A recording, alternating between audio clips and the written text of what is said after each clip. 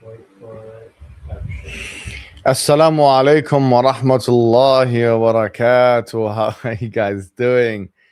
And welcome to another live stream with the champ, with the main man, with the victim of racial abuse. ah, how are you guys doing? I hope you guys are well. Today we're going to be speaking with Daniel Haqiqatjou. Um, he wanted to come and have a discussion.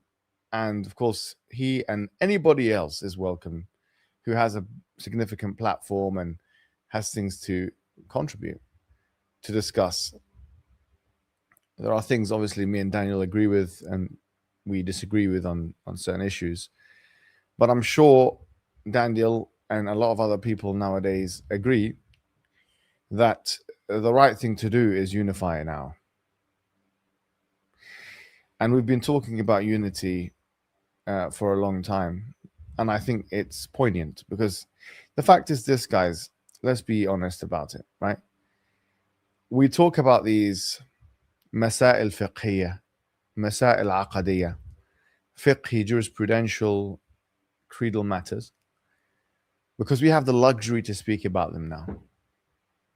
But if we look in the last 20, 30, 50, 100 years, we will find that Muslim lands have been plundered, have been decimated, have been destroyed. Millions of Muslim lives have been killed by the hegemonic power, the United States of America.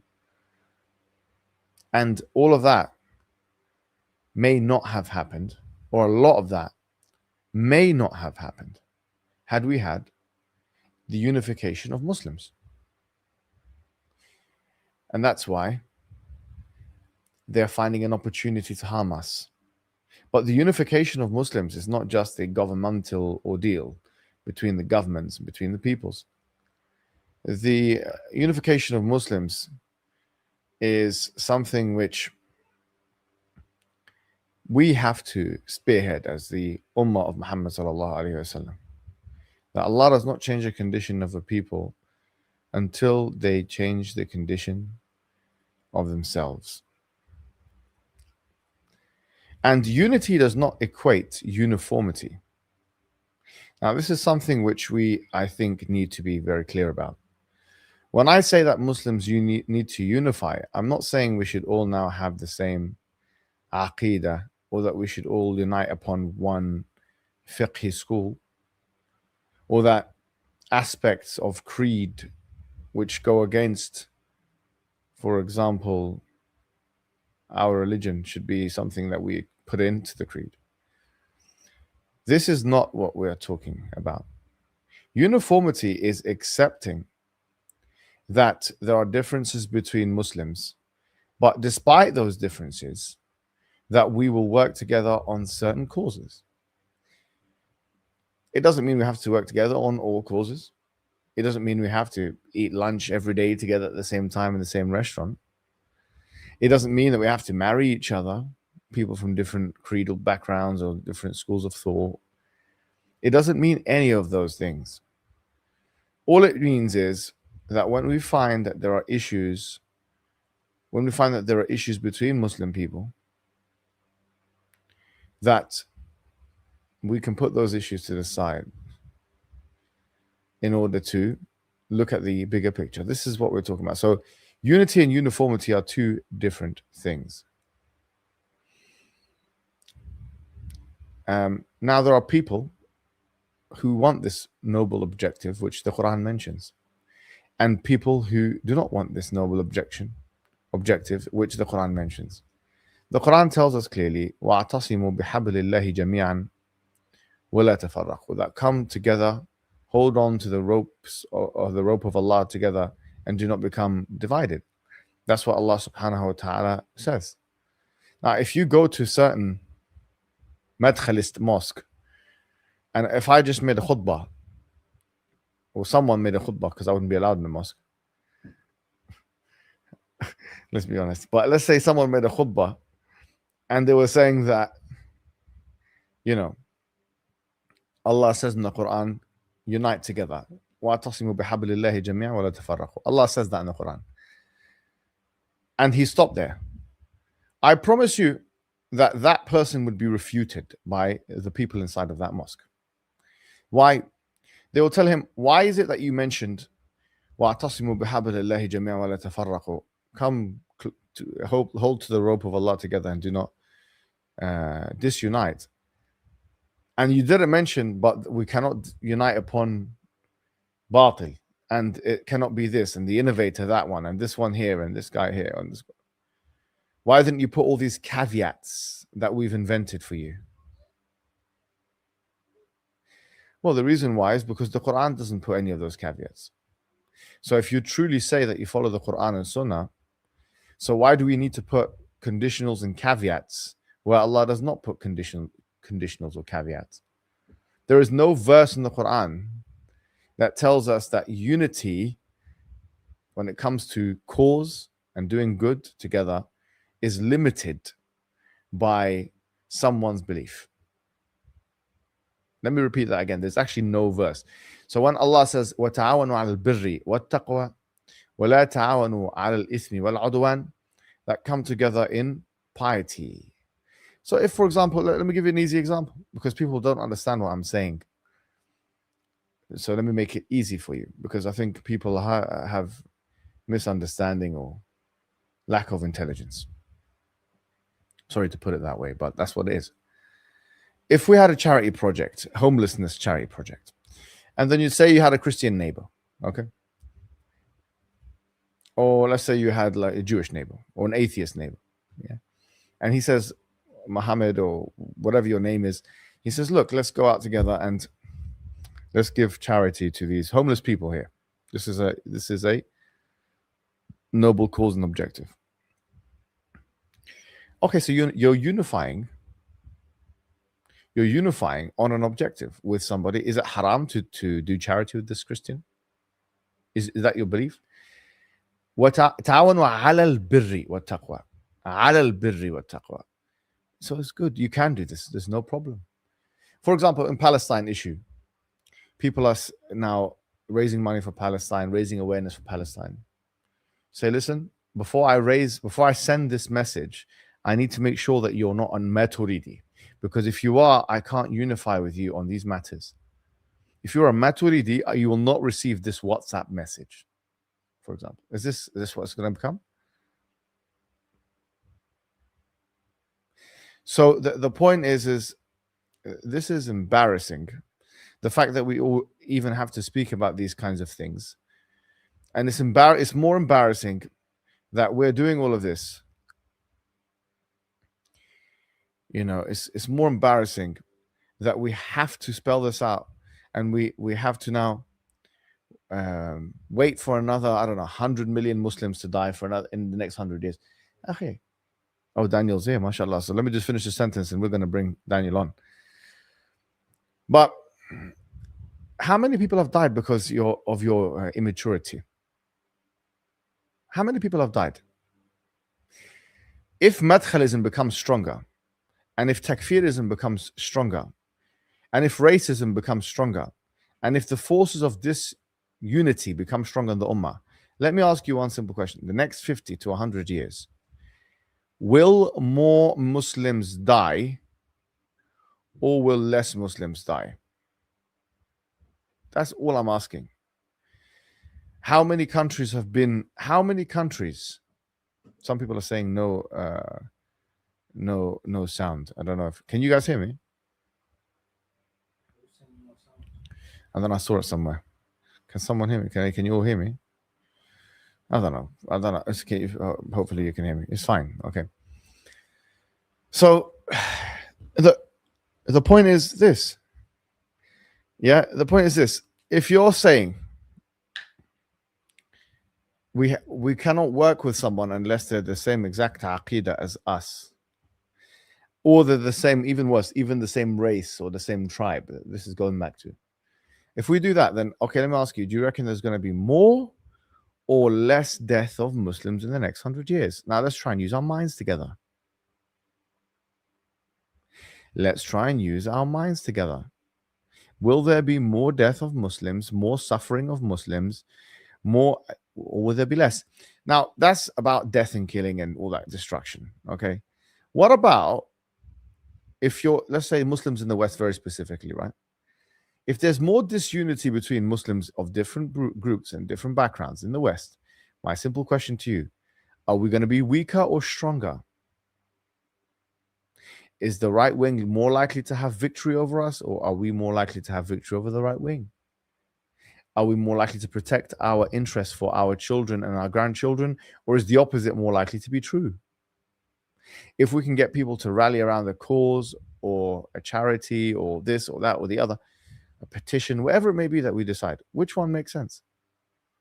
I mean, if the forces of disunity, the takfirists and the tabdi'ists and the racists and the zealots, from all the groups, they need to understand there needs to be an understanding of this.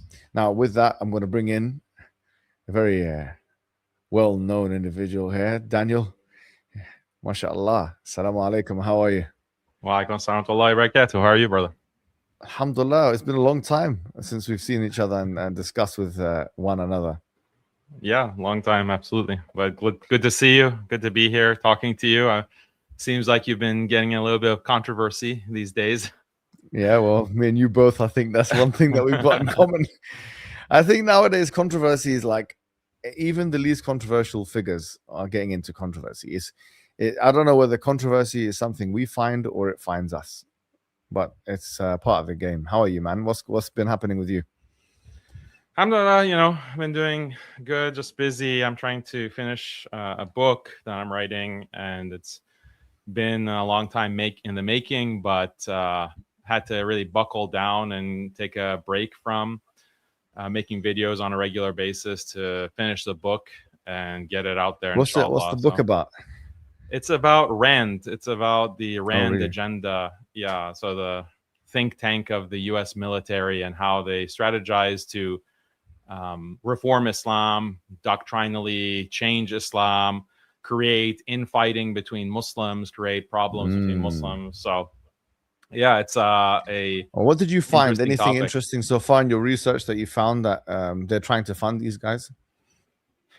Yeah, I mean, they're mainly consider the moderates, quote unquote moderates, to be the US's best allies. So they define moderates as they're not like pure secularists. They're not like the type that says that we need to, take out Islam completely and we have to be pure secular modern people.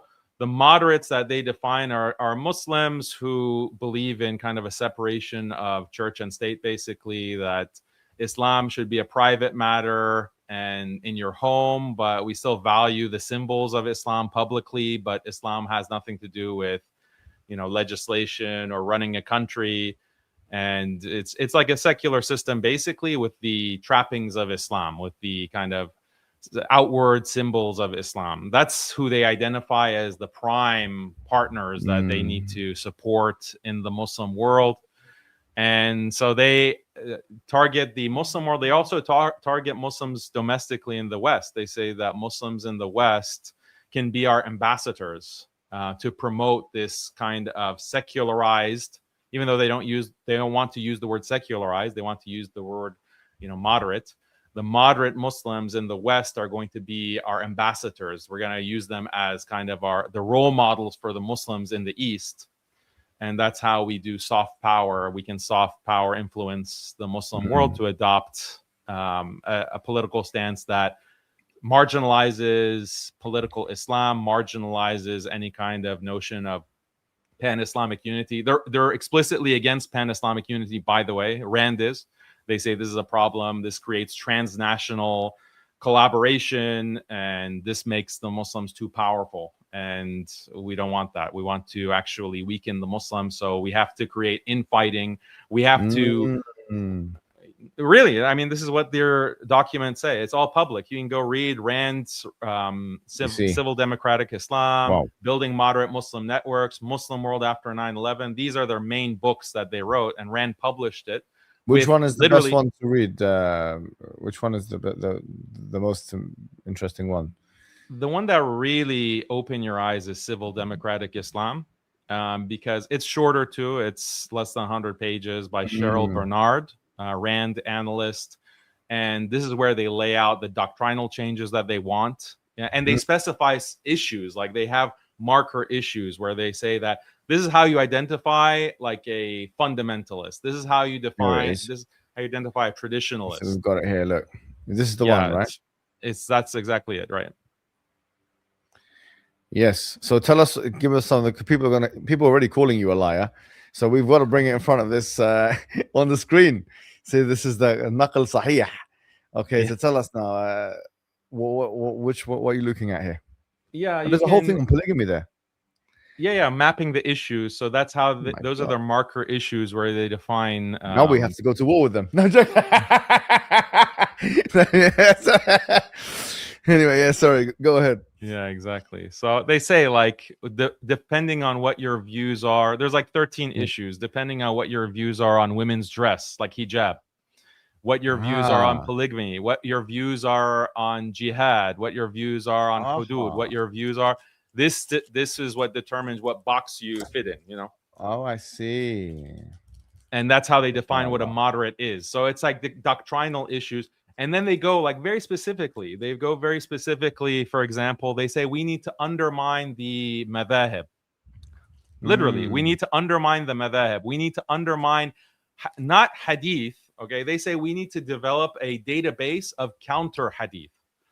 Okay, hadith that we can use to manipulate hadith to promote like democracy and secularism and, you know, Western human rights values. So it's all very explicit. It's all there. What they're not putting in these public reports is what's worse, because we know they're trying to undermine the hadith now, and they're trying to undermine. And it's become somewhat of a trend actually on social media. I don't know if you've been seeing that, but there's a lot of them that have been coming out, the feminists and all this, that they're all, it's becoming a very popular thing to reject hadith now. Yeah, in academia as well. But yeah, this is what I've been writing about. And it ties into what you were discussing, of course, with Wahhabis and, you know, the kind of effort to disunite the Muslims to create. Well, you see, what I tried to do, this all started with my issue. It all started when I was in Sapiens. Actually, it was a very mundane sort of academic exercise where we were going through the differences, because we were mentioning about Ibn Taymiyyah, and we said, okay, well, what's the differences between Ibn Taymiyyah and Muhammad ibn Abdul Wahhab? And at that point, I said, well, it seems like the clearest difference is their implementation of takfir. And I didn't think that would be a controversial statement as it was. And then I said something else, I think, which, you know, was added salt to the wound, which is that I said, well, I really believe that the early history of the early Dawah Najdiyah, the Najdi Dawah, is being preserved and honored due to like nationalism. Okay, now that might not make sense to a lot of people. In the beginning, I think it was nationalism, and then it, you know, was exported outside. Now, why do I say that? Was because when I started looking at the books, okay, and I started reading Ad-Durra Saniyya, and I started reading Tarikh Najd of Ibn Bishr and Ibn Ghannam and all of these other chroniclers who were basically sympathetic to these guys, I found that there's a completely different attitude that they had to the to Ibn Taymiyyah, frankly, and they were making mass takfir, and they were making takfir of the Ottomans and those who allied with the Ottomans, and that was, in my estimation, it was clearly politically motivated. I'll give you examples of that, right? So, if you look at Abdullah, who is the Sulaiman ibn Abdullah al-Sheikh, who is the grandson of Muhammad ibn Abdul Wahhab, okay? He wrote a book, and in that book, he was justifying why the Ottomans are disbelievers and why those who ally with the Ottomans are disbelievers, okay? So that is actually a chain takfir. He's making a chain takfir. Now, this individual was around, maybe, I don't know when he died, 1818, something like this, right? So if he died 1818, this is before the Tanzimat. So Tanzimat were a period of time in the Ottoman period where there was like movement towards westernization. You could just say it that way. So even if someone wanted to say, okay, well, actually, he did it because X, Y, and Z, the truth is, this chain takfir, all right, was happening way before even a Tanzimat. And I started looking, is he alone in doing that? And then I realized, no, this is basically the same fatwa was being promoted throughout the years, throughout the 1700s, 1800s, mostly the 1800s and 1900s. Okay. So I realized, okay, well, these guys have a completely different attitude, because what they're doing is they're making takfir on certain issues, and then they are fighting as a result. They're fighting people. Ibn Taymiyyah never did that. Ibn Taymiyyah, I mentioned that he had a response to a guy called Al-Bakri, who believes in al-istighatha. Istighatha, saying, Ya Ali, Ya Muhammad, etc., right? And that this book, Ar-Radd al-Bakri, never made takfir of al-Bakri. And when Bakri needed help, he brought him into his house and he protected him from the government. By the way, there's another story that people don't know with Ibn Taymiyyah, is that when he was in prison, the authorities came to him and they said, there are some people that believe in istighatha, etc., etc. We need a fatwa, actually. This is very interesting.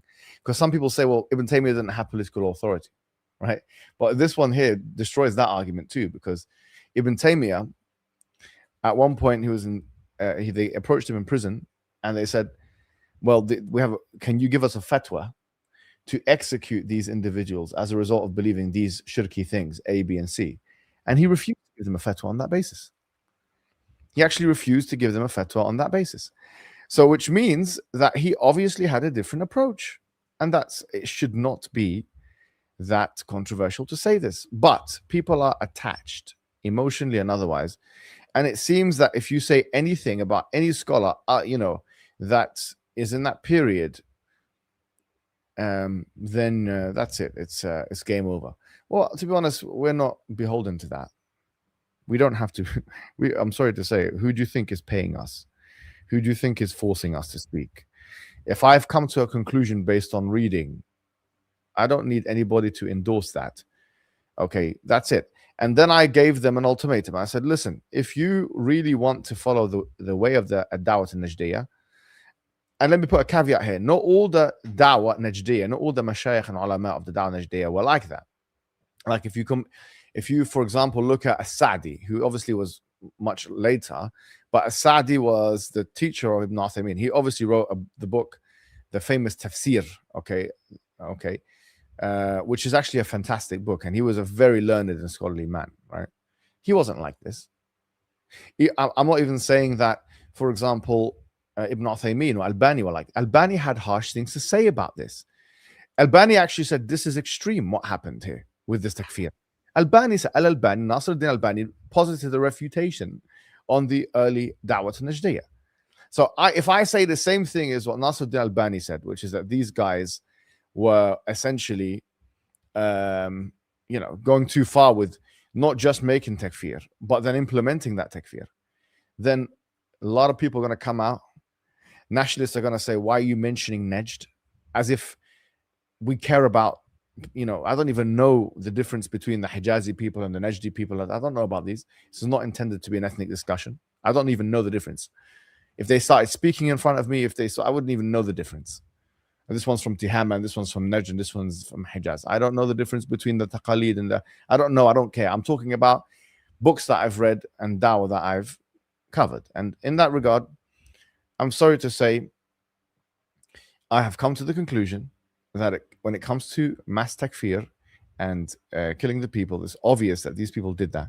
And I believe they did it for political reasons, as bad as it sounds, because their main competitor was the Ottoman Empire.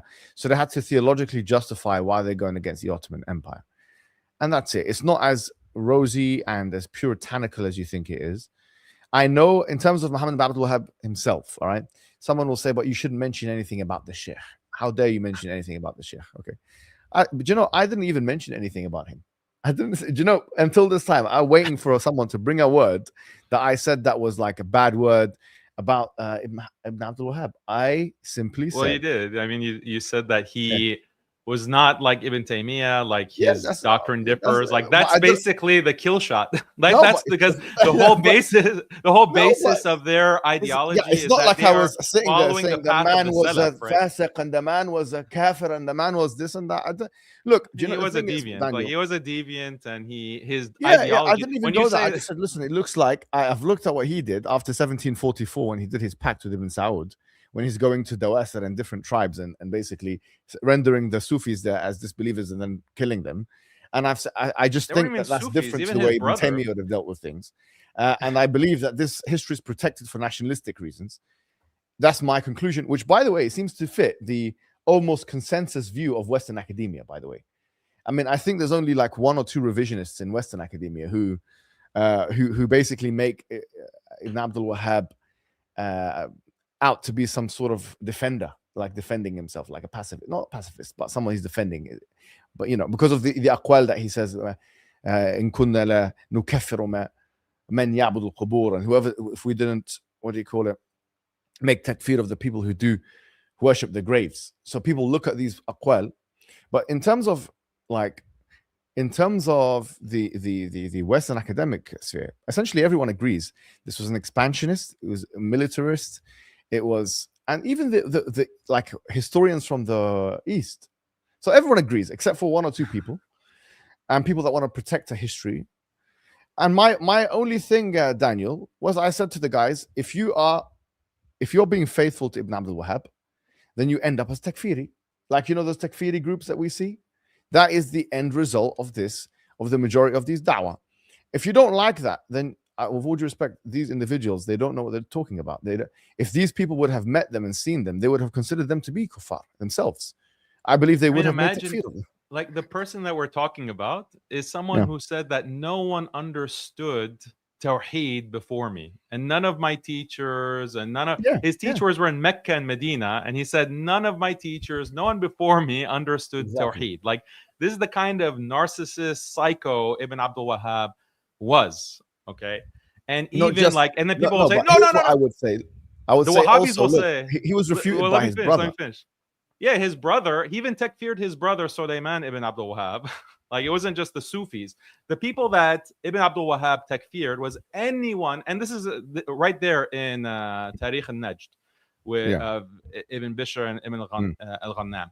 They takfired anyone who decided to go against them. It was purely political. Anyone who went against Ibn Saud, anyone who would not agree to come under Ibn Saud and basically become under his control, they called them apostates, murtadeen. That's right. So it wasn't just Sufis, okay? This was a wide net that they cast, because Sulaiman ibn Abdul Wahhab was a follower of Ibn Taymiyyah, was a Hanbali, traditional Hanbali follower of Ibn Taymiyyah, not like a extreme Sufi grave worshipper. But Ibn Abdul Wahhab takfired his own brother and wanted him killed, wanted him to be brought to death. Like that's as a murtad. Like that's the kind of psycho extremism. And the point that you made, which I absolutely agree with, is that look, if someone did that, anything close to that today, we would say that these are disgusting terrorists. They have nothing to do with the Muslim community, with the ummah. By the way, can I ask you identify that. I didn't know that he takfired his brother, but if I'm honest, where did he do that? Can you where's the nas for that one? Do you remember? I don't remember the exact nas. It was in the Wahhabism documentary. We included it, but yeah, it's well known because his brother opposed him, and his brother, you know, with his book Divine Lightning, he comes and, which has been translated, refutes his brother Muhammad ibn Abdul Wahhab and says that you have misread Ibn Taymiyyah. Basically, your critique of Ibn Abdul Wahhab, he says that you have misread Ibn Taymiyyah. If we take your methodology of takfir, we have to takfir the Hanbali school, we have to takfir Imam Ahmad, we have to takfir the entire, because that's the essence of Ibn Abdul Wahhab's deviance, is that he invents this new methodology of takfir. It's like a hyper takfir, chain takfir, without udhr bil jahal, without excuse of ignorance. No udhr bil jahal. This is one of the key areas, I think, you know. You're absolutely right. Look, to be honest, I mean, it's so obvious. People here in the West who have been indoctrinated with a specific kind of dawah that has been promulgated at the time for soft power reasons, political reasons, whatever it may be.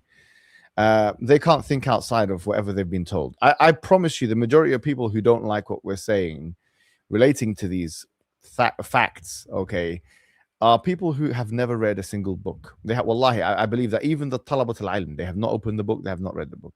Because if they've read the books, they cannot come to any other conclusion that the most faithful people to the Dawatun Najdiyah, and I'm once again not generalizing every single person from the Najd, every single island. There's very many non-takfirist, very sensible and scholarly and excellent ulama, like Sa'di, as I mentioned, like Albani. He was against all of this. But those individuals, if you follow what they say, it leads to takfirism. It leads to, you should be you should be persuaded by the takfiri dawah, by the Al-Qaedas and the ISISes, and that's what it is. That's what it would entail, okay, if you believe in that. It's not an entailment, it's like an explicit teaching. They are more explicit teaching of Ibn Abdul Wahhab is that if you do not takfir anyone who doesn't follow, Ibn Abdul Wahhab's conception of Tawheed, if you do not takfir them actively, then your Islam is actually not complete. He says this explicitly. He says that if you are not, you can believe in the Shahada, you can do all your wajibat, your obligatory ibadah, and you don't have to be a quburi. You can denounce, actually. You can denounce istighatha. But if you don't take the extra step of takfiring those who are outside of this manhaj, then you become a kafir. None of that praying and fasting and believing in Allah, reading Quran, none of that counts. That himself, yeah? Yes. Do you remember where you read that? Mufid al-Mustafid. That's his book where he did say that delineates that. Okay, yeah. Yes. I'll have to go back to that one because I know for a fact his followers definitely said that, but I just want to know if he said that. No, he himself said that his followers aren't just making this stuff up. They're getting it directly from him. And the quote I mentioned about him saying that no one understood Tawheed before me, his own grandson, Abdurrahman, who wrote Fath al-Majid, which is the sharh of Kitab al-Tawheed, says that it basically affirms this. Abdurrahman or Abdullah? I think it's Abdurrahman. I think. Okay, I might be wrong, but it's Fath al-Majid. That's the sharh of Kitab al-Tawheed, and this is the grandson of Ibn Abdul Wahhab, who wasn't like a distant relative. He was actually learning directly from Ibn Abdul Wahhab because Ibn Abdul Wahhab lived to be about over 90 years old. So his direct student, his grandson, one of his closest family members, affirmed that belief that Ibn Abdul Wahhab understood Tawheed. Basically, the way that they line it up is that there was the Salaf. Okay, then after the Salaf, basically 200 years after the Prophet ﷺ, then there's just shirk, all the way to Ibn Taymiyyah. No one understood Tawheed between the Salaf and Ibn Taymiyyah. Then Ibn Taymiyyah comes, and then there's shirk again all the way for another few centuries until Ibn Abdul Wahhab comes and rediscovers Tawheed. Like, this is their conception of history, Islamic history. And that's why, like, when you come and you say that, no, actually, Ibn Abdul Wahhab has misread Ibn Taymiyyah, you're cutting the link that they have. Like, you're basically cutting off the isnad, and you're acknowledging that's a deviant movement. They've been sold a lie. See, this is why I differentiate between following the Salaf, okay, and being a neo-Salafist. And this is the terminology of modern Salafist. A modern Salafist or a neo-Salafist, okay, is an individual who amalgamates contradictory ideas and views. So, for example, they will usually revere, like the modern, I would say, non-violent ones, yeah? They usually revere like obviously the Salaf themselves, although they have very limited discussion about those. And then they'll have, maybe some of them will discuss like Al-Lalaka'i and Ibn Battah and Barbahari and those, more so than the Sahaba themselves. And then afterwards, they'll start talking about Ibn Taymiyyah. Imam Ahmad first, then Ibn Taymiyyah. And then after Ibn Taymiyyah, they'll start speaking about, for example, the Najdi Dawah. And then after that, there you have like, Ibn Uthaymeen, Ibn Baz, etc., etc. So this is when you're a Salafi, you're inaugurated with that. You're told the modern Salafi is given that sort of distinction. You've got to follow these scholars. By the way, you can put anything on the screen if you want. It's Zishan, you can do.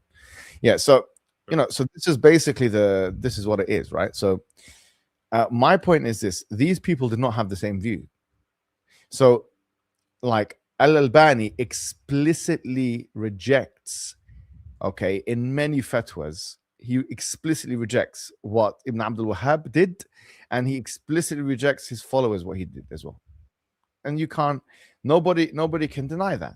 Okay, we'll say the only argument is, well, he also praises Ibn Abdul Wahhab for abolishing shirk practices. Fine, it doesn't discount from the fact that he also dispraised Ibn Abdul Wahhab for extremism takfir, that he went too far in takfir. So how do you reconcile? It's not really reconcilable like that. So these are different strands of Salafism, and they just have to understand that. They have to believe that. They have to. They've been sold a lie that all of these people agree. Ibn Taymiyyah would have been way more reserved of takfir, and he would have. And look at the people around. Look, Al-Albani, for example, right? One of his big inspirations was, rahimahullah, was As-Sanani and Ash-Shawkani, right? Who both lived in Yemen, obviously, were basic, no la madhabi kind of individuals. They've written many books of hadith and shuruh and stuff like that. They were huge scholars. They were very bona fide scholars.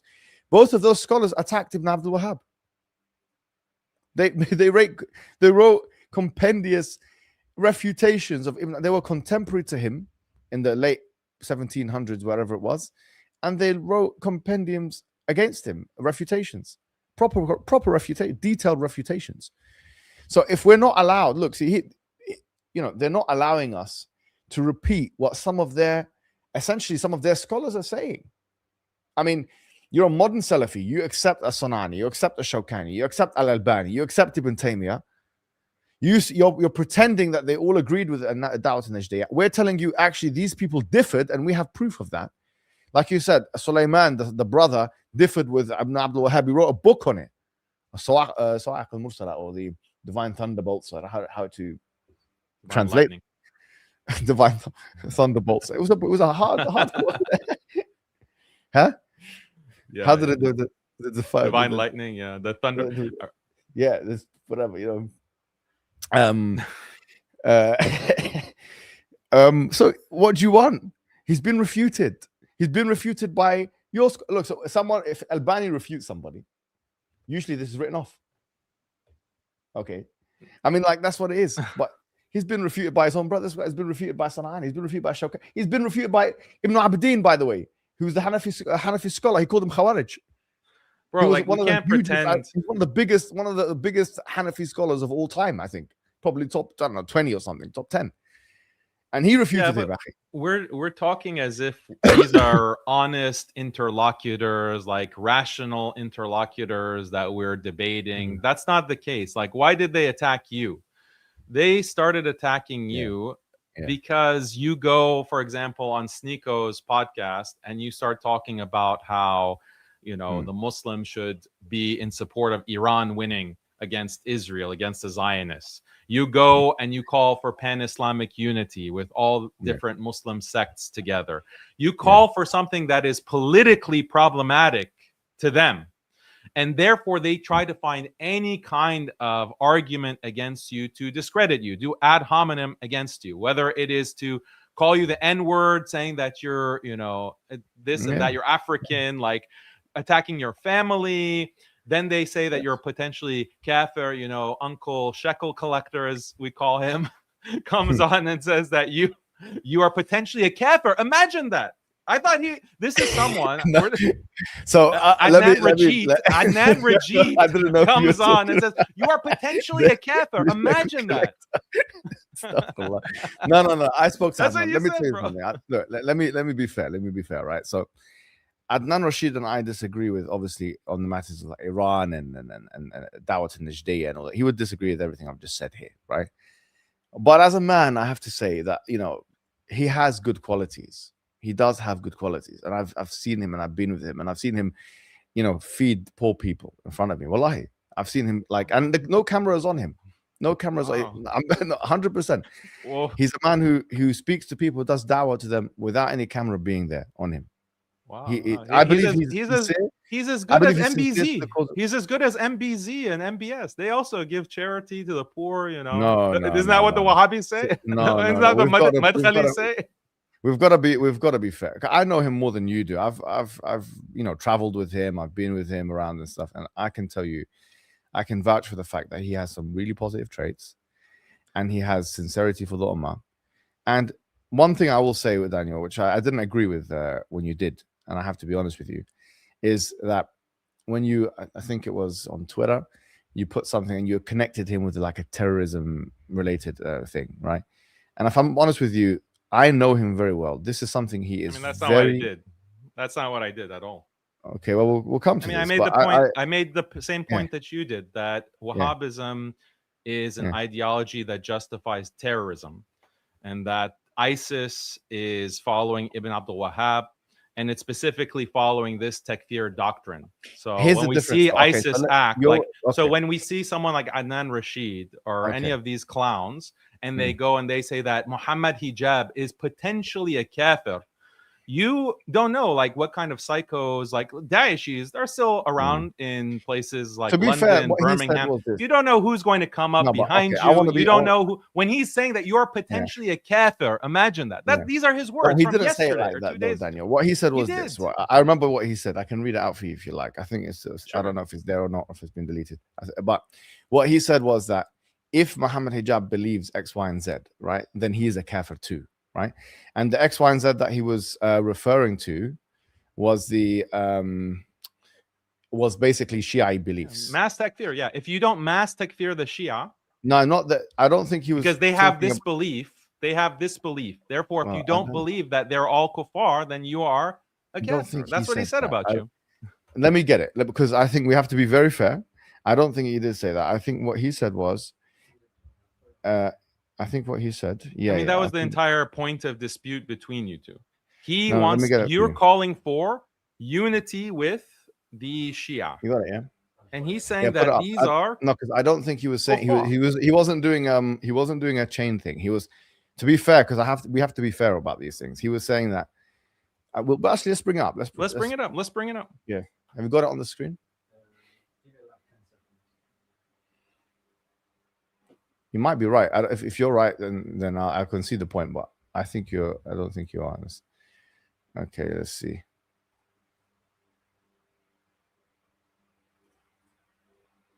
And the crazy thing is that he also is very vocal about unity with Hindus, Muslims being unified with Hindus. But let's do one thing at a time. Let's just do this one first, because otherwise, we'll lose track of it. But in the meantime, what I'll say is this. Okay, here we go. Have you got it? All right.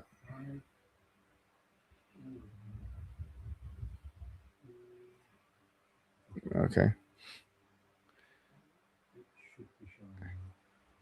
Yeah, all right. Can you zoom into that? Can you read it? Well, okay, what does it say? Okay. These are confirmed mainstream 12 Shia beliefs. Sorry, I can't read everything here because I can't see. If the answer is no, then hijab himself becomes. Yeah. Can you bring it up a bit? Can I, just scroll up so I can't see. So he's saying that these are confirmed, 12 Shia beliefs. If the answer is no, then hijab himself becomes a kafir, denying tawatur reports of these people promised Jannah, etc., etc. Denying tawatur is denying Quran. So I think what he's trying to say is that if I deny tawatur reports, then I become he's not saying, which is, by the way, the truth with everyone. Okay, because when I spoke to what's the initial tweet? Like, what's the initial tweet that he is responding to? He was responding to himself. I believe he was saying in the beginning that these are the beliefs of the Shia, right? Yeah. And if he hijab goes against these beliefs, then he himself is a kafir. He's not saying that if he doesn't make takfir, then he's a kafir. So I have to be fair there. He's not saying that. But this is, Daniel, this is where you're criticized a lot of the time. These little things here, we've got to be really fair, especially with believers. We've got to be really fair when it comes to doing naql of them. Because if, for example, you say that, he's making mass takfir, blah, blah, blah, connecting it in that sort of tenuous way. I mean, you interpreted his words. I gave my interpretation. You give a charitable interpretation. And my reading is based on the larger context. You should be charitable. The larger context is that he is attacking you because you said to Sneeko that, yes, we should ally with the Shia. whether it is with Iran, with Hezbollah, or whatever, there should be pan-Islamic alliance. This is what you were saying to Sneeko. And he picked that out and he clipped that. He said, this is impossible because they have kufr beliefs and they are all kafir. He mass takfirs the Shia. I spoke to him for hours. And in that context, he is saying that if you don't agree, then you are potentially a kafir. I promise you he's not. He doesn't mean that. I promise you he doesn't mean it. And no one would accept that. That's what he means. Like, if that's what he means, then... No, Allah, I know he doesn't mean that. There's no way to know that. What people read online, what people read from the thread is that, hijab is potentially a kafir. That's what they read and they pick up. And he knows that. Okay? So he can't be so sensitive. So he's so sensitive where he says to me that, Daniel is accusing me of being ISIS. Okay, he's that uncharitable with how he interprets. And by the way, he says that I'm an Iranian agent. He says that I'm working for the Iranian government. He says I'm a son of Mut'a. Okay, this is what he says about me. Yeah. What is the status of that in Islam? So let's keep things in context. That's his attacks against me. He says he takfirs me. You acknowledge that he takfirs me. That's where I agree with you. Look, Daniel, that's where I agree with you. So obviously, if he's takfiring you, and if he did indeed say the things that he said, I saw the takfir, to be fair, and I was shocked by that, and that is not nice. That is, he's not qualified to do any takfir of anybody, and especially a person who's giving dawah, etc., and especially someone who you've got a personal beef with.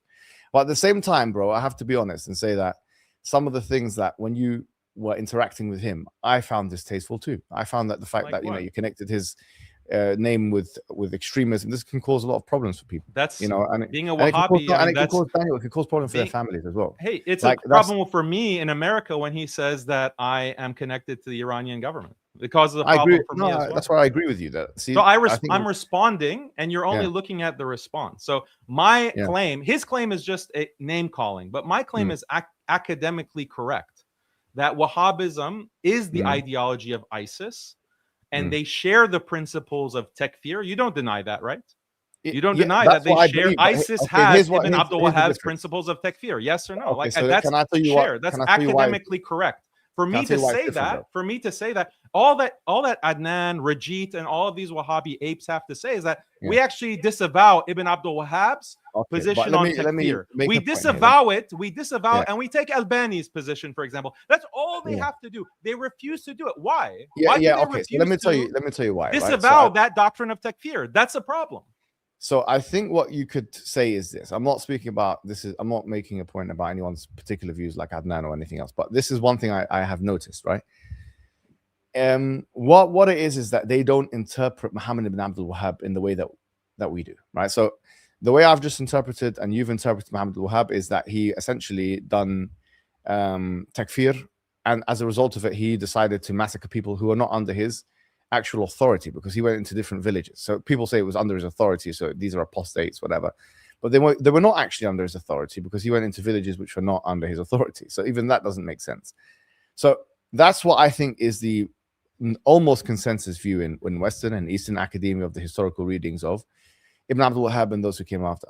And that's what I hold to, and that's what you hold to. However, a lot of the modern Salafis have a revisionist understanding of Ibn Abdul Wahhab. Okay, so they have a revisionist reading of him. They say that really he was very careful when he made takfir, because if you read his Rasail and if you read some of his other books, he's very careful to actually put on a PR sort of front, and he says things in kunna la nukaffir man ya'bud al-qubur, if we were the ones who didn't make takfir of the ones who used to worship the grave, etc. So even I noticed that there was, I think her name is Natana DeLong Bass or something like that. You can double check her name, Natana DeLong Bass. But she is a historian. She's a historian, American academic. Here we go. Here she is. Let me get it for you. Historian. She actually has the view, right, that Ibn Abdul Wahhab was more careful with takfir, right? She takes the same revisionist understanding of Ibn Abdul Wahhab. Not necessarily. I think there's pretty much consensus about the Dawah Najdiyya that came after him. But in terms of Ibn Abdul Wahhab himself, there's some level of plausible deniability. So a lot of these Salafis, modern day Salafis, neo-Salafis, and we all follow the Salaf. So just be clear about that. We all aspire to follow the Salaf, at least. We try to. And we believe that if the Umar ibn Khattab was here, he would be trying to unite the people. It would be trying to fix the issues, not doing this stuff. But anyway, she said she has this view, like Natana de Longbas. She has this view that he was responding, the takfir wasn't as bad. So look, it's not exactly. I mean, the thing is view, that and you can go to Ibn Abdul Wahhab's statements themselves, and he has statements where he says that no, we give udhr bil jahl, and no, I don't mass takfir. Exactly. This is what the Wahhabis point to. You can go to the primary source. You don't even have to go to an academic. But the way to reconcile this, his statements that are pro mass takfir and those that are against, you reconcile it by looking at his actions. You look at it by who he is actually supporting, and the Wahhabis were invading, massacring, taking women and children as slaves. And some of the booty that they were taking actually was presented to Ibn Saud and presented to Ibn Abdul Wahhab by the Wahhabis. They would bring back the spoils of war that they've taken, the ransom that they've taken, the hostages that they've taken, and they'd present it to Ibn Saud and Ibn Abdul Wahhab. And this is documented by their historians. By their historians. You're absolutely right. So that's I agree with your reading of history. I think your reading of history is the intuitive and consensus sort of reading of history. Except for, like I said, the revisionists. There are some Western ones, like this woman here, but I didn't see anyone else apart from her. Basically, who has the view that modern Salafis believe that he had tahaffuz of takfir and like just like Ibn Taymiyyah did, and he had all the shurut and mawana and conditions and preventers. It's almost implausible when you look about what he did, but no problem. So the point is that if they have that view of Ibn Abdul Wahhab, so they can reconcile for themselves Albani and Ibn Abdul Wahhab. So they're harmonizing the same, saying that he didn't do these things. They can start harmonizing like that. So some of them do that. Now, I know for a fact, like going back to Adnan Rashid, and I know that you refuted Farid and he's refuted you and Jake or whatever. And I don't know if the thing was all in one, right? Where you had like a one thing and you put these faces together. Then you put like this terrorist attack, right? That I have to be honest, that's absolutely, like, for me, you shouldn't do that, bro, because it can get them all in trouble. They're living in countries where they have families. Do they get you in trouble when they say that you're potentially kafir, or they say I'm a mushrik? Does that get us potentially in trouble? Yes, like, of course. Don't you have to like look over your back? Like, so no, you're right as well.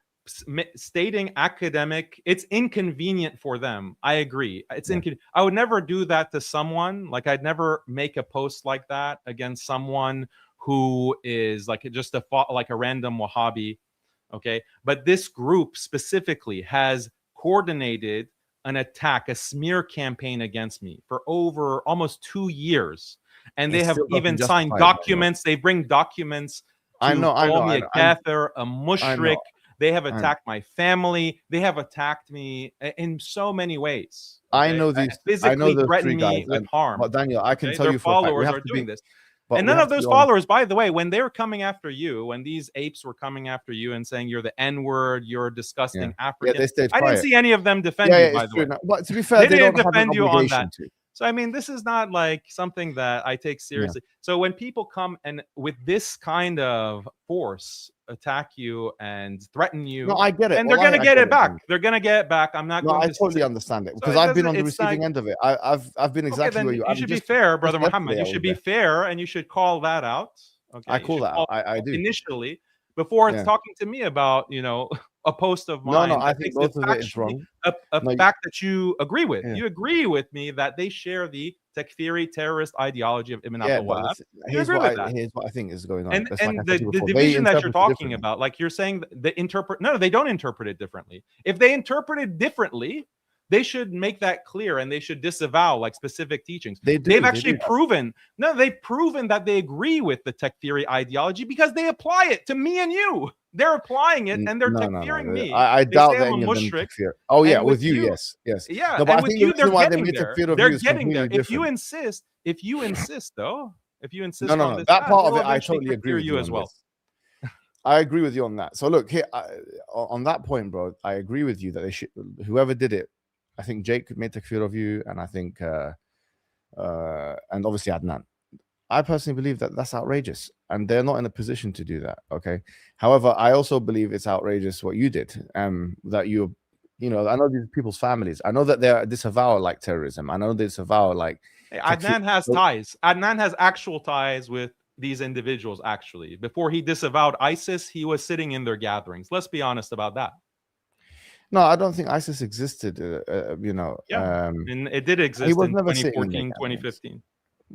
He was Well, never singing. I mean, Adnan Rashid has always disavowed it. I can tell you that for a fact. after it became a problem, after it became a political problem, he disavowed it. But he was actually in their gatherings, and the idea of telling Muslims to go fight in Syria, he wasn't in those circles. He wasn't. I doubt it, bro. We don't know anything about that, bro. No one here knows anything about that. If that's the case, no one has seen it, no one has heard it. We should have known. Ali Dawah should have. You think Ali Dawah would connect with somebody who does that? Ali Dawah was very careful with who he interacts with. He was living in his house, blah blah blah. No way, man. I don't think so, man. There's no way, man. So I really think that this is where we have to look. I'll be honest. ولا يجرمنكم شنآن قوم على ألا تعدلوا اعدلوا أقرب للتقوى. Right? There has to be a part of it where you think, you know what? Let's be just about this, right? I get your criticism, and I understand it's very frustrating. I've been on the receiving end of all these attacks from a lot of them, right? I actually, I would say lost composure. I say that actually with Adnan, and I regret that I lost composure with him. I think that it's better if I had been. When did you lose composure? When did you lose composure? When after he put his thing up, but then afterwards I spoke to him, and then that wasn't losing composure. He was talking. He was again like saying that you're potentially a kafir, and then you responded to his nonsense. He kept gaslighting you. He kept saying, "Oh, you're a coward. You won't answer my questions." You repeatedly answered his questions about the Shia and Kufr, etc. He would not answer your questions because you pointed to a very specific issue. You said that if you are a true follower of Ibn Abdul Wahhab, then you need to do takfir like he did against these Gulf rulers, specifically the UAE.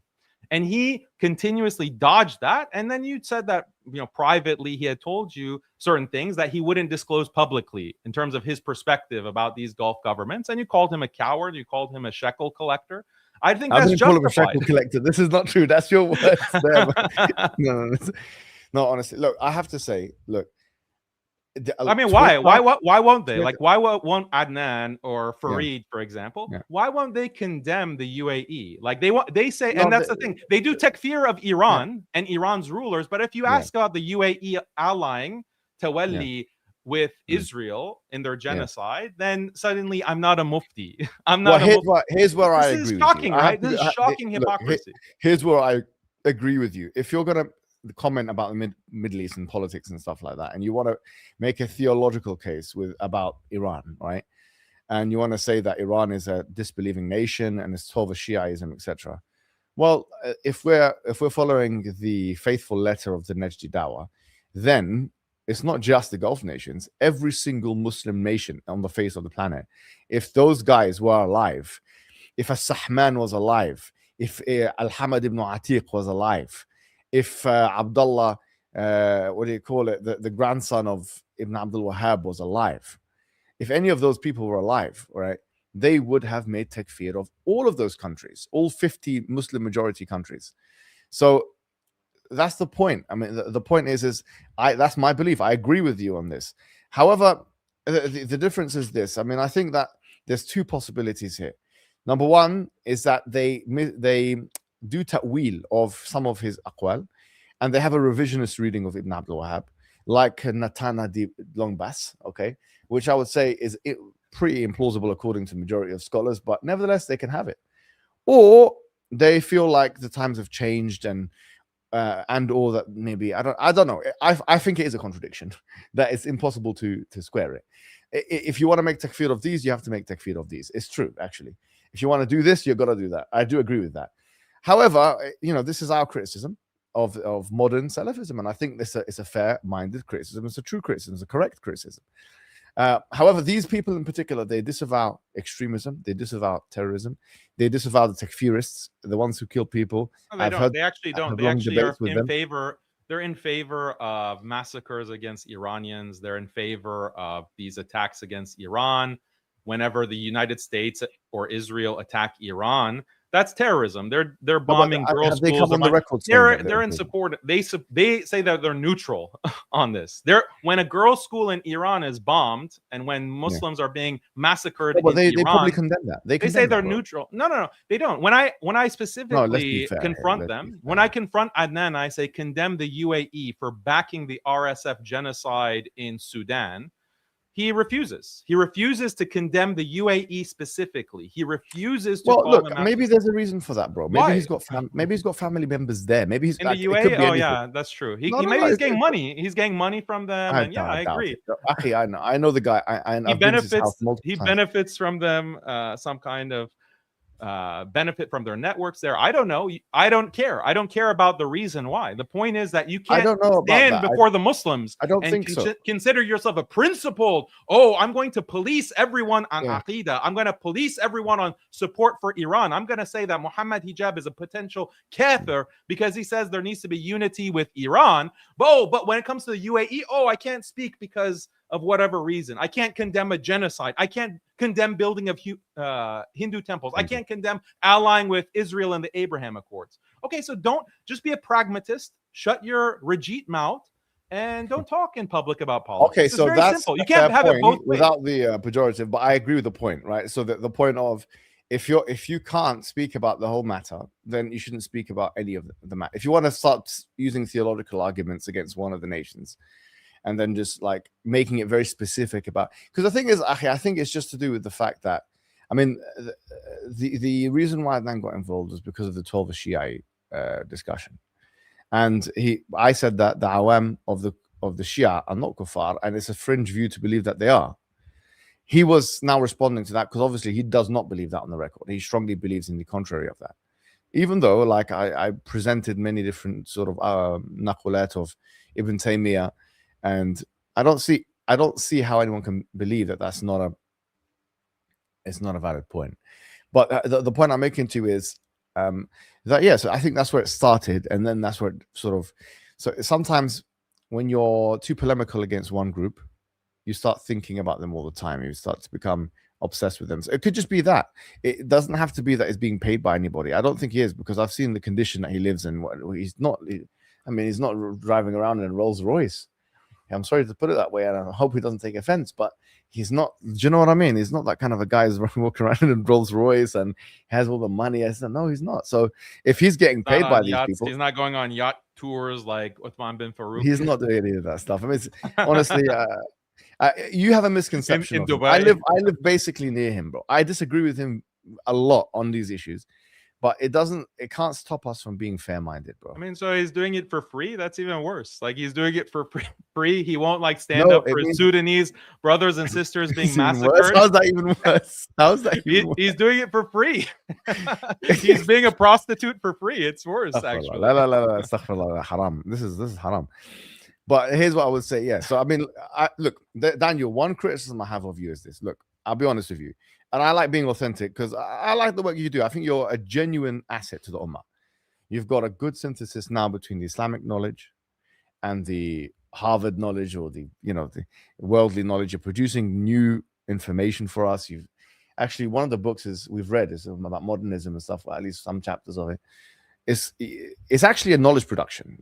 Like Muslim Skeptic, you're producing information that people don't have. And I always give credit for the stuff that you do on feminism, some of the stuff you do on feminism. Some of the stuff you do on liberalism, some of the stuff that, you know what I mean? It's actually knowledge production. It really is.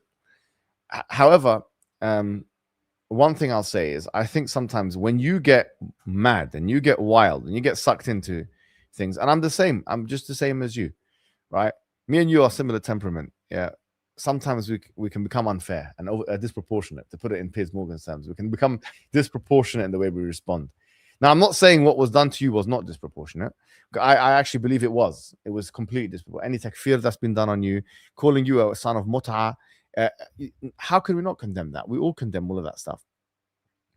But we've got to be fair and say that actually, on the other hand, this as well, okay? And one thing I will say to you, Daniel, is look, if we're talking about uniting with Shia for a common cause, okay, no problem. But now the question would be, what about Yaqeen Institute? I mean, I'm surely it's less of a problem.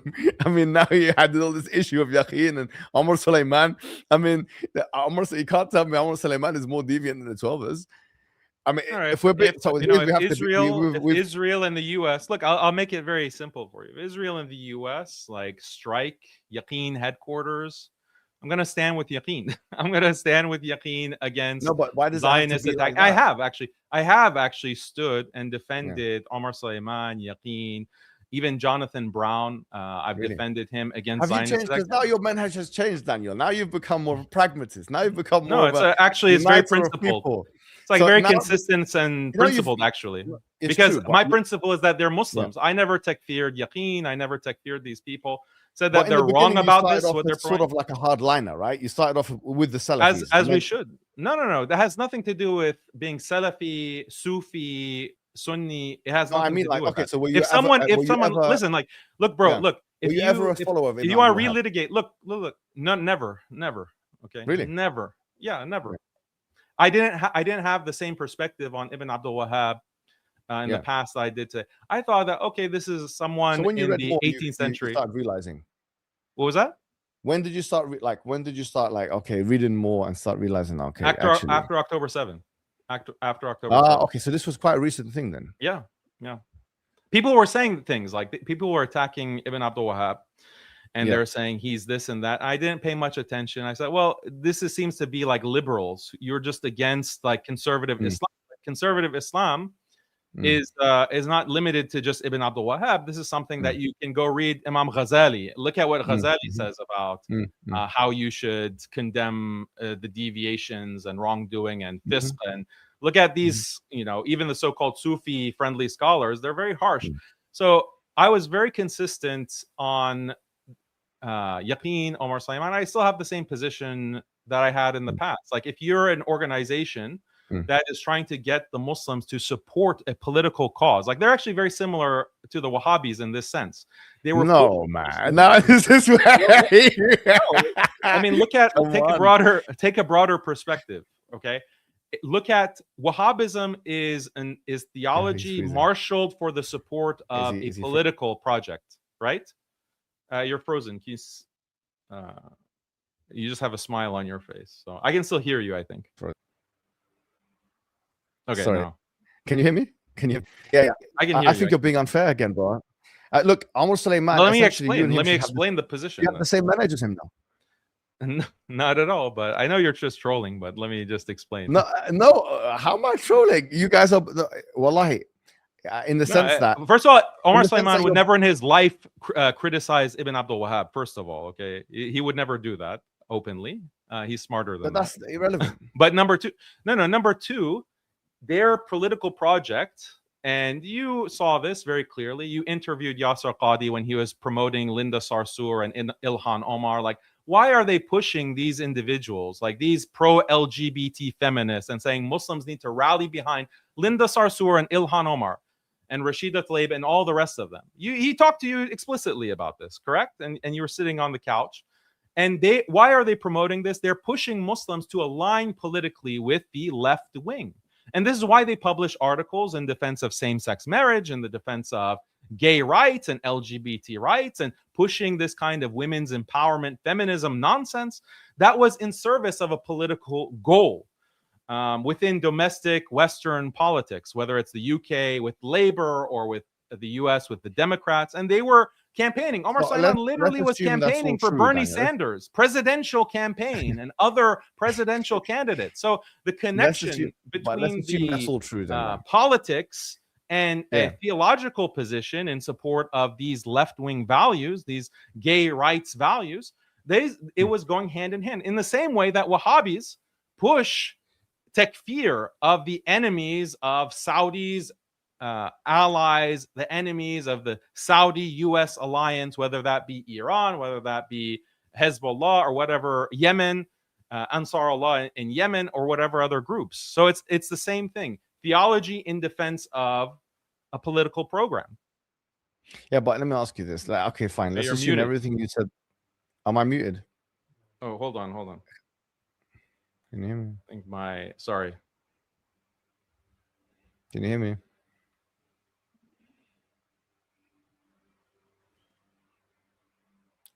Hello.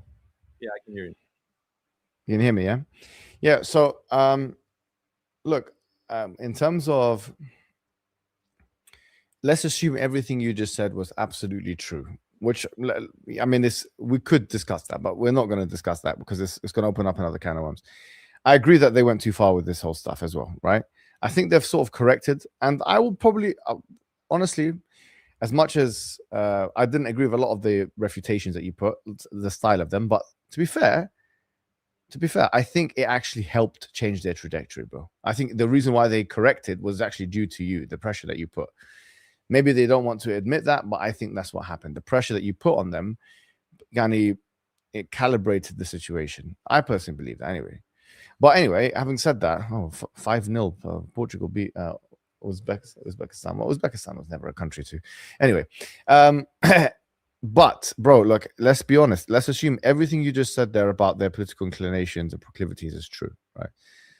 They still would not be more deviant from a theological perspective than 12 Shia. That's molten ijma. No one can deny it. True, of course. So in that sense, if we can now unify with the 12 Shia on issues that are greater, then unifying absolutely, with absolutely, never had any dispute on. And in the past, when I was criticizing, at the height of criticizing them, I would never have said. In fact, in that period, I was interviewed by the Middle East Forum. Okay, I can hear Daniel. Yeah, I can never. Yeah. Hold on. Maybe on my side it's muted. Let me just fix this.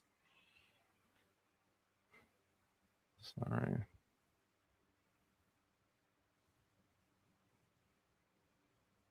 Oh, are you live as well then, yeah? Yeah, I'm live as well. That's nice. We've got double live going on. Let's see his one. Let's see. Okay, now maybe. Hello. Yeah. Hello. Hi. Sorry, I mean these are technical problems. Let me just look at this.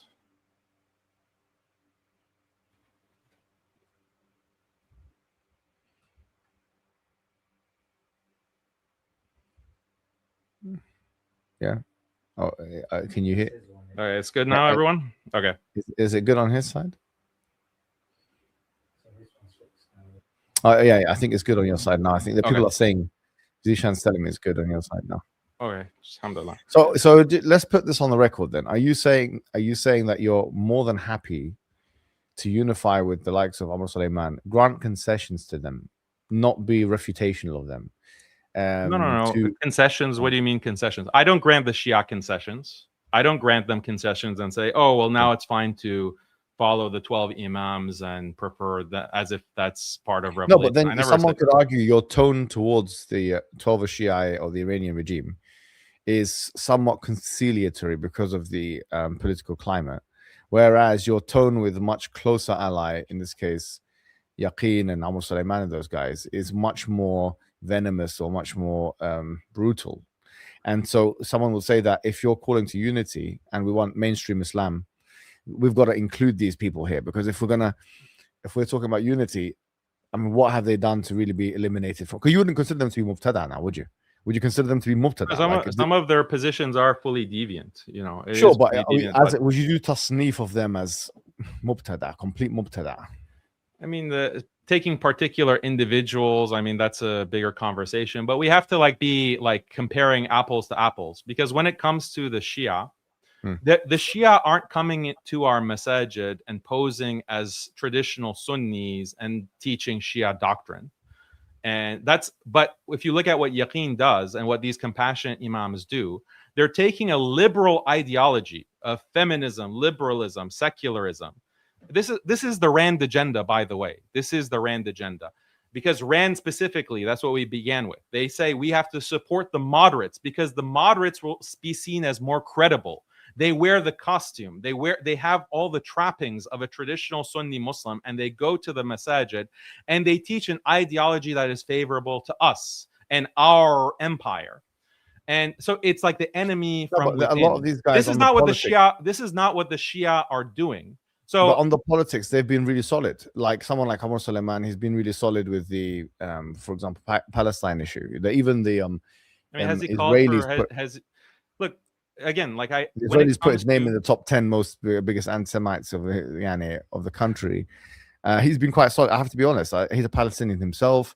I don't think I don't think his views are different to ours. Do you know what I mean? On terms of politics here, I don't think he's trying to.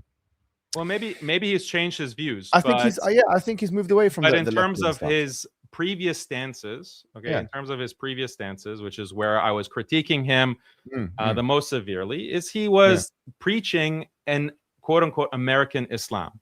Fair American enough. Muslims need to be integrated into this establishment political program with the Democratic Party. And that's why you had figures like Linda Sarsour speaking on the highest national levels of democratic politics, and other compassionate imams along with Omar Suleiman. And that was what they were preaching. And that maybe he's seen the light, maybe he's seen and realized that that's actually something that is wrong and shouldn't be done. And in which case, great, alhamdulillah. Yeah, but in terms of my critique of the overarching problem of compassionate imams that goes beyond just one individual of Omar Suleiman or one organization of Yaqeen, that critique still stands. That critique still stands. Some of your critiques were absolutely, like, in terms of especially in terms of feminism and how they've just let them overrun the country, basically. And, they've appeased them a bit too much in my estimation. And apart from you on a major platform, I don't think any of Yaqeen has never refuted feminism. And that is a huge concern, bro. Like, you have, the head of the snake is liberalism and feminism, right? And you got Yaqeen Institute, which have never refuted, feminism, and they get a lot of funding, all right? And so how could you be promoting the conservative Islam, and then you've got the major ideologies which people essentially is challenging Islam, which is not being refuted? I agree with you, and I think you were needed at this particular time, and you filled in a fard ain actually in your country for this thing. But like you said, now we're moving forward, I think, as an ummah together. And I've met Omar Suleiman, I've met yourself, I've met all of these people, and to be honest, I just feel like all of you are good guys. That's how I see it. There's been a couple of them which I've met, and I'll be honest, I was very disappointed with them, with how they carry themselves and all that, like as individuals. But in terms of the cordiality and being nice is always there in face-to-face engagements. Like, that's why actually Donald Trump, why do you think Donald Trump is so insistent that he wants to meet Ayatollah Khamenei face-to-face and meet with him? Because there is a certain kind of influence that you can have over people in face-to-face engagements. But the true character is proven when you have something to lose. When you have something to lose by saying something publicly, taking a stand publicly. Like, I'm sure that if you talk to some of these compassionate imams, in fact, I have had this experience. I talked to these compassionate imams privately, and before I publicly was criticizing them, I was privately talking to them, and they'll say all the right things. They'll say, yeah, Muslim women are too empowered, they're too entitled, they're causing all these problems. Yes, liberalism is an issue. Yes, Wahhabism is an issue. Some of them will say privately, but then publicly they won't actually say anything when it becomes vital to say something. It becomes vital because, let's be very real about compassionate imams and Wahhabism. They are doing significant damage to the ummah. And they have been doing it for a long time. With Wahhabis, like, if we shift back to that, like, you just go onto a program like Sneeko and you make a very basic point that if we want to survive as an ummah against this onslaught from the Zionists and the United States, we have to come together and have pan-Islamic unity, and we can still have Aqidah debates, and we insist that Shiism is bid'ah and etc. However, for political purposes, we have to come together in this existential crisis because we're about to be genocided. This is a very simple point, and you get attacked for that, ruthlessly attacked. They call you the N-word. They attack your family. They want to take you offline. They say you're potentially kafir. This is a disaster, and our enemies, our worst enemies who want to see our blood being spilled in the streets, they are taking advantage of this. So this is not something that we should tolerate. We should not say, oh, this is just about personal beef. This is about just two egos fighting. No, we have to now more than ever, because this Wahhabi cancer has spread so far because it's become kind of like the default.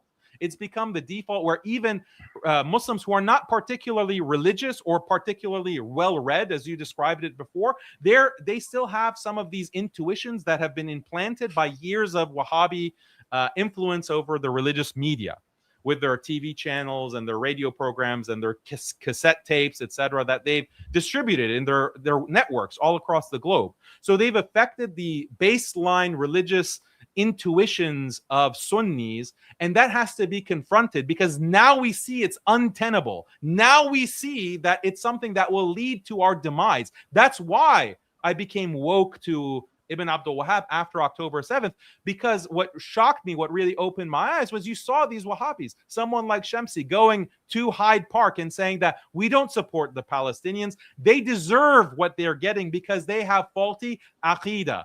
They worship graves. They ally with the Rafidah, and therefore they deserve to be annihilated. They deserve to be occupied until they correct their aqidah.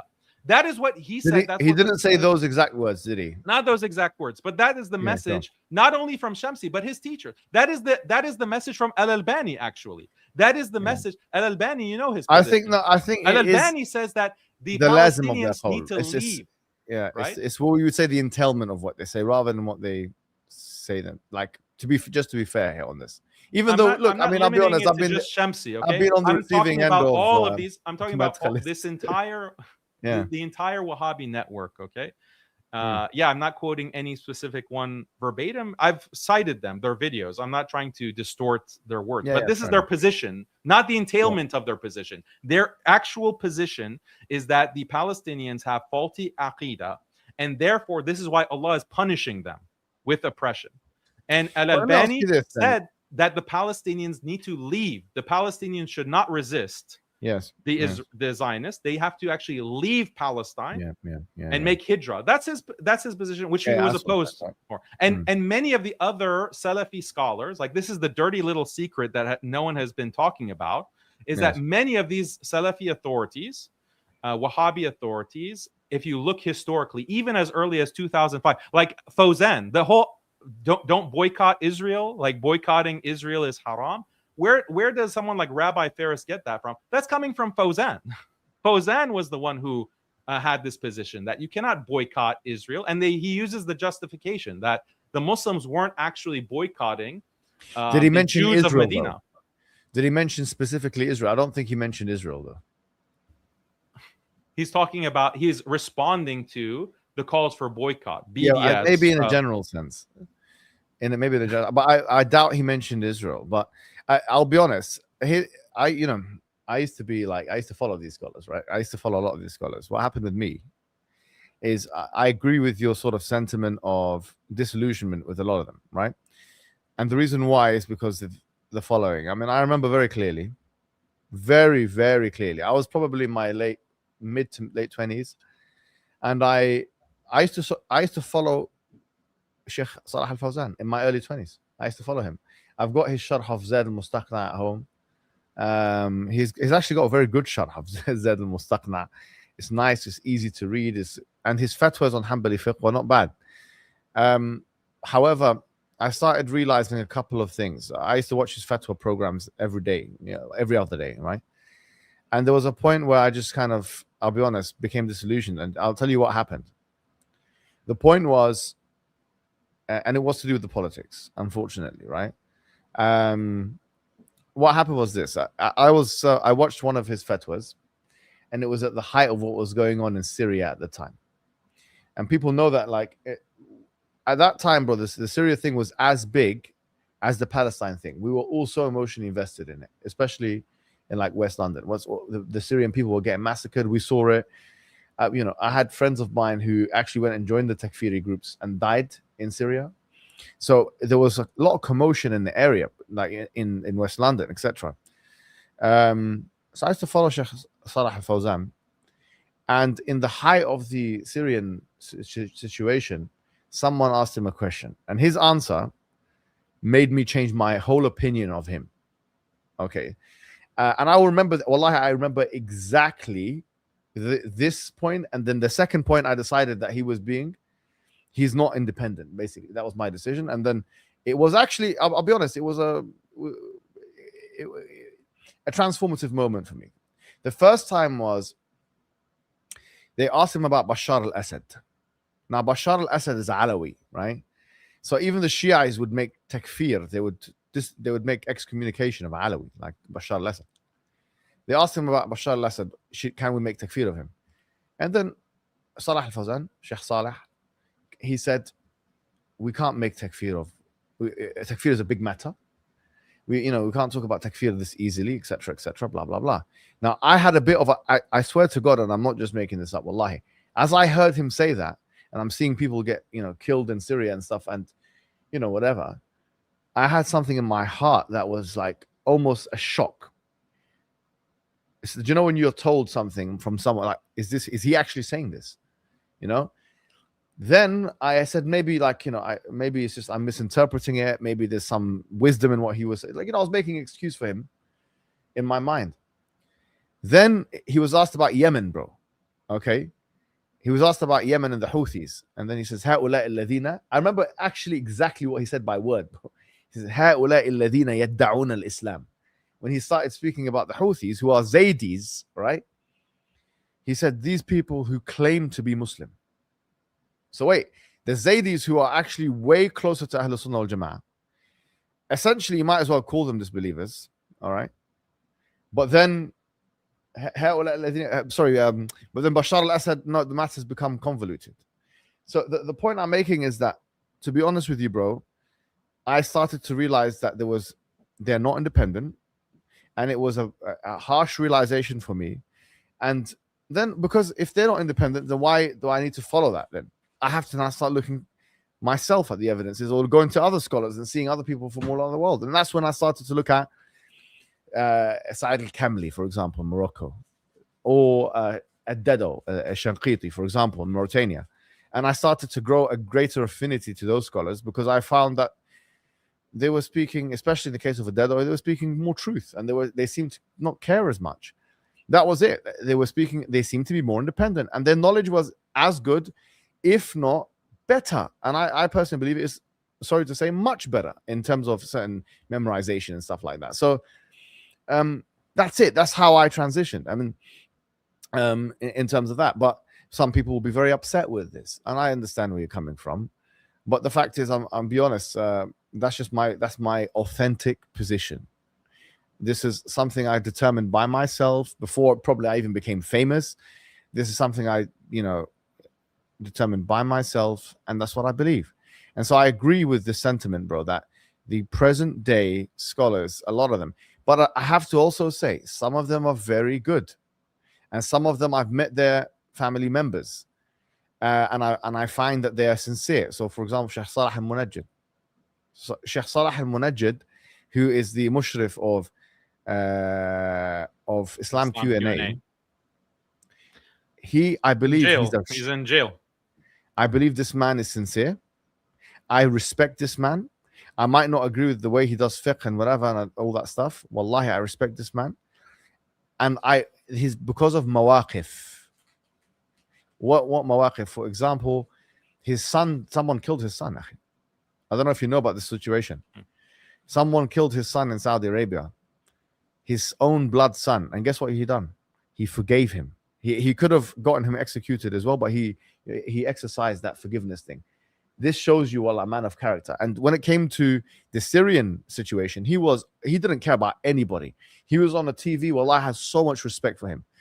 So someone like these people, I'm not trying to brand everybody the same, but if you lose your independence, like Aid al-Qadni, for example, who had to basically come on the TV groveling and apologizing, I can't respect this, brother. I can't respect these kind of group of scholars. I'm sorry to say, if you're being controlled by politics, I can't. You want me to follow that? Why should I? This is the question. Why should we? Why should I tell my family members to follow a man who's not independent, or men who are not independent, who are basically beholden to state interests? I have no reason to be beholden to any state interest. So that's number one. So that's how I transitioned. I transitioned to this, still Athari, everything, but at the same time now I realized fiqh is much more wide. I used to think fiqh was about Islam Q&A, when I wanted to know a definitive answer to a fiqh question, what I used to do in the past was go on Islam Q&A. And wallahi, I used to think Islam was what Islam Q&A said, until I started studying elsewhere. And I thought, subhanAllah, these guys, these Malikis here have different perspective, and they are and they're providing evidence, bro. These Hanafis over here, wait a minute, let me hear what they actually have to say. Wallah, let me hear what their evidence is. Even on issues where there's, I'll be honest, even on issues where there's like big difference of opinion, let me hear what they have to say on it. Especially on issues where there's big difference of opinion, where the Hanafis will make life easier for us. Let's hear what they have to say. But no, honestly, I started listening everywhere. And I started like, Islam is much more wide than I initially thought that it was. It has more, Islam is not Islam Q&A, bro. You know what I mean? It's Islam Q&A. Islam is not, and I met the people who write Islam Q&A, and they were telling me they're surprised at the amount of people that follow it and that think it's the definitive statement. And even we've had communications with them on, like, you know, some of their fatwas on, like, I've met the families of these all these mashayikh and stuff like that. And by the way, all these major mashayikh, I've sat and met most of them, the Saudi ones. I've sat and spoke to them. You know, I have some recordings. I've never told anyone this. I had conversations, wallahi, yeah. But the point I'm making is I've come to a conclusion that they're just, some of them are not independent. The ones who are independent, we don't hear their voices as much, but they're not independent. So I can't follow somebody like that.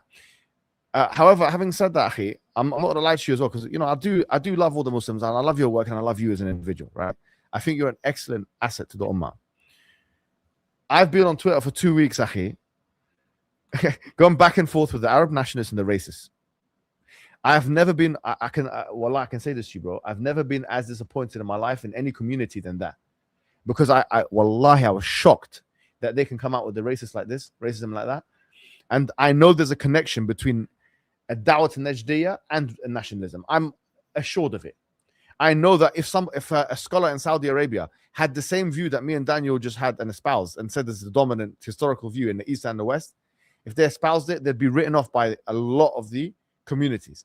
Even someone like Hatim al-Auni can't come out and speak like that. And he's very critical of so many different positions. He can't come out and say that.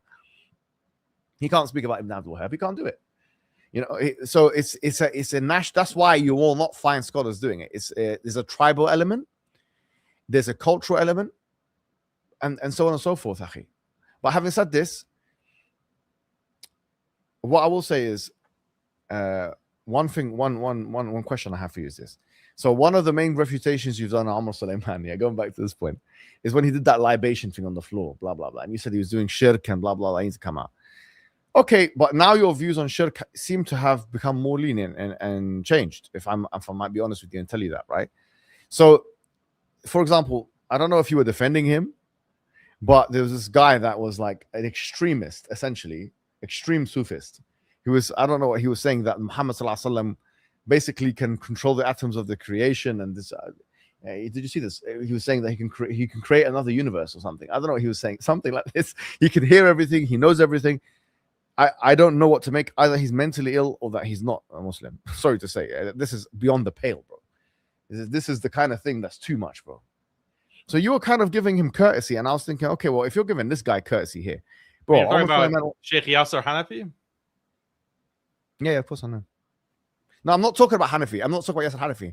No, that's what, is that the clip you're talking about? I'm talking about a guy who's speaking in Arabic, yeah, and he had like a guy that was translating for him. Do you get it? He had a guy that was translating. I think he might have been Mauritanian. He was wearing a Mauritanian garments. I don't know if we can find this. And he was saying that you're talking about Sheikh Salek. Sheikh Salek. This guy was saying that the Prophet Muhammad can create the atoms, or he can do this and he can hear that. And bro, the stuff he was saying was extreme on anybody's estimation. And if we're gonna pardon Amr Sulaiman for libation, throwing water on the floor, and I agree, he shouldn't have done that, and I totally agree. But that's way worse, akhi. There's no comparison between this one and that one. Yeah, so Sheikh Salek, I mean, this is what the Wahhabis will mention, but the position that he was talking about is a respected position, the Shafi'i school. He was expressing the Shafi'i position on the kind of fadl that has been given to the Prophet sallallahu alaihi wasallam from Wait, Allah. let's bring what he said. Can we bring what he said? Have you got his video? Can we, because Akhi, this guy did not say nothing Shafi'i, bro. This guy's here. Did you said see the something- statements? Like, we can bring the statements of the Shafi scholars. I mean, I did an entire long video on this about the statements like of Subki, Ibn Hajar al-Haytami, Imam Suyuti, where they say that the Prophet ﷺ control, owns the entire universe and can do with it as he wishes. So this is a statement of Suyuti. Statement of Suyuti. This is a statement of Ibn Hajar Suyuti said that he al-Haytami. owns the universe. Yeah. No. Okay, we can bring up the statements. Let's bring them up. We have to bring out the statement. Let's bring up so that you can that he owns it. No, but let's assume, like, what are we talking about here? Akhi? Are we saying that? Yeah, we'll bring it up. We'll bring up the qawl, or should we bring about what this guy said first?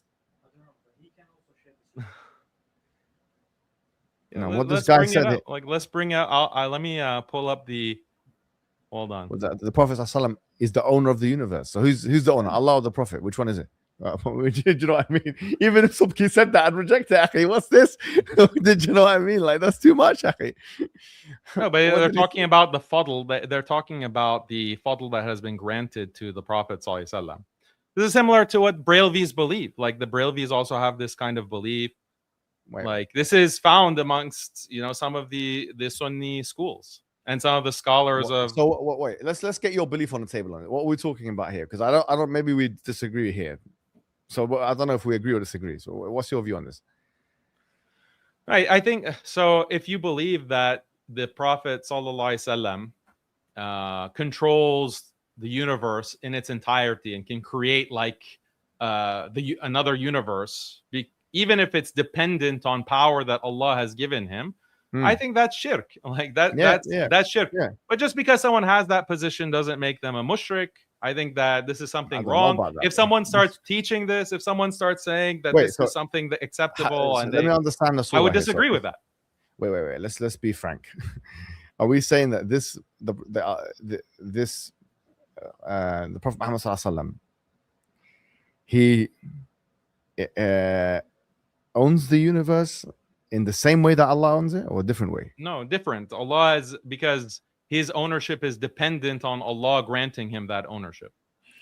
Okay, but there's an issue here still, Daniel, which is the following, right? So if we say for the there's many issues. I agree. This is not my view. Okay, so this is where a lot of people get confused. They say just because I'm describing the views of others, they think that that's my view, or I think that it's acceptable. Do you think I'm being an academic? View? So listen, like, I'm being an academic and I'm being honest. This is what the Wahhabis don't do. The Wahhabis want to take out clips of like Sheikh Saleh saying something or some other opponent that they have, or you even. They take one of your statements and they clip it out of context.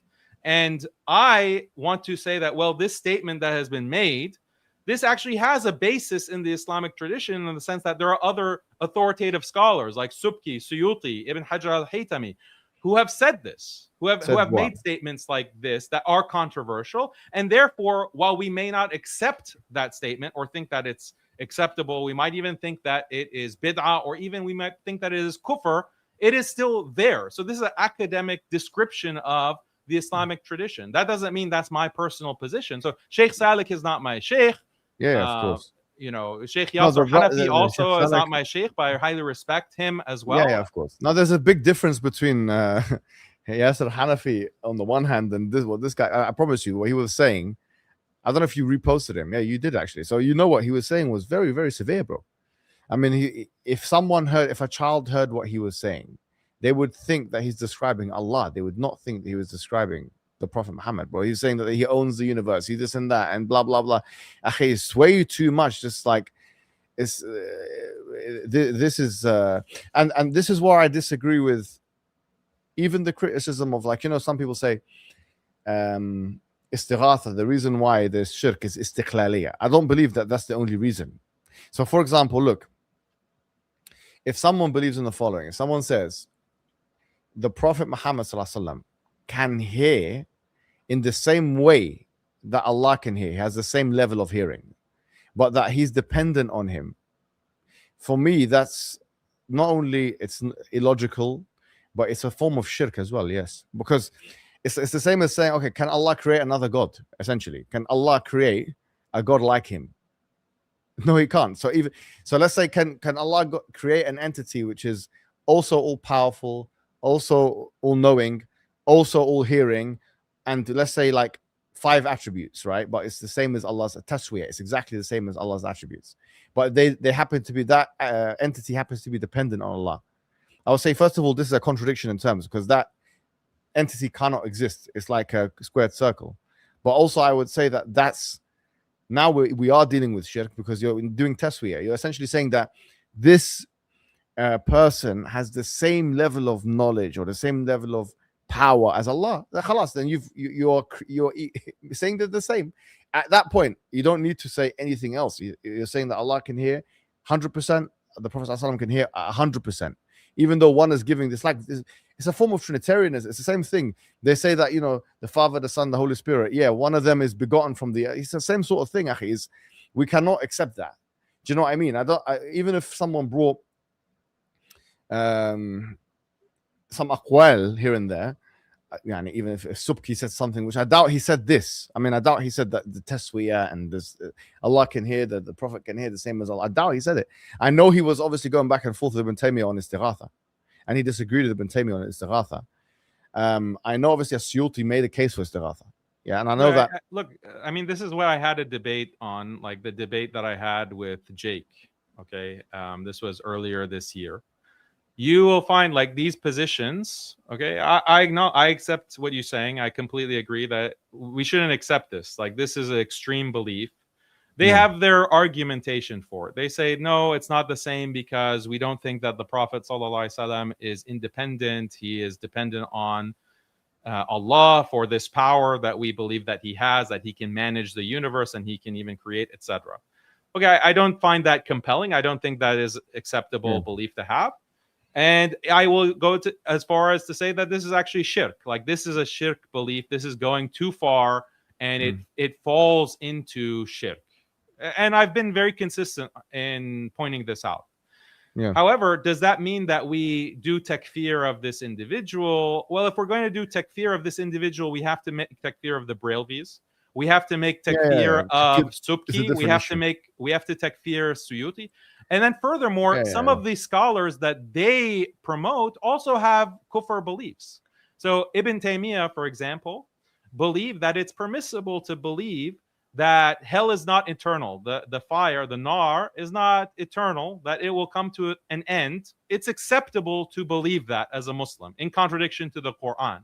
And many scholars within the time of Ibn Taymiyyah and thereafter said that this is kufr. Like, Ibn Taymiyyah is advocating for kufr. He is advocating and saying that it's acceptable to believe that the hellfire will come to an end. It's not eternal. That's one. Another belief of Ibn Taymiyyah, that creation has always existed. The creation has always existed, and it didn't have a beginning point. It has always been created and recreated constantly, continuously, but there was never a beginning point. It has always existed in the past, and it will always exist into the future. That's also Ibn Taymiyyah's belief. That again, he doesn't believe that it was one universe, though. He believed that he kept creating perpetually into the right. But some creation existed continuously. There wasn't a beginning point. This is another belief not that one creation existed. That he believed that Allah created some creation, not the same, has existed perpetually. This is also considered kufr by many scholars. One could say the majority. And then the other belief, he also says that the Prophet ﷺ committed shirk, or uttered shirk, rather. He uttered shirk. Qissat al-Qaraniq, if you know the story of the cranes and the that whole narration. Well, I think he makes a life of that. He accepts it. He accepts the narration. The Sunni scholars say, the other Sunni scholars say that this is either fabricated or is very weak. But Ibn Taymiyyah says that no, this is something that actually took place. And so this is a big thing to say, that the Prophet ﷺ uttered shirk. This is a very big claim to make that Ibn Taymiyyah makes. I don't think it's acceptable to accuse the Prophet. Well, let's deal with each one of them at a time. So definitely, I do believe that he believed that the hellfire runs out. Yeah, that's fana'un nar. And some people will deny that, but that's definitely in the Majmu'at al-Fatawa, and it's also in what's his name, Ibn al-Qayyim's books as well. He has a whole chapter on it in Shifa al-Alil, which is one of his compendious, like, magnum opus works. And interestingly enough, Albani refutes him, refutes Ibn al-Qayyim. Harshly refutes Ibn Taymiyyah. And he refutes both, but yeah, Ibn al-Qayyim has like a whole chapter on it, and Albani is coming at it more from, he's like coming more from a scriptural perspective. He's attacking the hadith. He's saying that this is not the hadith he's relying upon are weak, etc. He's coming more like that, less than a mantiq sort of perspective. But I mean, to be fair to Ibn Taymiyyah here, right? Ibn Taymiyyah, you can still give him udhr. Why? Because he actually, when he was explaining, I don't know if you ever saw his explanations for Fana'un Nar, right? He was giving some precedent. Okay, now I'm not saying I agree with his qawl. Obviously, I don't, right? And nor do I agree with the other qawl of the hawadith la. It's called hawadith la. There's creations into the past perpetually, right? I don't agree with either of those for scriptural reasons. But Fana'un Nar, like for example, you know in Surah An-Naba where Allah says, "Labithina fiha ahqaba," that they will stay in the ahqab, for ahqab. A lot of the Salaf scholars, and if you look at like some of the really old school tafsir, even Tabari mentions some of them, Muqatil ibn Sulaiman, all these kind of old school scholars, they say ahqab is for like epochs, right? So they're giving an indication. Some of them do give the indication that, okay, well, there's going to be an end point. So he makes 2 or 3 different arguments. One of them is a scriptural argument, and he uses the Salaf actually, and these tafsir and these kind of things.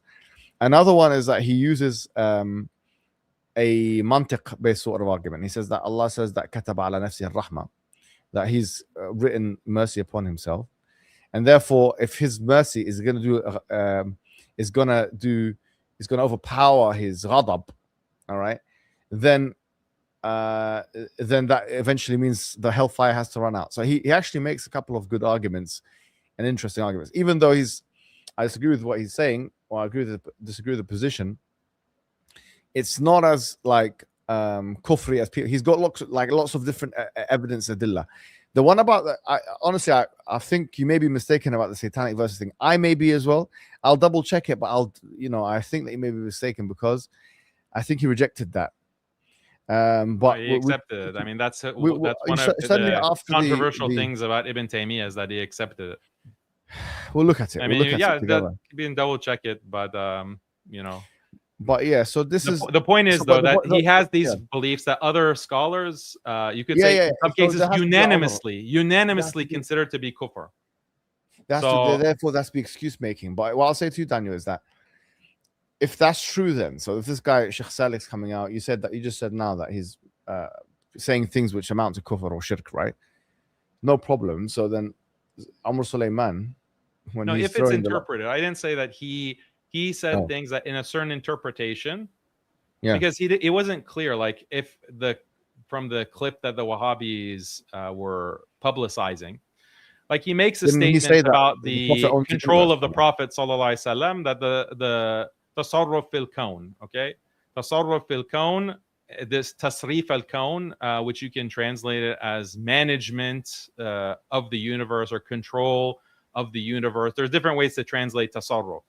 But depending on how you interpret it, it could be, shirk, like pure shirk, or it could be something that is like mainstream Sunnism. Because if tasarruf just means that the Prophet ﷺ has mu'jizat, of course, then everyone agrees with that. Or if you say that the Prophet ﷺ, Allah has granted him certain barakah, that he can exercise certain things that normal people can't, then that's mainstream Sunnism.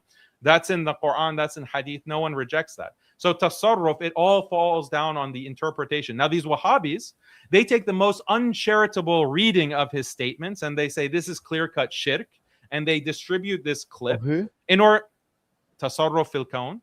This concept of tasarruf. This Sheikh Salih. Okay.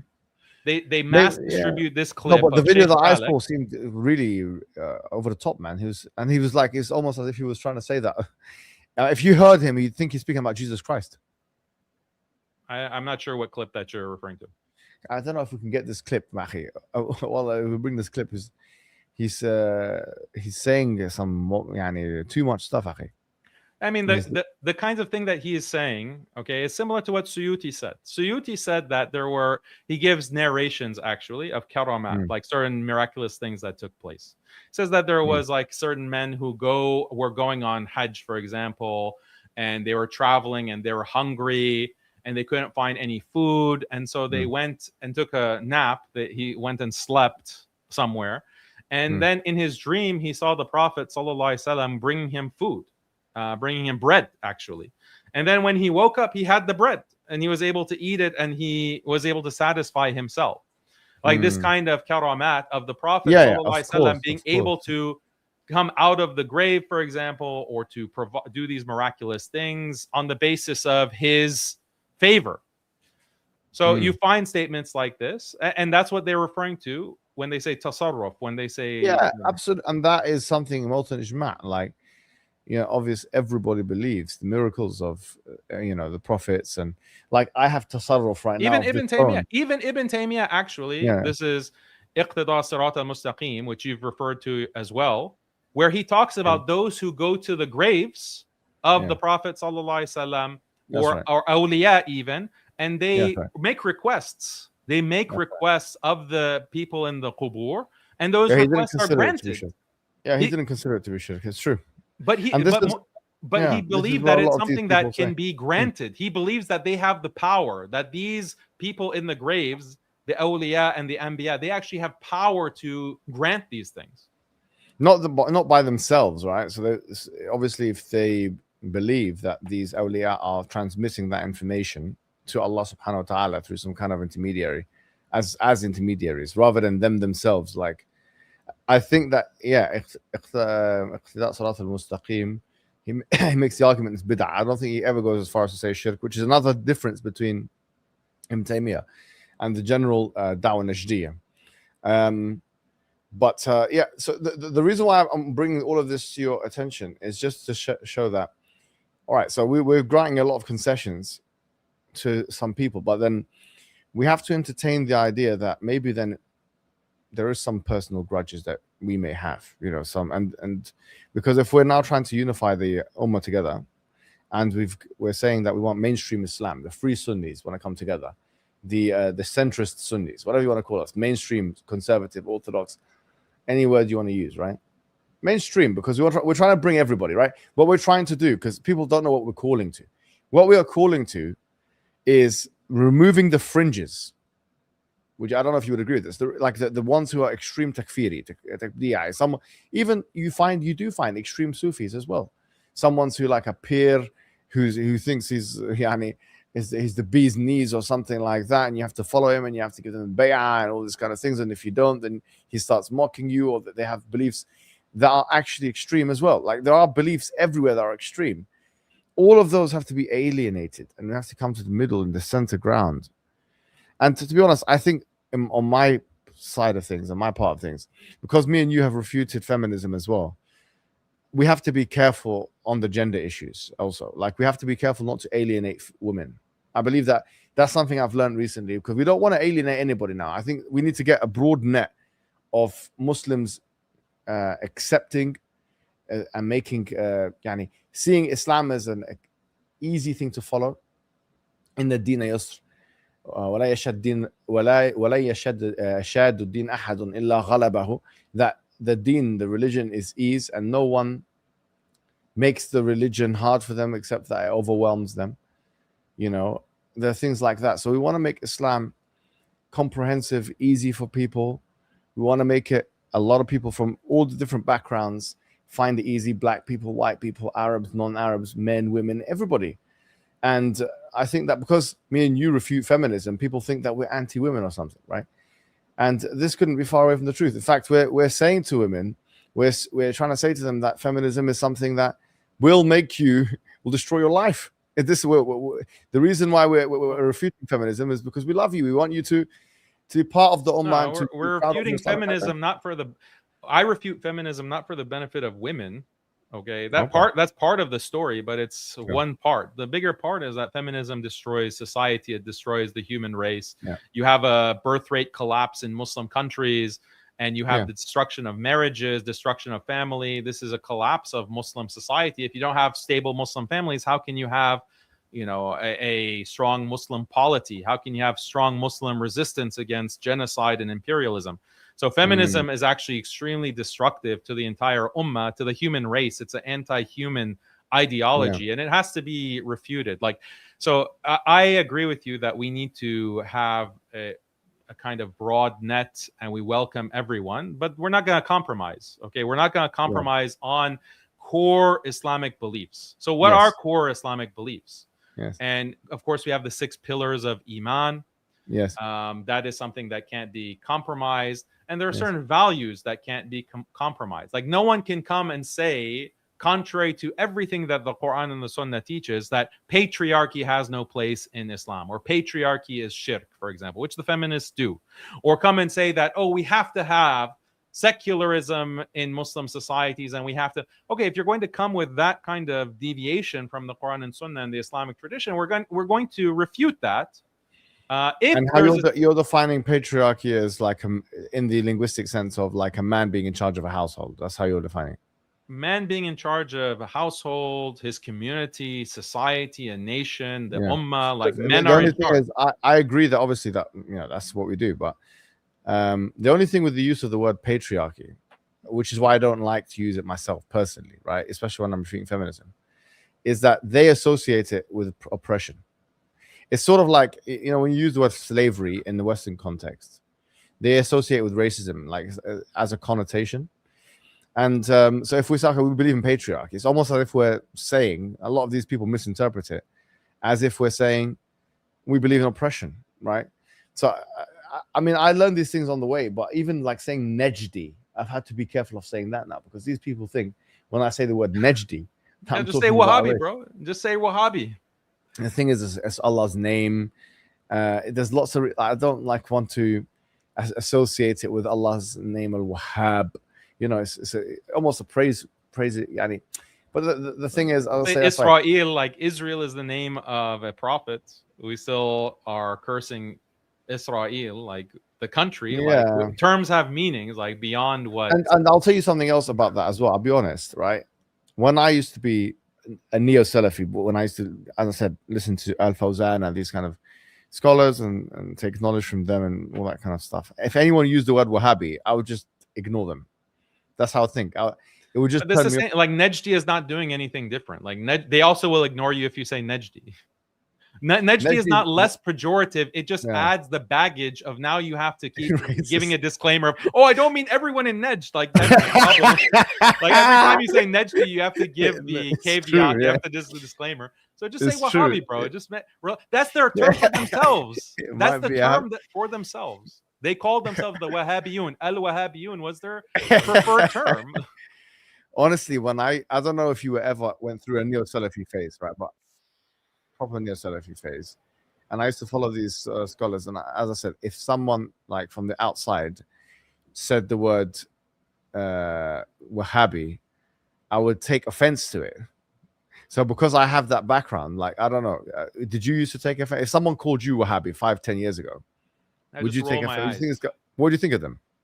I'd roll my eyes, because they're just calling me Wahhabi because I'm promoting conservative Islamic positions. If you heard someone like me or you talk about Wahhabism, right? I just roll my eyes if it were. Exactly. Like, I'll tell you. Look, I'll give you my background. I'll give you my background. You know, my connection to this this strain, you want to say. So I studied Hanbali fiqh and usul al-fiqh. Okay, I studied Zad al-Mustaqni. I went through, Ibadah and things like that. I studied Hanbali fiqh, and I also really liked the philosophy of language that Ibn Taymiyyah proposed. It was like intellectually very interesting to me, his philosophy of language and how he approached the question of the proof for God's existence, and the critiques that he had of kalam, because I was also studying philosophy at the time at undergraduate and then graduate school. And in philosophy, like the Western philosophy programs, especially analytic philosophy, you study ordinary language, what's called ordinary language philosophy. It's associated with figures like mainly Ludwig Wittgenstein. Yeah, Wittgenstein, and then he redone his theory the second time round and stuff like that. Right. So what's very interesting about this ordinary language philosophy of Wittgenstein and others is that they say that language. That's the main book. The Tractatus was his early philosophy, and then his second work his second strand was philosophical investigations. So in Tractatus, what he's trying to do initially, what Wittgenstein tries to do initially, is he wants to conceptualize all of logic and philosophy in terms of like set theory and standard propositional logic. That's his goal. Because once we make language almost like mathematics, then every philosophical problem we can solve, because it'll just be like solving equations. Yes. And that's the kind of positivist view of language that emerged in the end of the 19th, early 20th century, associated with Wittgenstein, but also like Alfred Whitehead and Bertrand Russell, etc. Yeah. So then what's the school called? Not positivist school. The something school. Together they were called something, right? I think they were the logical positivists. Yeah, positivism. Yeah. Yeah. So what Wittgenstein realized is that he was a part of it. His book Tractatus was a part of it. He was trying to do this, but then he came to a realization that actually it's impossible. You cannot put language in terms of set theory, in terms of mathematics, because there's always going to be things that you cannot express in terms of set theory. Then on this basis, he refutes positivism basically. But this kind of insight about the limits of language and how language itself can become an obstacle to further understanding. You're talking about Wittgenstein, because A.J. Ayer had a similar journey, I think, is that he moved from positing positivism and then realizing it's an untenable notion. This was like in the 20s and 30s, right? That's when all of this so this view, it has a lot of consonance with what Ibn Taymiyyah says, actually, because Ibn Taymiyyah says that the categories of Greek logic, it might seem like you're able to do a lot and come to a great deal of understanding by using these categories and making these kinds of arguments. But at a certain point, at a certain level of abstraction, your abstraction and these terminologies, these categories become an obstacle to your further understanding. And that actually starts obscuring the issue. And so you might think that you're coming to more certain knowledge of Allah by using the kalam cosmological argument or the contingency argument. But actually, no, you're getting further and further away from understanding Allah. And this is the critique you know of. Because he, as you've pointed out, Ibn Taymiyyah didn't say that therefore the contingency argument becomes haram. He didn't say that. He said that it can still be used. There are still certain situations where someone is really, something needs to help them accept Allah, that we can use the contingency argument. However, the contingency argument is not going to get you closer to certainty in Allah as He is. Allah as revealed in the Quran and Sunnah, because you have to accept certain ideas regarding independence, necessity, etc., that conflict with the revelation. And this is his whole debate between aql and naql, and what comes first, what is prior, what is more fundamental. Is it aql or is it naql? Is it reason or is it revelation? And he had the entire his magnum opus on this that you've covered. You've done your reading. It's just I didn't know that you were interested in this line of this kind of stuff as well. I mean, this was my attraction to Ibn Taymiyyah. This was my attraction to the Hanbali school, and I still have a lot of respect. And I think, even though I don't agree with a lot was there ever a time where you were Salafi and then you became non-Salafi? Or was there a transition? Like, are you Athari? What's your thing? Yeah, I always say that I'm Athari, and I say, look, I explain it. I've been consistently explaining this. I never accepted Salafism in the sense of rejection of the madhahib. like rejecting a madhab. And Yeah, I I always get. saw that Yeah, as foolish. Like, it doesn't really make sense. How can you reject the yeah, madhab? Because because you're they're bringing up rejecting, their own sort of madhabs. yeah, you're bringing up your own madhab, except it's the madhab of like Fawzan instead of the madhab of Exactly. Shafi'i or Yeah. Imam Ahmed. Fawzan was closer to Hanbalism. To be fair, Albani is the one who really, made his own ijtihadat and had his own madhab essentially. Yeah, I never found that compelling. But Mm-hmm. in terms of Ibn Taymiyyah's approach, like his critique of the use of Greek logic and saying, well, there's been too much movement into accepting these categories within Kalam. I thought there was some, he had a point there. Also, Yeah. some of these practices when it comes to the graves, some of these practices when it comes to istighatha, I still think that he has a very valid point. Yeah, he does. He had what he's looking at is the trajectory, like where things are going. It's becoming very bad, and someone has to make a categorical statement. So even though I don't necessarily agree with his entire analysis, I think that some of his interlocutors had better see, this arguments. Is a good point, Nandio, because what it is, Akhi, is a lot of people will confuse ta'sil al-hukm and tanzil al-hukm, right? So ta'sil is the abstraction of the ruling, and tanzil is the implementation of the ruling, right? Now you can have whatever abstract belief you want to have about istighatha, right? I think the bigger question, and they've had so many istighatha debates and all this kind of stuff, the bigger question is not in the abstraction. I think the bigger question is actually in the tanzil, is actually in the implementation. Because I have been around the Muslim world, and wallahi, I ask people that performed a lot of this stuff, and I say, what do you mean, but what do you think of this? And I'm surprised and shocked that a lot of them do believe that the Prophet has intrinsic powers that he can give them. Okay. Now, on anyone's analysis, that is shirk, on anyone's analysis. So the fact is, because a lot of it is the Sufis who don't like Ibn Taymiyyah, and they don't like the Atharis, and they don't like this, that, and the other, they are reactionary towards it to a point where they blur the lines now. So we don't know what you're endorsing. You're not endorsing someone going to the grave and basically asking the Prophet, and you can think he hears you, and then he thinks that information is going to go to Allah. This guy now, who's this layman in one of these subcontinental areas or in North Africa and anywhere it may be, I met one Moroccan guy. Wallahi, I'll never forget.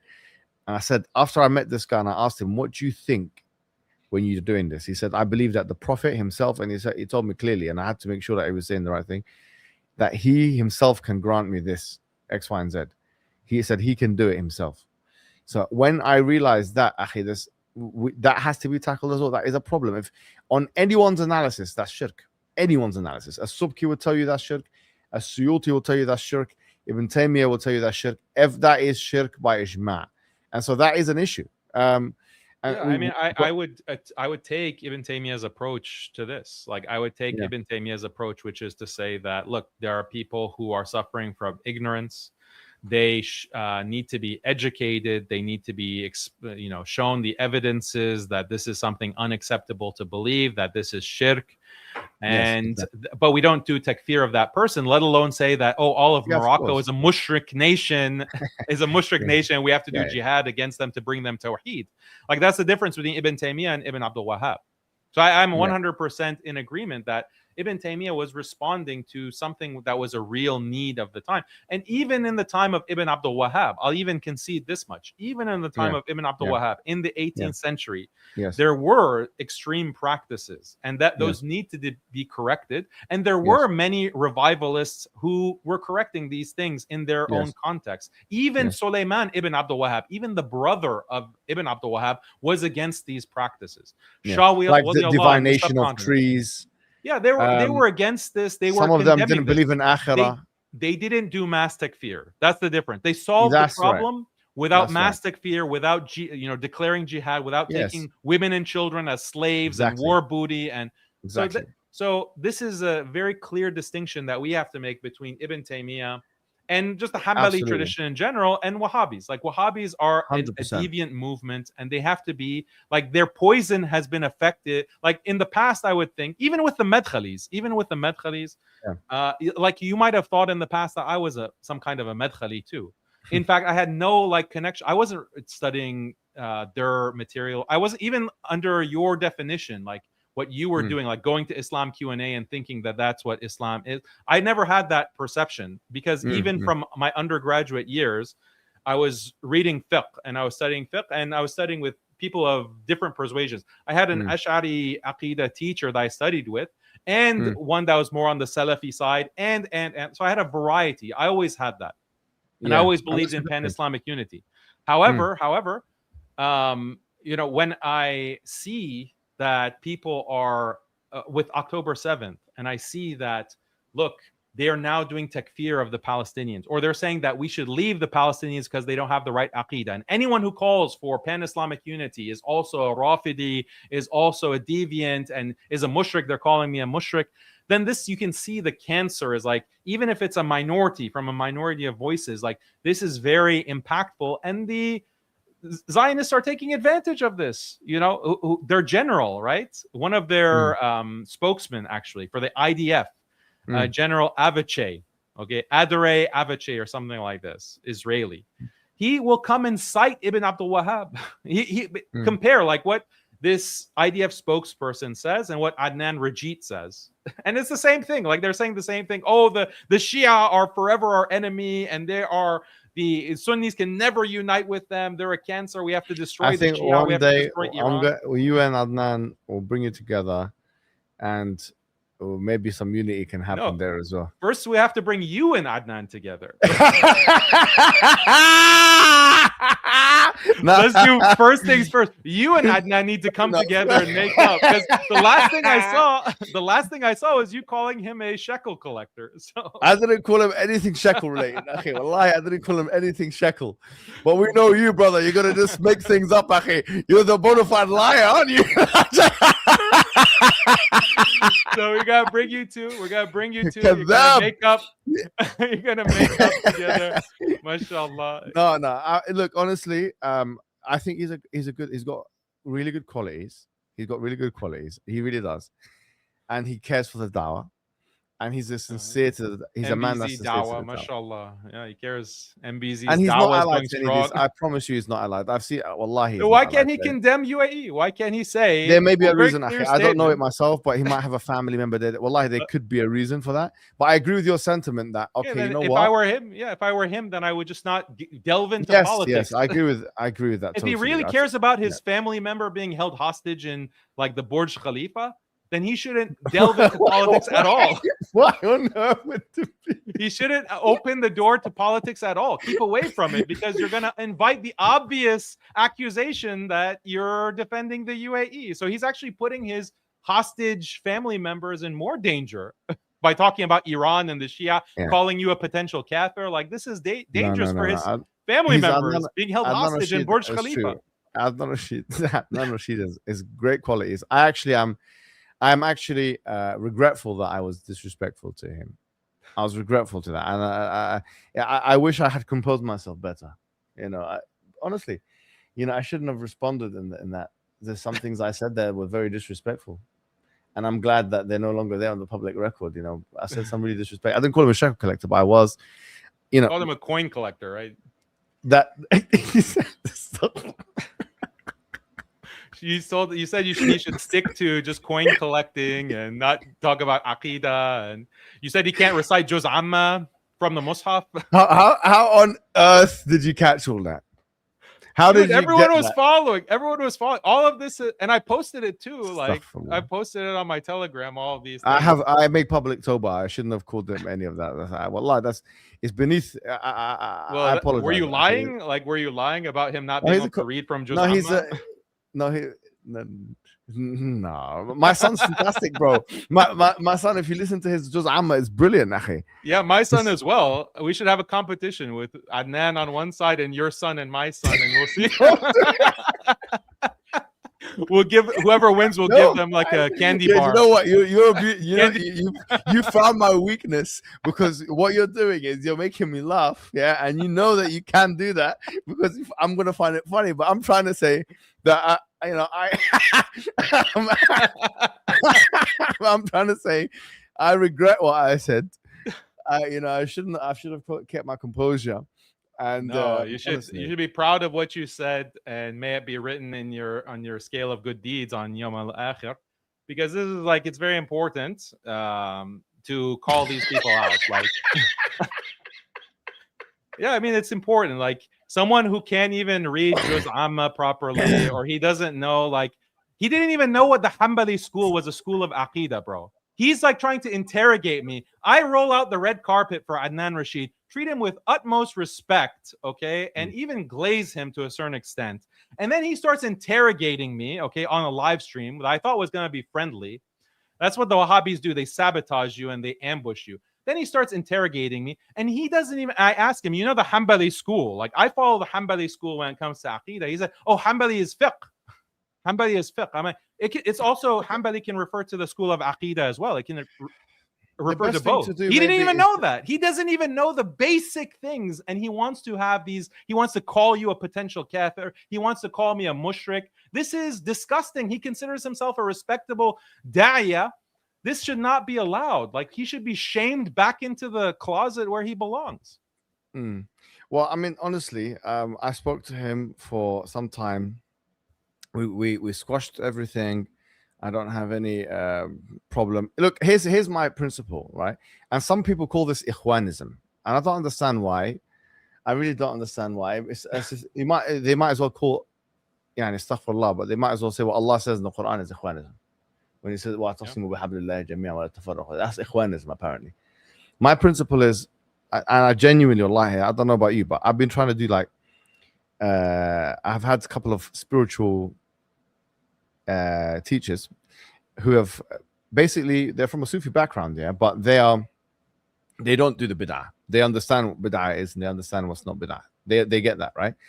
But they still offered me something I never got when I was to be honest, I've never gotten that when I was a Salafi, right? Or a neo-Salafi, I should say. And it was one of the best things that, I did. But when I was going through it with them is that one of the things that I try to do is, especially when it comes to Muslims, I really try, if the person is capable of peace, or if there's a potential of peace with them, I'll always take that option. If there's a potential, even if it's 10%. That's why, like, some people attack me. I don't like nowadays. I don't even attack them back. With Adnan, I attacked him back because he did it a couple of times. He did it 3 or 4 times. On the 5th time, I said, you know what? And I was already onto it, getting attacked by the Arab nationalists, calling me all kinds of words, which I actually found offensive, bro. I can't lie. It made me very angry, bro. Because who are they to speak to me like that? Anyway, well justified. Yeah, well justified that those disgusting apes, using that kind of vile language with you, they're disgusting, yeah, bro. You're justified. Bro, I'm not gonna lie. I was actually, because usually I'm usually quite disciplined with Twitter. I've been disciplined for the last couple of years, 2-3 years, right? And I understand it's an addictive thing, bro. It's so dangerous. It's so addictive. When you get into it, you get into it. I looked at my screen time. I had hours on Twitter. That's never happened in the last 2-3 years, the amount of hours I had on my Twitter. And it was because I was going back and forth with these guys in Arabic, and even some of them are shaykh, and some of their like students of knowledge, doctor kada kada, this and that, and doctor this, and bro, they're all doctor, and they're attacking me, and they're telling me this, and this guy's a student of knowledge, and this guy's a student of knowledge in the Arab world, and it's a new form of attack, so I've never dealt with that, so I'm online like engaging with it, and so obviously on the back of that, I was already angry. So when then Adnan came and tried to attack me, I was defensive. I was like, why you've attacked me 3 or 4 times. I said, I'm not going to do nothing back. On the 5th time, I was like, forget this. Why are you talking now? Like at the end, you saw me getting humiliated. This guy was calling me the N-word. This guy was calling me this. This guy was calling me that. These guys are saying that they're better than me. And you've stayed quiet for the whole time. Why are you getting involved now? Why couldn't you say something when they were being racist? That's why I was like angry. But obviously he might not have been following all of that. He might this and that. He might not have been thinking about all that. I don't know what his situation is, but I felt angry. And then because I know him personally, I broke bread with him, I couldn't keep my composure. And I regret that because at the end of the day, bro, I don't want to be dictated by emotion and addiction to Twitter. And it's embarrassing. So with the spiritualist teacher, we've been trying to control my impulses. Sometimes I just, I'll be honest, I make mistakes. I could do better. There's I could do better. you And can in that situation, I think I should have kept my composure. I should have just let sleeping there's dogs lie, whatever it may definitely be. there's a spiritual dimension to it. So, for example, if you call someone a coin collector, okay, and your intention is to refute a deviant, okay, and to put a deviant in his place so that he shuts his mouth, and your intention is for the sake of Allah. No, really, really. Come on, bro, Muhammad. Let's be serious. Let's be serious.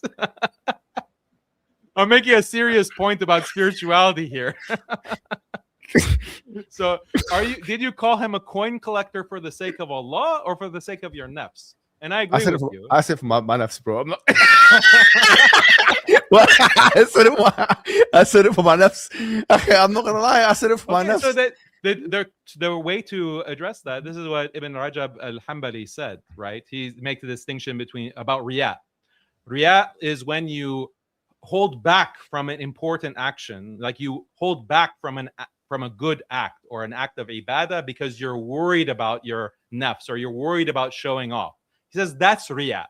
This is Ibn Rajab al-Hanbali. I did it because I was angry, bro. I'm not afraid to admit most of the Twitter beefs that I have and most of the beefs that I had even with the guys, it starts off intellectual and then just descends from me into personal. So this is my nasiha to you is like, don't change, okay, the style of the attack if it's justified and you make your intention for the sake of Allah.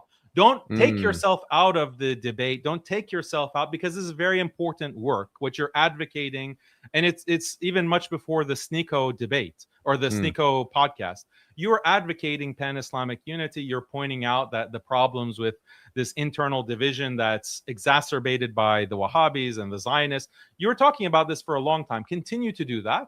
And when these apes attack you, they attack your family, they insult you, they takfir you, they say that you're a potential kafir, you respond in the same way. You give them back, okay? And this is part of the sunnah. And we know the great Sahabi, Hassan ibn Thabit.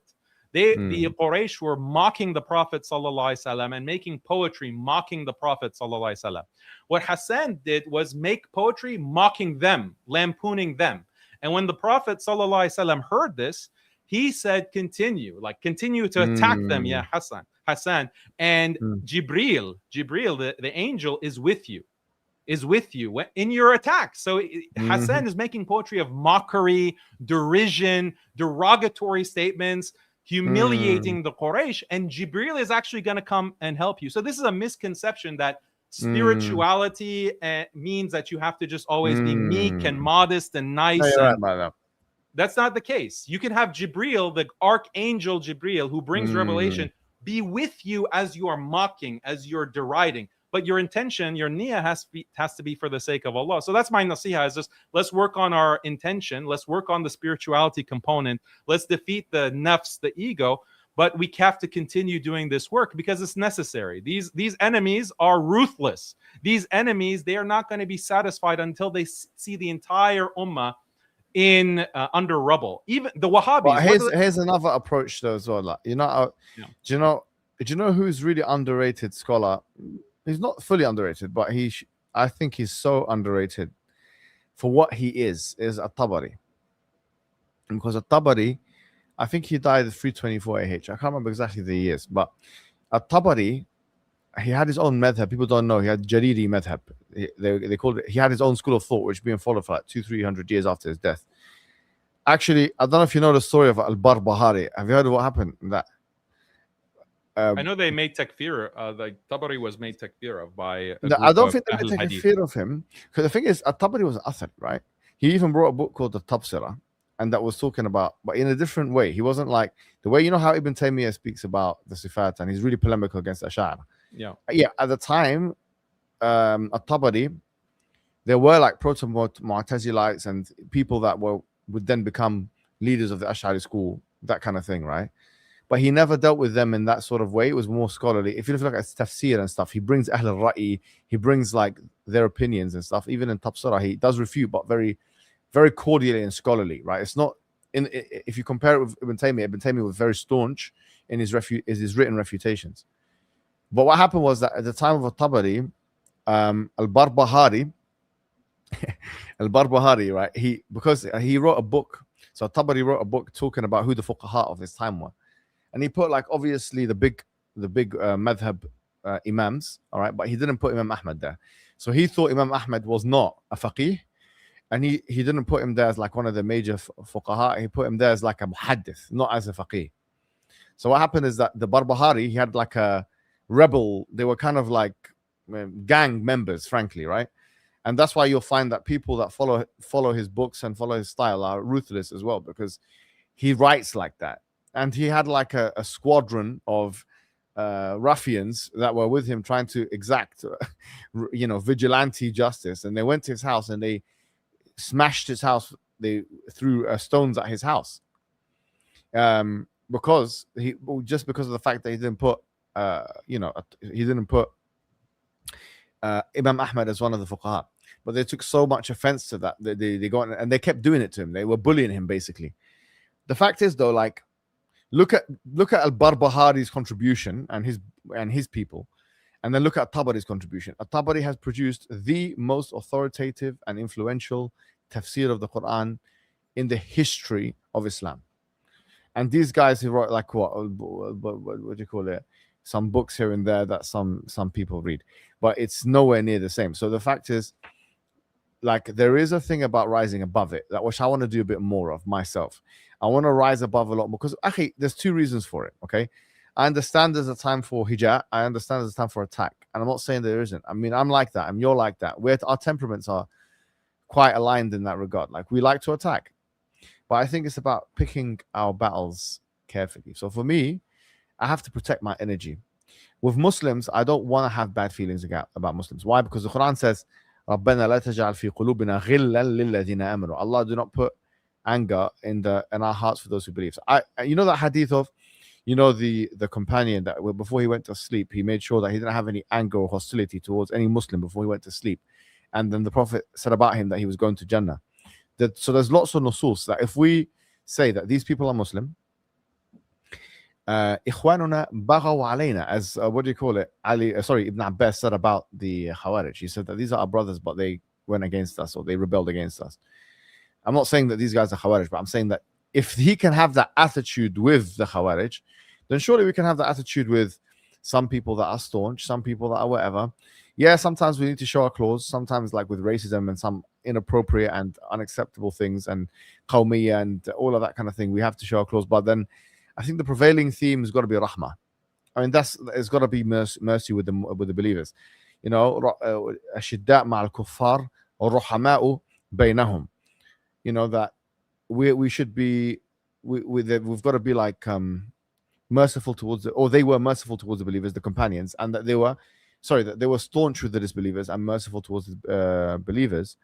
And there's a lot of things in the Quran like that. My approach, when you have a faction that's coming out, okay, and is telling the Muslims that, hey, these Palestinians are grave worshippers and they are deserving of oppression because of their faulty aqidah.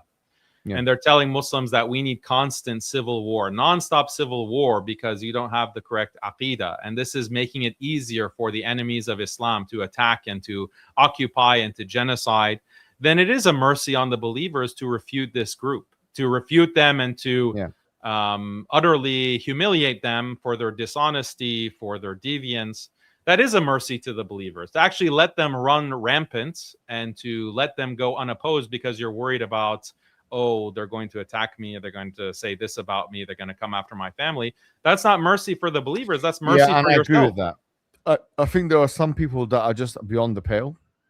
Like, for example, like you said, when Najdi Dawah becomes takfirism, and now you want to kill me, no, that's where I draw the line. Do you know what I mean? But I have to have evidence that you are on that sort of level. When you want to make tabdi'ah of me, and you're basically saying that I have to be treated like a fasiq. Okay, I might not hate you in my heart, but I'm going to deal with you like the way you're dealing with me. Yeah, I agree with that. And I mean, look at what they did, bro. It's not just with Palestine. Like, look at what they did to Yemen. 300,000 Yemenis, many of them Sunni, massacred because of the blockade that was imposed 10 years ago by Saudi and like a Gulf coalition against Yemen. 300,000. And it was justified. Again, you cited the fatwa from Fawzan about the Yemenis. Look at what they did to Iraq. Look at Ibn Baz's fatwa in 1990 about the U.S. coming in and setting up bases to go and attack Iraq in the first Gulf War, and then later in the second Gulf War. They gave a fatwa. They said that which makes no sense actually. The fatwa was not only that, okay, forget about the Tawalli issue, that you're allying with the U.S. as it goes and attacks Muslims. They gave the fatwa that the Iraqis, Bin Baz gave this fatwa. The Iraqis are atheists. The Saddam, not only Saddam is a kafir, not only is he a mulhid, but Saddam also maybe the Iraqis. I don't know. So they do mass takfir. They do mass takfir of nations to justify a Western invasion and. But Albani, to be fair, he was anti all of that. Yeah, well, he has exiled out of Saudi as well because of some of his opposition to this. So, but you can't, as you made this point, you can't paint them all with the same brush. But Bin Baz, like, this is on his record. Fawzan, it's on his record. The Wahhabis that are supporting this, it's on their record. Like, they will be seen. It's not just one country that has been destroyed because of this Wahhabi mindset. They justify, and it goes all the way back to Abdulaziz ibn Saud. Okay, let's talk about the second wave of Wahhabism and World War I. It was Abdulaziz ibn Saud, okay, the descendant of the original Ibn Saud from the 18th century, who allied with the British against the Ottomans in World War I. The Ottoman scholars, they declared a defensive jihad against the British who were invading. They were going to destroy the Ottomans, massacred them.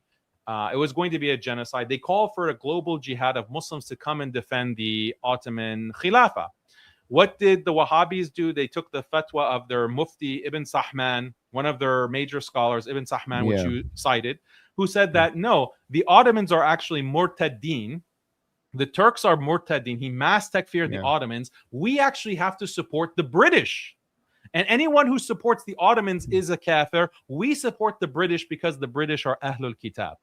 Now, this betrayal, okay, and this treaty, the Treaty of Darin in 1915, the British gave Abdulaziz ibn Saud what? They gave him 20,000 pounds.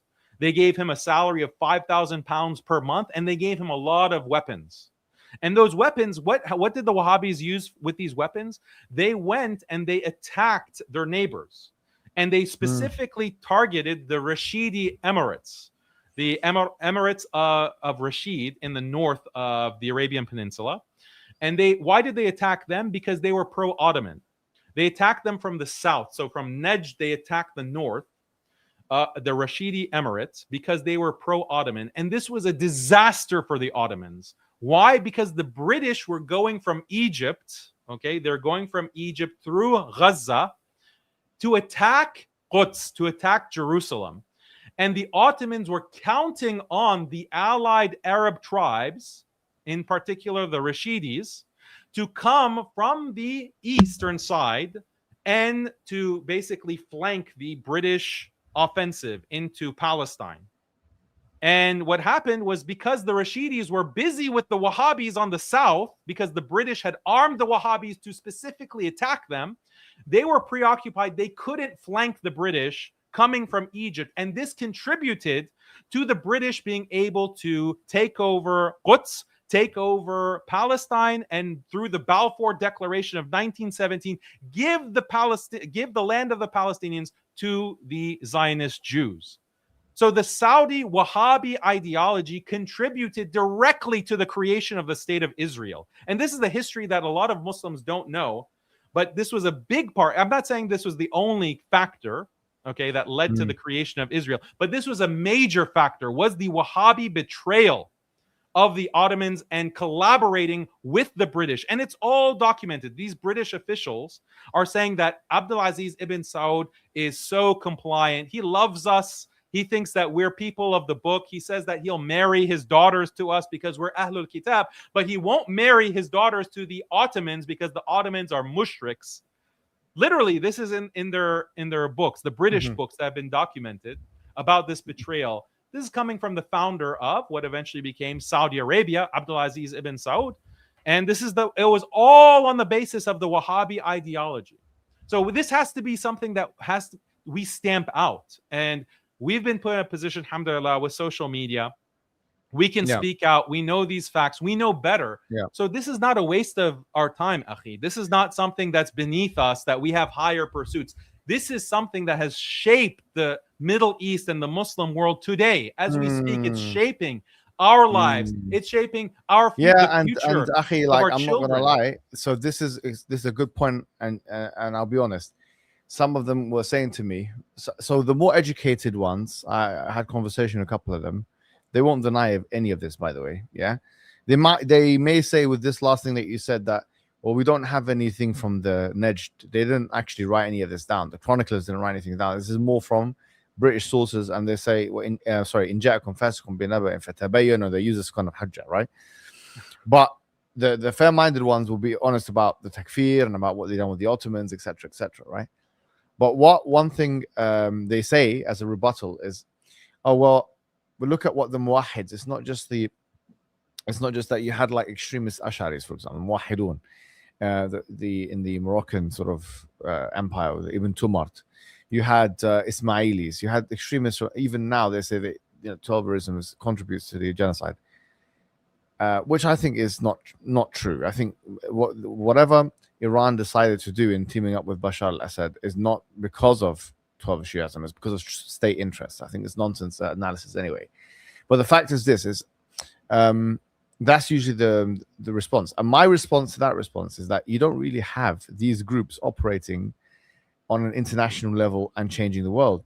When I grew up and I saw what's happening in Syria, bro, my own friends in my own school were slaughtered in a foreign country because they were duped by propaganda that had its roots in this ideology, bro.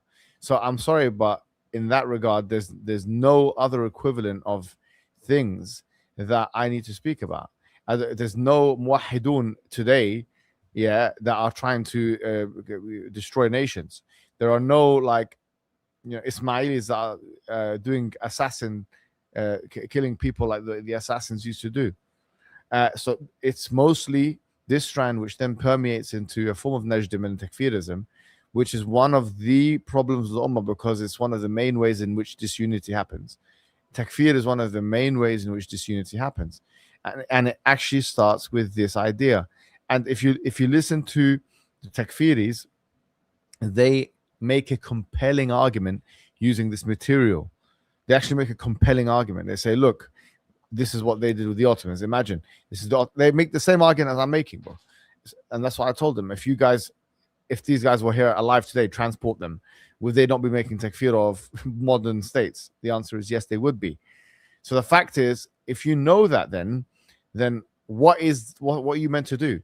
Takfiri says to them, the thing that you're meant to do is you're meant to kill these innocents. They're not even innocents. They consider them to be part of the problem. And then you're meant to go here, and you're meant to go there, and you're meant to do this, and you're meant to do that. Okay, so then it actually has an impact. And look at Syria, bro. Yes, we talk about Bashar al-Assad. Bashar al-Assad, he was a butcher. He killed hundreds of thousands of people. Yeah, he's a very bad man. Yes, Iran it involved itself in that, and they did it for state interest. But you also had the takfiri groups that were CIA groups. But then you had those individuals, as we saw now, the Epstein files. But these individuals that were called in from, from Morocco and from Algeria and from the West and from Pakistan and from Egypt and from Libya, all these kind of sort of countries, they came in and they filled in the gaps, and then they caused death and destruction for a whole nation like Syria. And now Syria, look at it now, look at the people. Wallahi, I feel so sorry for the people there, and what they had to go through is as bad as what the Palestinians had to go through. It's as bad, honestly. And they're the same as the Palestinians for me. They're the same irq, the same, they look the same, they're the same people, they're Levantian, Shami individuals. There's no fadl over them, over the Palestinians, or the Palestinians over them. Their cause is one for me. I have no differentiation. And I don't forget what happened in Syria. And I haven't forgotten it just because of what's going on in Palestine now. And we will call that out all the time. And we have, Akhi, and if someone looks at my record or goes on AI and say Mohammed Hijab stance on Syria, and like how consistent has he been, there's not going to be a question about how that happens. One of the things that people criticize you for, Daniel, and I'll let you answer this because I don't know whether to agree or disagree with this one yet, is that they say that you, but basically, that you soften your tone with Iran, but then when it comes to all these other groups and all these other nations, you're very harsh. So they're accusing you of what you're accusing them of, but in reverse. How would you respond to that? Who am I soft with? Which country am I soft with? The countries So that are allied with Israel. Iran, the countries that are. So no, I'm harsh. I'm harsh on some of these countries because they're allied with Israel and the United States. It's very simple to understand. Has nothing to do with Shiism. You're being accused of being Shia. It makes no sense. Like, you can't even say it with a straight face because it's so ridiculous. Like, look, Azerbaijan is a Shi'i country. Azerbaijan is Shi'i. They're allied with Israel. You think I'm soft on Azerbaijan? Country that is soft on or is allied with Israel? No way. The issue is that the same reason that I support the Palestinians, and we talked about this, and I talked about it with Rajit as well, Adnan Rajit. I said that, look, if you have a problem with my position, if you have a problem with my position with with Iran, then you should also have a problem with the Palestinians, because the Palestinians themselves, their leaders, are calling for pan-Islamic unity. They want unity of the Muslims because they recognize that this is the only way to stop the genocide. And to save Palestine and Syria and the Muslims is a unity that goes beyond sect. So if you have a problem with my position, that's where my position is from, actually. That's what inspired my position, is to hear what the Palestinians themselves said. And I said to Adnan, I challenged him, do you think that the Palestinians are fools? And he said, yes, I think that the Palestinians are fools. He said this. And it went viral, like this kind of statement. I mean, that's, no, if I didn't see that, but if he did say that, that's a preposterous thing. But he said it, and he doubled down on it. Like, this is the kind of person that we're dealing with. These are the objections that they bring. It's complete hypocrisy. Someone is saying, oh, you're soft on Iran. Meanwhile, he can't condemn the UAE for this collaboration on the Abraham Accords, for the backing of the RSF and the Sudanese genocide, for the building of Hindu temples. So you are discredited. You are completely discredited. You're a hypocrite. You're going online. He's going online and saying, we need alliance with the Hindus. We need unity. What I don't understand is, what I don't understand is this, Daniel, is if someone believes, I'm not necessarily speaking about Adnan, although it may apply to what he thinks, right? Yeah. If someone believes that Ibn Abdul Wahhab and his followers made takfir of the Ottomans, and that takfir was somehow justified, okay, Ibn Abdul Wahhab, you won't find him talking about the Ottomans in that. I don't know. I don't think you'll find like a mass takfir from him of the Ottomans. I've tried to find that. I don't find it, but definitely certainly his followers, right, and those who ally with them, etc. You bring them and you ask them, okay, we have a Muslim nation over here, and the political elites, they've got a temple over here, and it's a Hindu temple, and they're going inside doing gestures of a shirky nature, like putting their hands together and stuff. What's the status of this? Now, if you speak to a modern day Salafists and they say, well, we think that they would make udhr bil jahil or anything like that, they're either jahil themselves. I don't see other two ways. Wallahi, either you're jahil, you don't know what you're talking about, or you're lying to yourself. You're trying to whitewash it. You think we're dumb. You think we're everyone's dumb. Everyone's stupid. Yeah. Everyone doesn't understand that if you so istighatha, which you've had people make arguments for and against in Islamic history, Asyuti, Subki you mentioned, and the udhr bil jahil was made by Ibn Taymiyyah and everyone. That one, we killed the people, according to you. But that one over there, which is actually Hindu temple, this one over here, no. This one is what do you call it? No chance, man. So this is why I've always said, and I put this quite bluntly, and I believe in this, bro.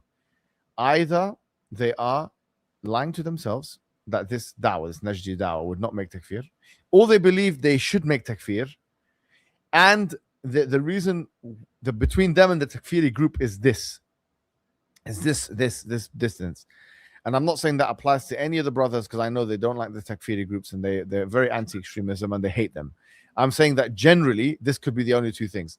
The third thing is that they disagree with the Najdi Dawa in those areas, but they don't want to admit it for some reason. Maybe it's because of a national history, maybe because it's politically incorrect in their country, maybe it's because they'll be denied access to certain countries. Whatever it may be, that's the third possibility. But that's all I'm man. trying to say, that's yeah, man. They're hiding the truth so for the sake of. So this is a major sin. You know, this is hiding the truth for whatever reason. Like if you're a daya and you're a political preacher, if they hid the truth, I'll be honest. If they hid like if someone hides the truth, but someone else is speaking the truth, it's fardu kifaya. Like for me, I don't mind that. But the issue lies with what you said before. Is if you're gonna start condemning this nation over here on theological grounds, which is Iran, condemn based on theology, on Najdi Dawah principles. Tayyib, let's bring the Najdi Dawah principles and let's apply it across the board. What would they be saying? And that's where my issue is. That's why I called it the Najdi fork. It's a dilemma for them. Because why is it a dilemma? Either you condemn everybody or you don't speak about the issue at all. No, look at the inconsistency, bro. Look at this inconsistency. So there are multiple clips of this guy, okay, coin collector. He's saying that we need Muslim Hindu unity.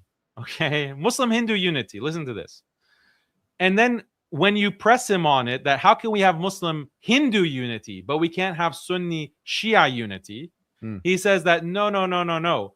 When it comes to the Shia, they kill Sunnis. Therefore, we cannot unify with them. So you see the shift. He shifts from a theological issue to a political issue. Oh, Shia have killed Sunnis. But haven't Hindus been killing Muslims? Like, where have you been living? Where have you been? Haven't Hindus? I have to agree. With that. That's BS, bro. That's the worst thing I've ever heard in my life. That's what he says. It's ridiculous, bro. This is his statement. So pathetic. No, I have to say this is unbelievable, bro. There's no other way of putting it. So wait a minute. On the one hand, you can have unity with Hindus on a cause, but on the other hand, you can't have unity with Iran. If that's what you're telling me, brother, I'm sorry. What Salafism is this? Yeah, this is exactly. He wants to say that Adnan Rajid. Oh no.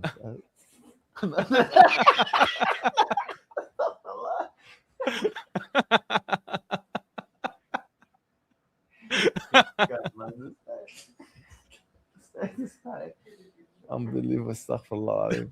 No. Now I have to. Now that you've said his name, I have to check if he said this. Yeah, let's have Zishan, brother Zishan, bring it up. No way, bro. Yeah, look at the response. We'll go through it. No, so can you put it on your screen? Because now we have to double check. Now that you've mentioned his name, he didn't mention. You want me to bring it up on my screen? Let me bring it up. Let me bring it up. This is going to shock you. Okay. I think maybe because sometimes you're very uncharitable. We're gonna look at this and we're gonna analyze it very. No, but he's very uncharitable sometimes. So you have to be honest.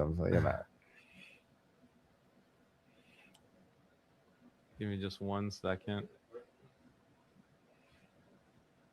But I don't know if you'll be able to see it. You want me to read it? You start making excuses already. You want me to send it to you?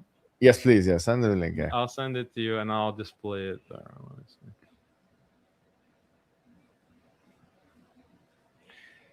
I thought he said that.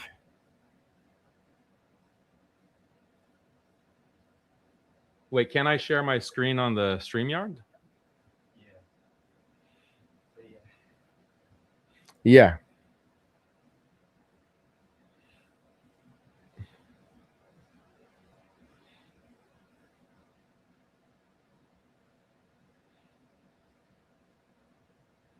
Okay. What is it? What is it, bro? No, Akhi, this is no, Akhi, you can't show this. Akhi, this is haram, bro. I'm just looking for the tweet. I'm gonna show you exactly here. This is in the thread. Look.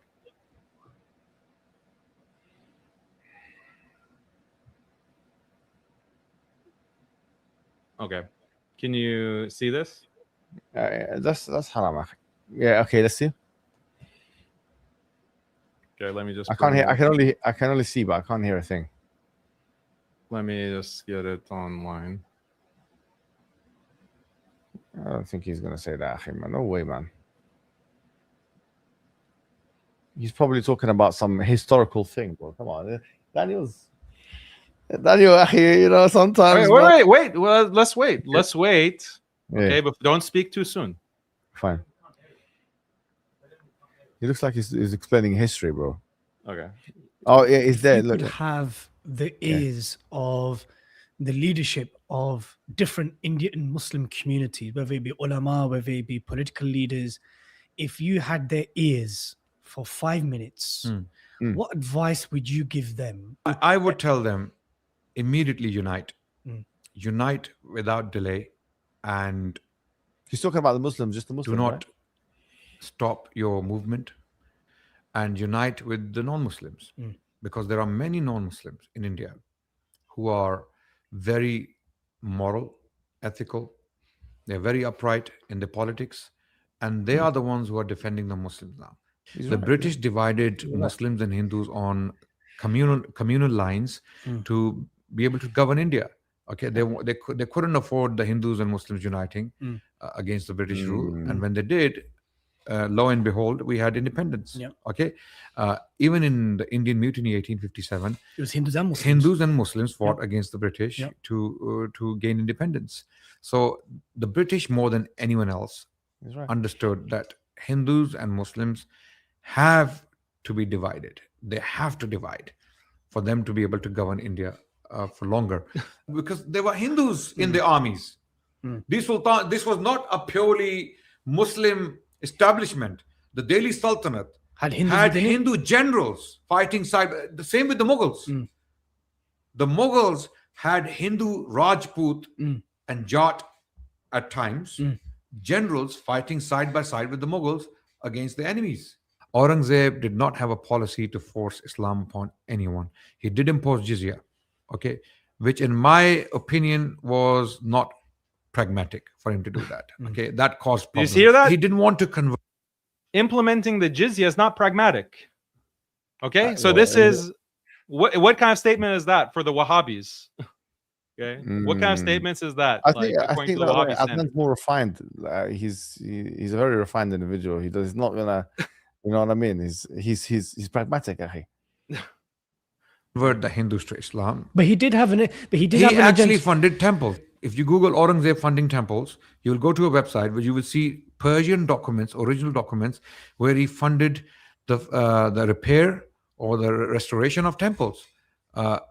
And he did not. I mean, when people say he was out to demolish temples, again, this is another lie, a misrepresentation of history. Okay, so I mean, you saw that, right? And there's more I to the saw story. that. So where I agree is that, you know, he probably means unity in a obviously theological sense. He means the sort of unity that you'd have, like I was talking about in the beginning of the stream. Like if you have a Christian neighbor and you're both doing some work together for charity, this is the sort of thing he's talking about, definitely. Yeah, so then why is that not applicable to the Shia? Well, definitely, it should be.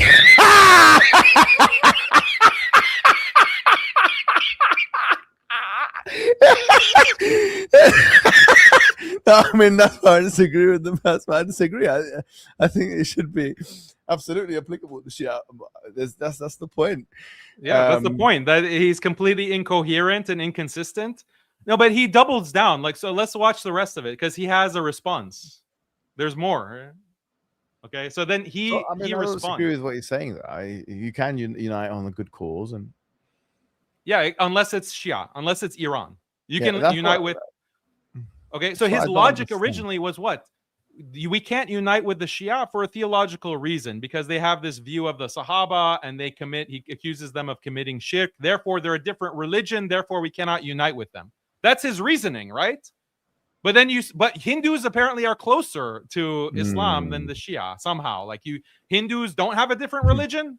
How does this make any sense? Okay, and let's Yeah. not belittle the fact that he says that the jizya is not practical. Okay, applying the jizya. This is a shocking statement of kufr, actually, if you interpret it a certain way. That this is a kind of I kufr wouldn't go statement. that far. I think he's it's not kufr. No, it's not. He's defending the building of Hindu temples, and he Did he disagrees ever with defend the jizya. I don't think he Okay? ever defended the Hindus temples. No way. Okay, I mean, people have heard the clip, so they can interpret it. So this is what Okay. he said. This is his response. He doubles down. Go on. Okay, he doubles down. He says, "Enjoy. I advocate for a strategic alliance with any entity that does not kill Muslims." Okay, just like Sure. the Prophet ﷺ did with Banu Qurayza.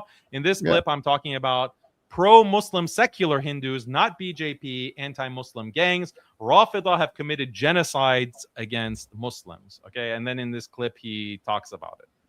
So in that case, then on that basis, maybe he doesn't mean Yemen then. So if, like, for example, Yemen are also Shia, well, not all of them, but the ruling party now there is, and there's a good number. And so then on that analysis, what genocide? I mean, do you know what I mean? I don't know, like, there's lots of Shia in the world that have not done anything. No, but how is he he's mass takfiring the Shia? He says that no alliance with Rafida is allowed. Did all the Rafida do massacres against Sunnis?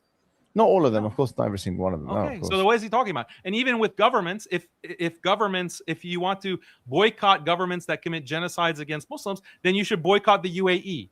You should boycott Saudi.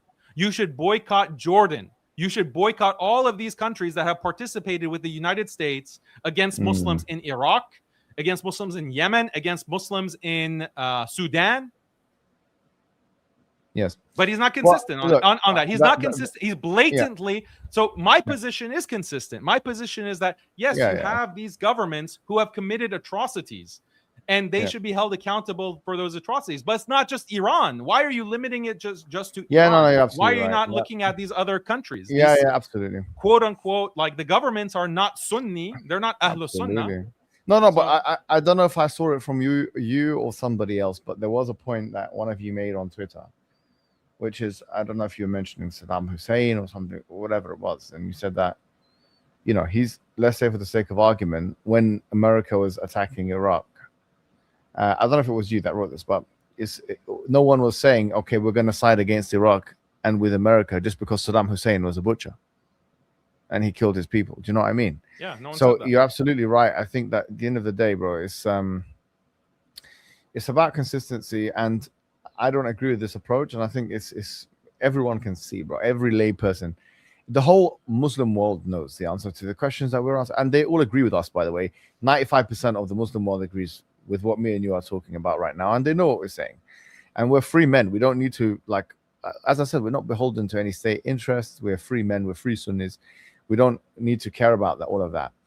But I do think that to end this, stream, we should talk about unity now, because we spoke about some of the problems, some of the inconsistencies, and I agree. But what I want to see, Daniel, and I want to be part of this, and I want you to be part of this. I want to see a great unity happen between the du'at in the English-speaking world. Great unity, collegiality, respect, love, concession. I feel like that's the way forward. And look, now you have a, dare I say, you have a mainstream. You have a very mainstream approach, pragmatic approach to dealing with unity, right? There's no question about that. You're talking about doing it with the 12ers or whatever in context, and I agree that you can do it with anybody. And I agree with Adnan as well, by the way. They can even do it with Hindus if they don't kill us, and it's a good cause like charity or something, whatever maybe. I agree with all that. However, as Muslims, we need to have a special kind of unity. And I think us in the dawah space, we can start creating unity by granting concession to one another, allowing a lot to slide. Yes, if some people are too extreme, we have to refute that. If they're just disunity merchants, and because I was saying in the beginning of the stream, if they continue, they're gonna kill us off, bro. In the last 100 years, how many Muslim countries have been destroyed? Iraq's been destroyed. Libya's been destroyed. Syria's been destroyed. Palestine's been destroyed. Sudan has been destroyed. But there's so many Muslim countries, bro. The Uyghurs, the Rohingya. There's too many of us that are suffering, bro. Somalia. There's so many people that have suffered around the Muslim world. You know what I mean? And so many other Muslim countries I haven't mentioned. Afghanistan, obviously, a huge example of that. Even Pakistan, you know, lots of countries suffering, bro. Lots of hard times. Okay, Lebanon. Look at Lebanon. We were raising money for Lebanon. Bro, I've just counted 10 countries. How many millions of people died? And the reason why millions of people are dying is one of the main reasons is because we're disunited. As much as we don't want to say it, it's the truth. So imagine now if we remain on this, the next 100 years is going to be even more death and more destruction and more humiliation. So that's all well known. So what we're calling to is not uniformity. Kashmir is another one, by the way, but that I didn't mention. It's a very important one. But yani, there's lots of them. But obviously Bosnia, Chechnya, there's lots of countries that I've not mentioned. Kosovo, bro, Albania. Yani, I can't think of everything now. I apologize if I haven't mentioned any of the countries like Sudan or Congo. Many of those countries, right? We're Muslims. But what I'm saying is,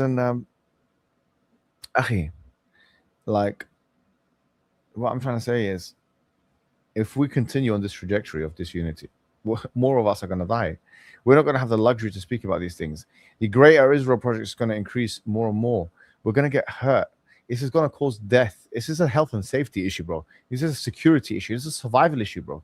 And these guys, they don't realize this. And I'm trying to say to them, that's why we need. Algeria is another one, bro. This is another one. I forgot. Yeah, but obviously that was a bit before. But what I'm saying is, there's so many of them, akhi. I can't even. We're going to keep getting hurt. We'll keep getting hurt, akhi. So unity starts with what we can control. What we can control, like me and you, Daniel, I think what I'd love to see, like on a real practical level. And do you know who else has been oppressed, bro? The Kurds, bro. That's the Kurdish people. The good Kurdish people, bro. They've been harmed, akhi. Look what happened to them. So I keep mentioning so many people, but I forget some other people. Anyway. Iran, bro. Of course, you're gonna say that. No, I'm checking. Okay, bro, the Kurdish people. Well, I've got many Kurdish people in my family now. My sister's married a Kurd, my niece is married a Kurd, and I love these people. I think they're very honorable individuals. They're fantastic humans. We've got Tariq Kurd as well in the Sapiens, bro. They're great people, man. Yeah, anyway, he's a good brother. Shout out to brother Tariq. Yeah, you know him. Yeah, I remember him from my trip in the UK. He's really generous brother, mashallah. Oh, bro, he's the best. I've mentioned Libya. Someone mentioned Libya. I said Libya before, but I say it again, Libya. What happened there was very diabolical. I've mentioned many countries. I have probably left out many countries. Now I apologize if I've missed out the countries. Kashmir I've mentioned already, yeah. But I'll mention again Kashmir. Yeah, so as I said, akhi, if we don't unite, I'm not saying uniformity. I'm not saying we all have to have the same beliefs. I'm saying unity. There is a difference between unity and uniformity. Unity is where we all have the same aqeedah and the same fiqh. I'm saying uniformity is that, uniformity is when we have everything is the same. I'm saying unity in the sense that we can agree to disagree on certain issues, right? However, also another thing I didn't mention is Nigeria. They went through a lot of difficulty as well. Anyway, it's this Somalia. Did you mention Somalia? I mentioned Somalia, but I mentioned again Somalia. Northern Somalia, Hargeisa, all of these areas. I know there's been specific issues in the north as well, and there's specific issues in the south as well, and specific issues everywhere. Ethiopia, bro. There's lots of Muslims there. Obviously there was a civil war, in Ethiopia. Unbelievable. That wasn't religious. That was a tribal thing. Did we mention Yemen? Yemen, bro. Come on. How could we not mention Yemen? Subhanallah. I mentioned Rohingya. I went and saw the people in Rohingya myself. But anyway, I'm saying if we don't do this, also Eritrea, bro. Bro, it's incredible how many countries with a huge Muslim population have been disturbed, and we're still talking about this stuff, We're going to get destroyed. We're going to get annihilated, man. I'm telling you, we have to start. And that's why what I think we need to do, Mali, bro. I forgot to Mali. Anyway, and look what the French did. No, North Korea. But, bro, even the non-Muslim countries, but that would defeat the object of what I'm trying to say. So what I'm saying is that, what we want to do is want to create unity, yeah? I want to create unity. I want to create unity between everyone. So what I want to do is I want to bring Daniel Haqiqatjou. I want to bring Omar Suleiman. I want to bring Adnan Rashid. Bro. Do it. I want to bring all of these guys together.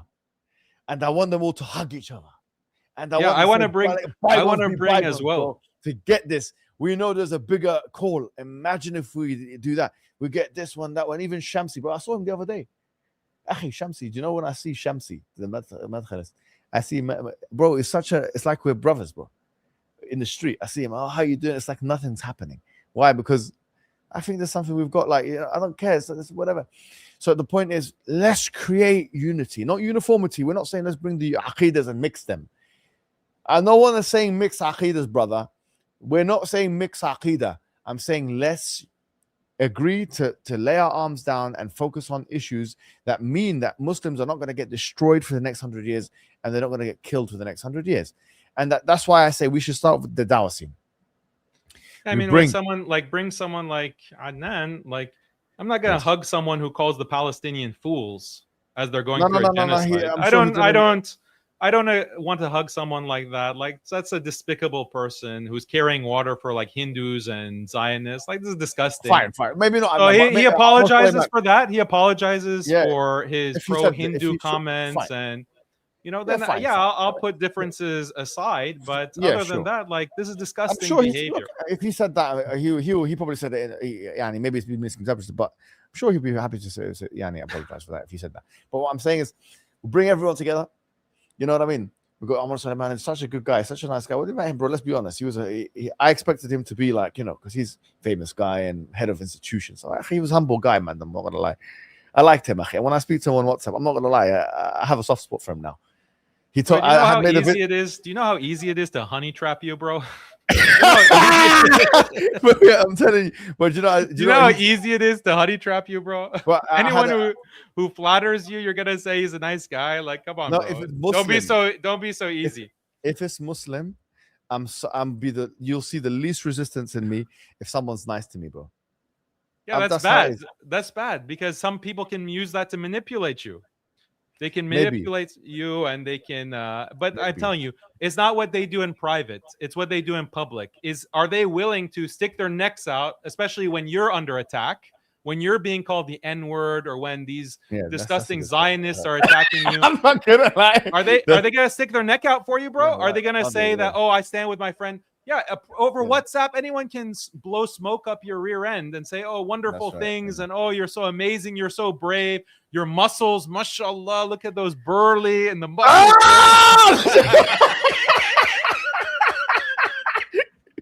Yeah, anyone can sweet talk you, bro, on WhatsApp. Don't be so easily manipulatable, bro. This is easy. You don't want to be a victim of a honey trap, because they do that, right? You know that the Zionists, they send their agents. So nice. I don't know what you like, but Bosnian, maybe. Oh, you talking about women? No, trust me, Akhi, the honey trap thing will never work on me or the women. There's no way, bro. Akhi, they've already tried that. But I go to different countries. I'm not gonna lie. This is gonna sound really racist. Should I say this? Should I say this? Akhi, let me say this, bro. So one time, listen. One time I did this thing. I done this thing where I was like, took my shirt off outside the Chinese embassy. Yeah. Are you with me? And then all of a sudden I get this person. I don't know how they got my number even. Well, but it's noticeably like Chinese woman, bro. And she started telling me this and that and blah blah whatever and this and that. Let's talk. Bro, there's no way I could be so, what do you call it? In the akhafullah, bro. There's nothing there. There was no honey trap. There was nothing to even get temptation. I saw the picture. I saw the body, very small, this and that. I said, "There's nothing there, bro. I'm sorry. What are you talking about? You sent the wrong. You profiled me in the wrong way. You sent the wrong person. You sent the wrong one, akhi. You send me a Chinese, bloody.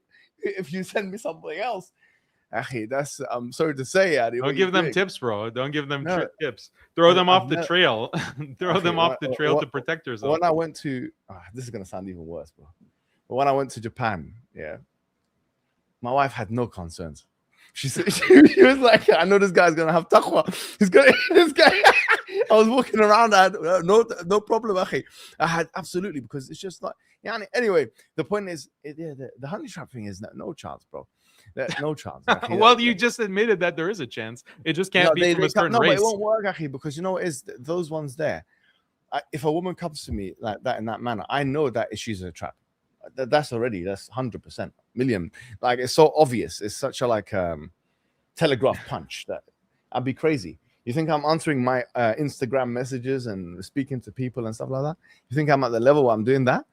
Actually, there's these women here that send me. You can get. I literally, if I go on my Instagram now, I might have like 100,000 women saying things to me, and with no response, bro. Maybe not 100,000, but maybe like 1,000 or something. I don't know. Whatever. It could be like 1,000.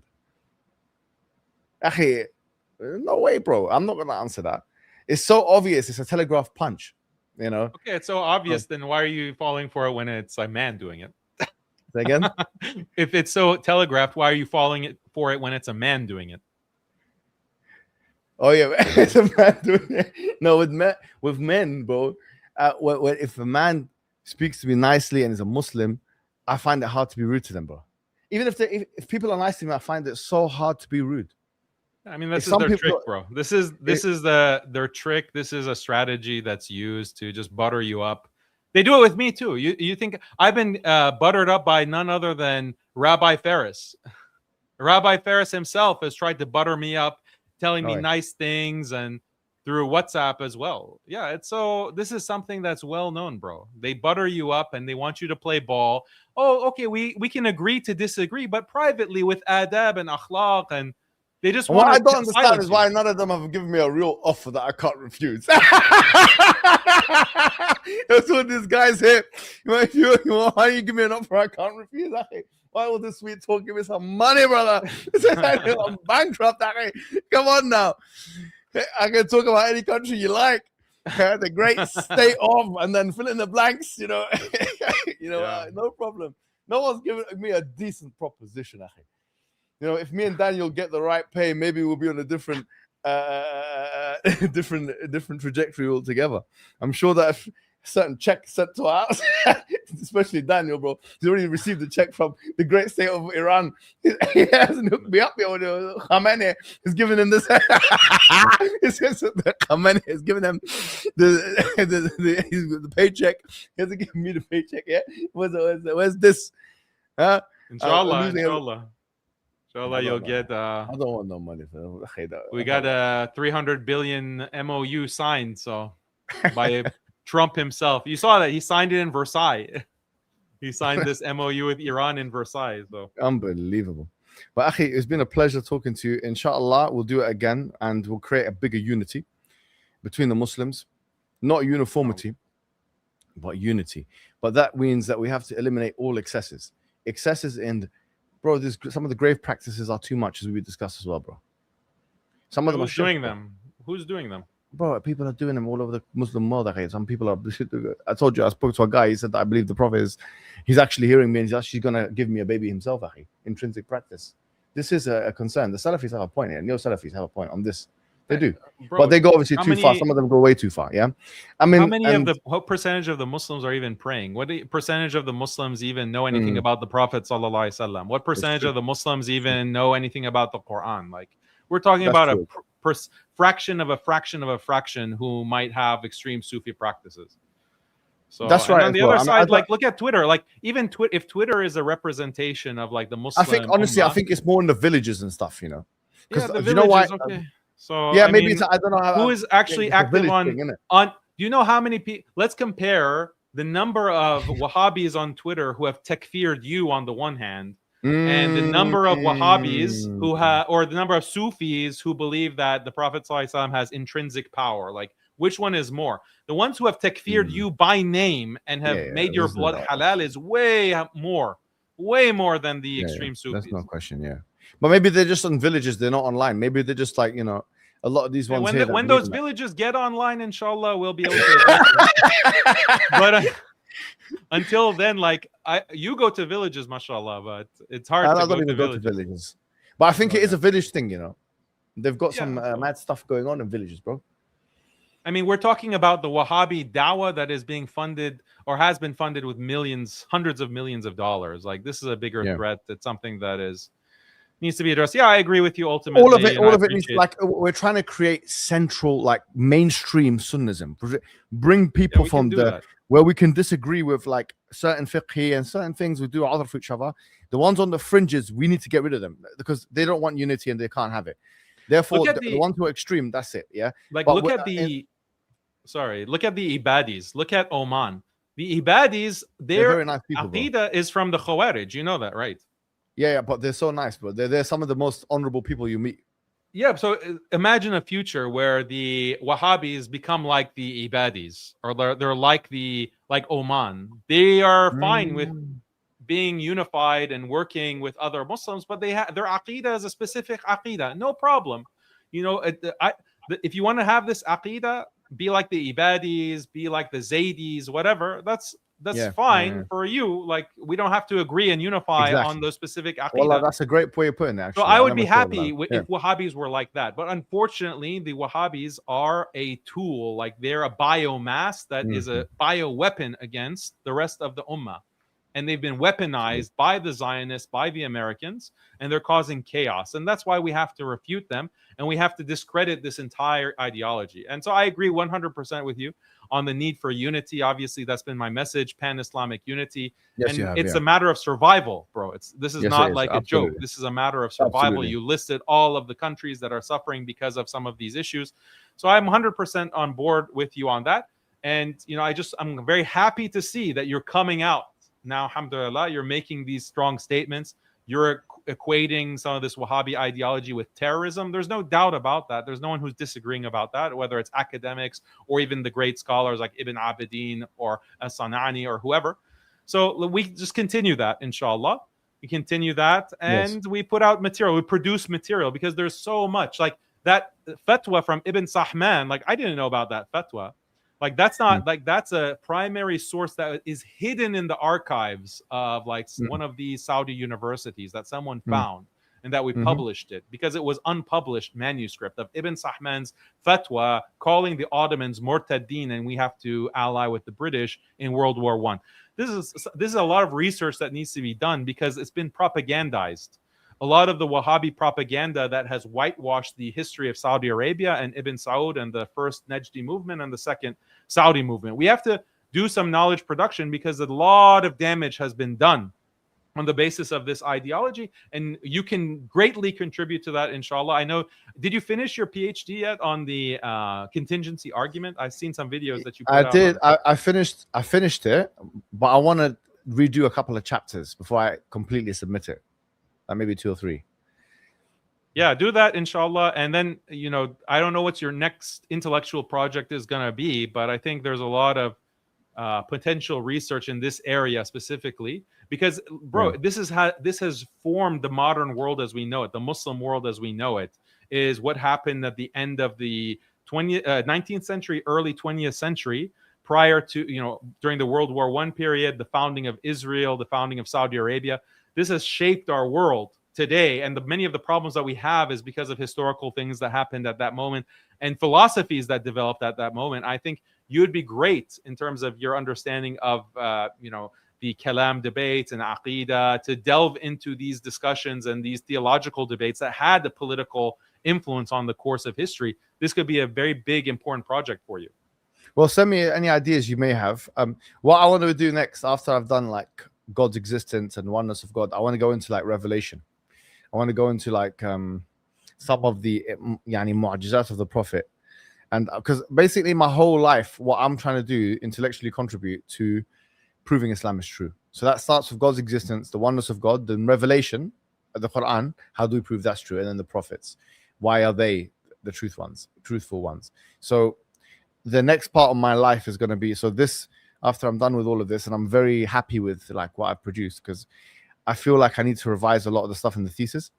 Once I'm really like happy with everything I've written and I've submitted it and I feel it's perfect, then I'll move on to the revelation and going into like I don't know if you've heard of Fadl Samarai and the Mu'jizat, and I like that stuff. I want to go into more like the miracles of the Quran, the word choices of the Quran, stuff like that. For me, that's the interesting thing. And obviously I'll continue doing debates with different people from different religions and stuff like that as well. but that's going to be my contribution. But as I'm going along with everything, people have to bear with me, because there's going to be things that a lot of people are not going to agree with. The more I research, the more I'm going to offend people, because I'm going to come to realize things that I was told that are common notions in certain circles, which are not true or are academically untrue, as we've discussed today. And that's it. It bursts a lot of people's bubbles, but that's the fact of it, and that's the pain of it as well. And to be honest, bro, I didn't get anything out of this. Like, going after the Dawah Najdiyah, I got nothing out of it. I got absolutely nothing. I got no new. Actually lost followers from Saudi Arabia on Twitter. I you know what I mean? Like, I saw it on they were coming. I was getting attacked, racially abused, and I had a good following. By the way, I've got a good Arabic following. Like, a lot of people, follow me in the Arab world, especially in Saudi and Egypt and different countries in Morocco. These are my top 3 Arabic demographics. And so actually Saudi Arabia was number 1 more than Egypt. Now it's neck and neck. I mean, it's still there. I mean, what I'm trying to say is I got nothing out of it. Honestly, I just try to speak to people what I've researched, whatever. And, I love everyone who's a Muslim, and I want unity for everybody who's a Muslim, and I want goodness for everybody who's a Muslim. And Akhi, there's a beautiful hadith which I'll end with, which is that whoever seeks forgiveness for the al-mu'minina wal-mu'minat, for the believers and the Muslim male believers and the female believers, then Allah will write for them a reward for all the forgiveness that they've done. So we seek forgiveness for our own shortcomings towards our brothers and our sisters. And genuinely, I might have said things to offend people today. I don't know. I've tried not to. I would love unity with all the brothers. I love all the brothers. I respect all the brothers. Daniel Haqiqatjou, I respect him immensely. Adnan Rashid, I know him personally. He's an excellent guy. I like him. I've seen so many good qualities of his. He's sincere to the dawah. Ali Dawah, he's my brother. I love the brother.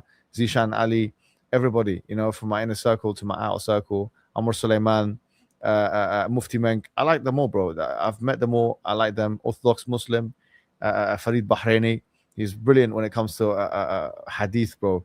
Akhi, people can disagree and say he's not an extremist, he's not any of this stuff. Akhi, I tell you, he's a great man, and he's done a refutation of Shadi Hikmat, bro. If that was put into a peer-reviewed paper, it would be an outstanding one. Akhi, I've never, and this was before GPT, he was going into the footnotes and catching out a guy, a Yale University professor, bro. Brilliant attention to detail. It's a great guy. Jake, wallahi, with all my disappointment of what he's been doing, he's a talent that needs to be appreciated when it comes to the Trinity. Yes, and inshallah he'll come to his senses and come back to the mainstream, because he'll be an incredible asset when he does come. And Hamza Zoltzis, bro, I don't think I've met a man more integrous in terms of the dawah. I tell you, Hamza Zoltzis is number 1, bro. If I had to say this, Hamza Zoltzis, there's no man I've met in the entire dawah that is more honorable than Mr. Hamza Zoltzis. Wallahi, I tell you, he's a brave man. So yeah, he's a passionate man, and he loves the unity of the. And I tell you, I've seen him so much. Like, he's always protected everyone. He's put everyone before himself. He is, for me, one of the people I respect the most in my entire life. Yeah, okay. So And, let me give you an alternative perspective on this. No, Akhi, let's leave it on a good note. No. Let me give you an alternative perspective on this love fest. You want to talk about the compassionate imams like Omar Suleiman, Mufti Menk, constantly filling up. Like, literally, their classes are on the basis of depicting Muslim women as queens that have to be served. Okay. And I pointed out, like, their advertisements for their classes. Like, if you go on Facebook or social media, Instagram, like, you are a queen, you're amazing, you have so much potential, just gassing up the Muslim women. So you might have a lot of love because they send you. Let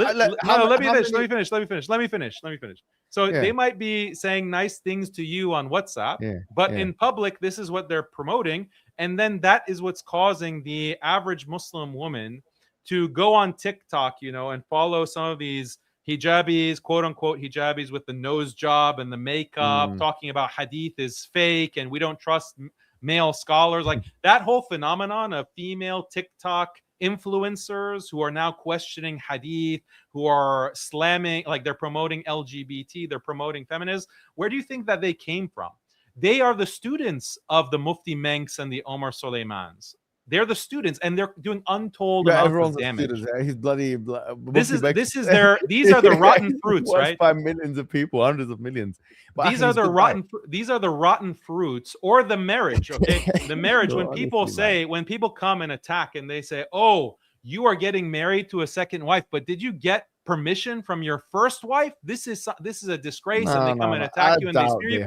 They are coming. They're learning this. I saw Mufti Menk, what do you call it, on Instagram. He was asked about this, bro. He was staunch when it comes to polygamy, bro. I was very impressed with him, bro. Did you see that? I'm talking about an entire network of classes and seminars and courses, and this is what they are putting out. Look, I'm looking into this. I'm studying this because I'm researching Rand. Okay, and so it's a very clear. I forgot to mention Sabah. He was a great guy as well. Of course, of course I forget. So the point is, they're doing serious damage to the ummah. Okay, people are getting divorces on the rise. Look at the divorce rates in the Muslim community. It's shocking levels of divorce, unfortunately, and it's caused by this wave of feminism that has been ushered in by the compassionate imams. When it comes to the Wahhabis, okay, someone like Farid, someone like Adnan Rajit, or whoever, like they are spreading takfir. They're spreading takfir specifically to cause infighting for a political purpose. This is causing damage to the Palestinian cause. This is doing damage to the future of the Middle East because of the Greater Israel Project. We have Israel that's now knocking down the doors. They're going to annex Gaza. They're going to annex the West Bank. They're going to annex southern Lebanon. They're going to annex southern Syria. They're annexing southern Syria.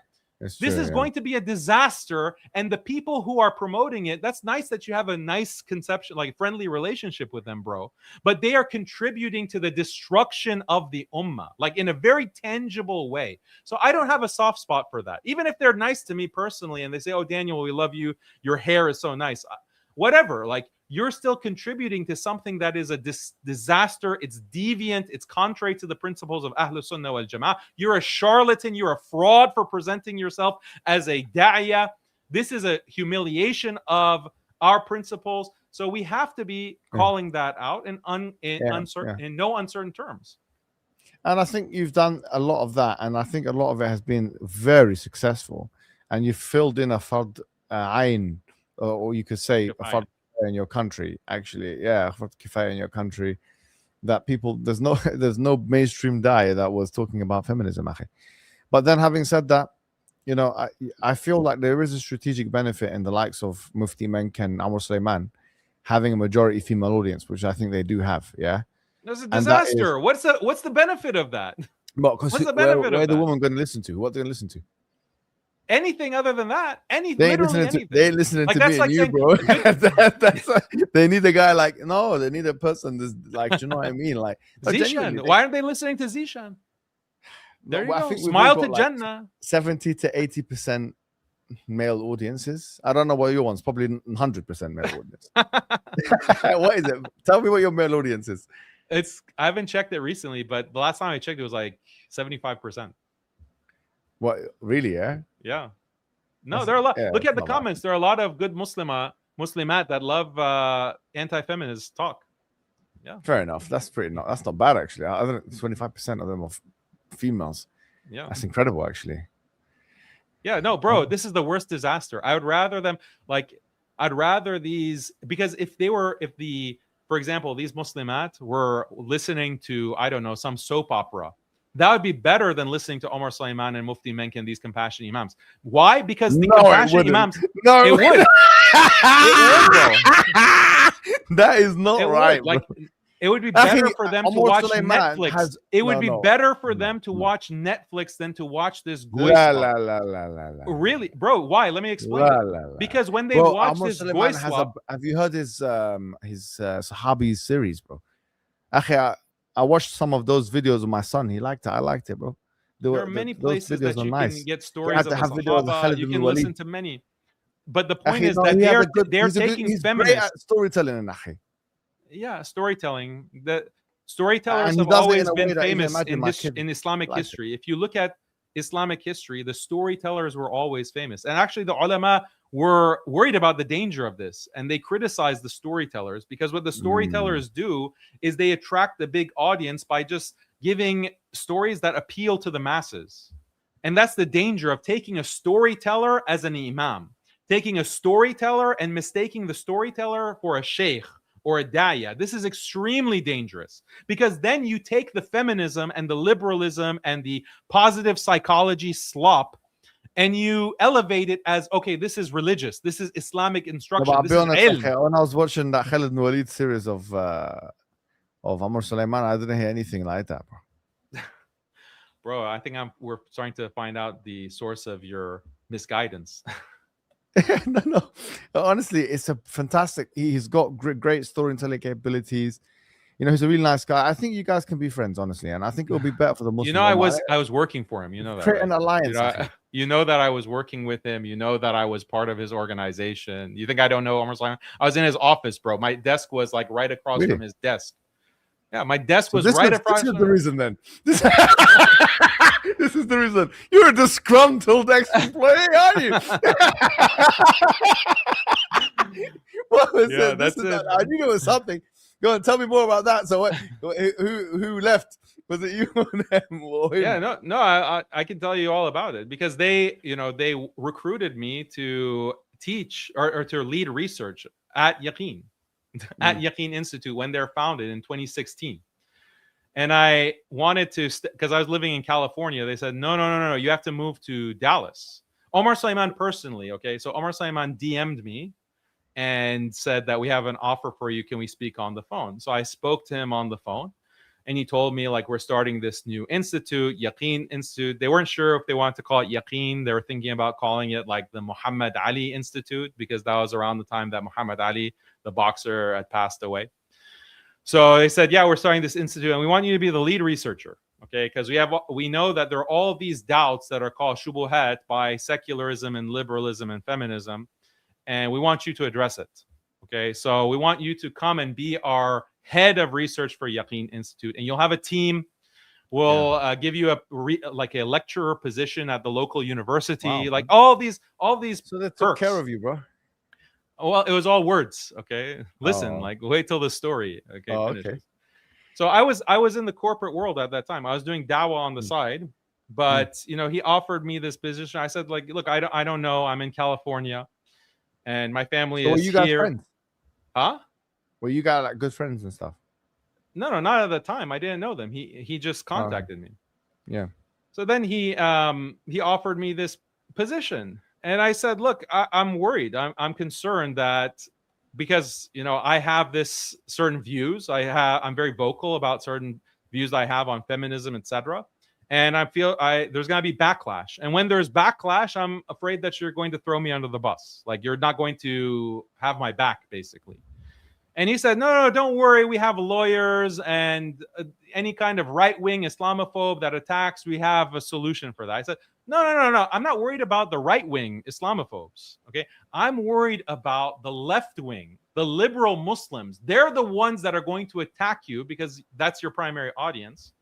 And they're not going to tolerate, basically, me being associated with you. He said, well, and this was his response on the phone. I remember it very clearly, because it should have been a huge red flag. But he said that, well, we're not necessarily going to support everything that you say, but we're not going to throw you under the bus either. Okay.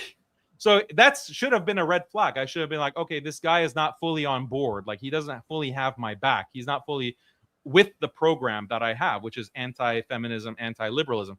In my mind, I thought, okay, well, I just need to talk to him privately. Like, when he is here, like doing a event with Linda Sarsour, or he's associating with these leftist groups, like, he doesn't understand the danger of feminism and LGBT and liberalism. When I go to Dallas, I'll be able to influence him positively and influence the organization positively, especially since I have this position as a lead researcher, the head of research for Yaqeen Institute.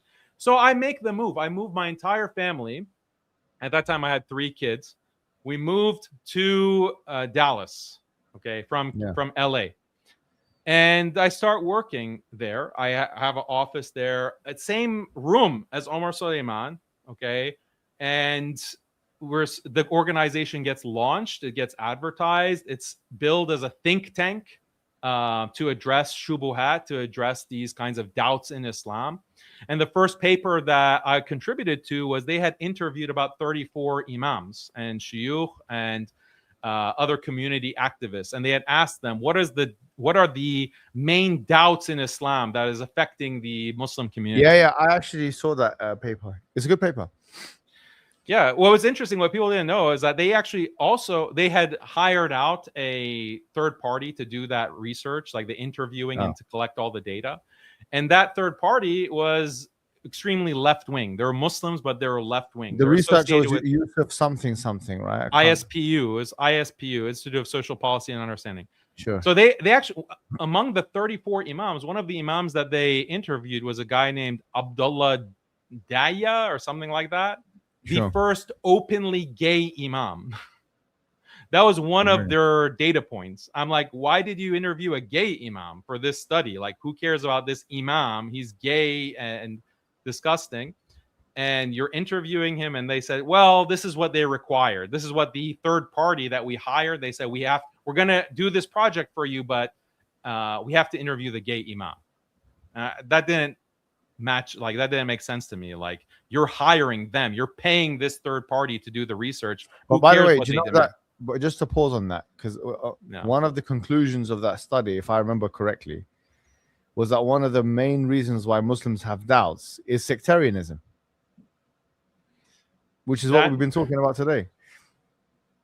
That wasn't one of the main reasons that was highlighted in that. If you go in the study now, we can look at it together, because maybe we're talking about two different. Are you talking about the doubts one?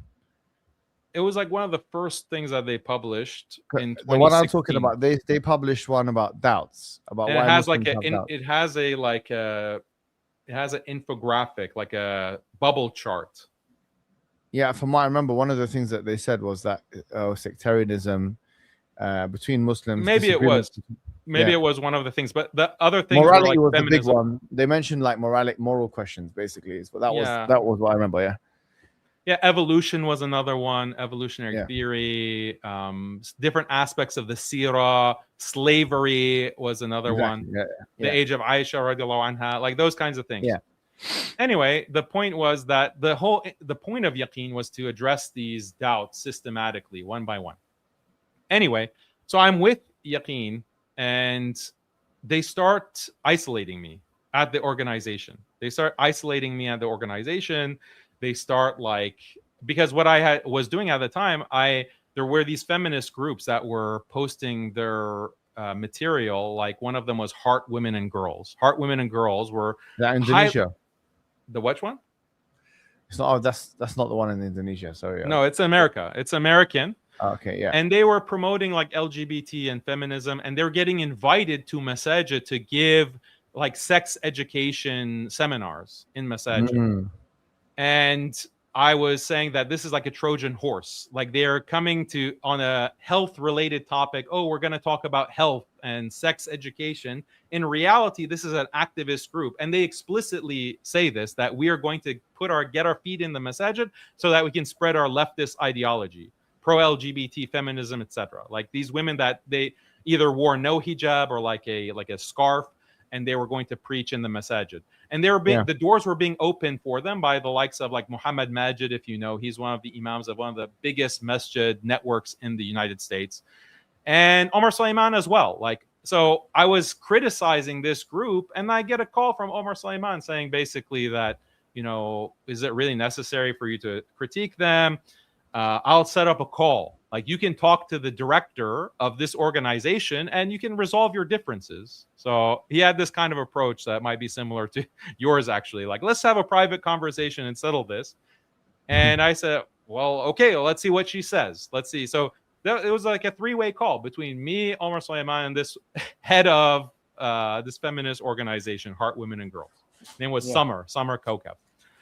And as you can imagine, it immediately gets hostile because she's getting extremely angry. I'm questioning her, like, do you think that homosexuality is acceptable in Islam? Like, do you think transgenderism is acceptable in Islam?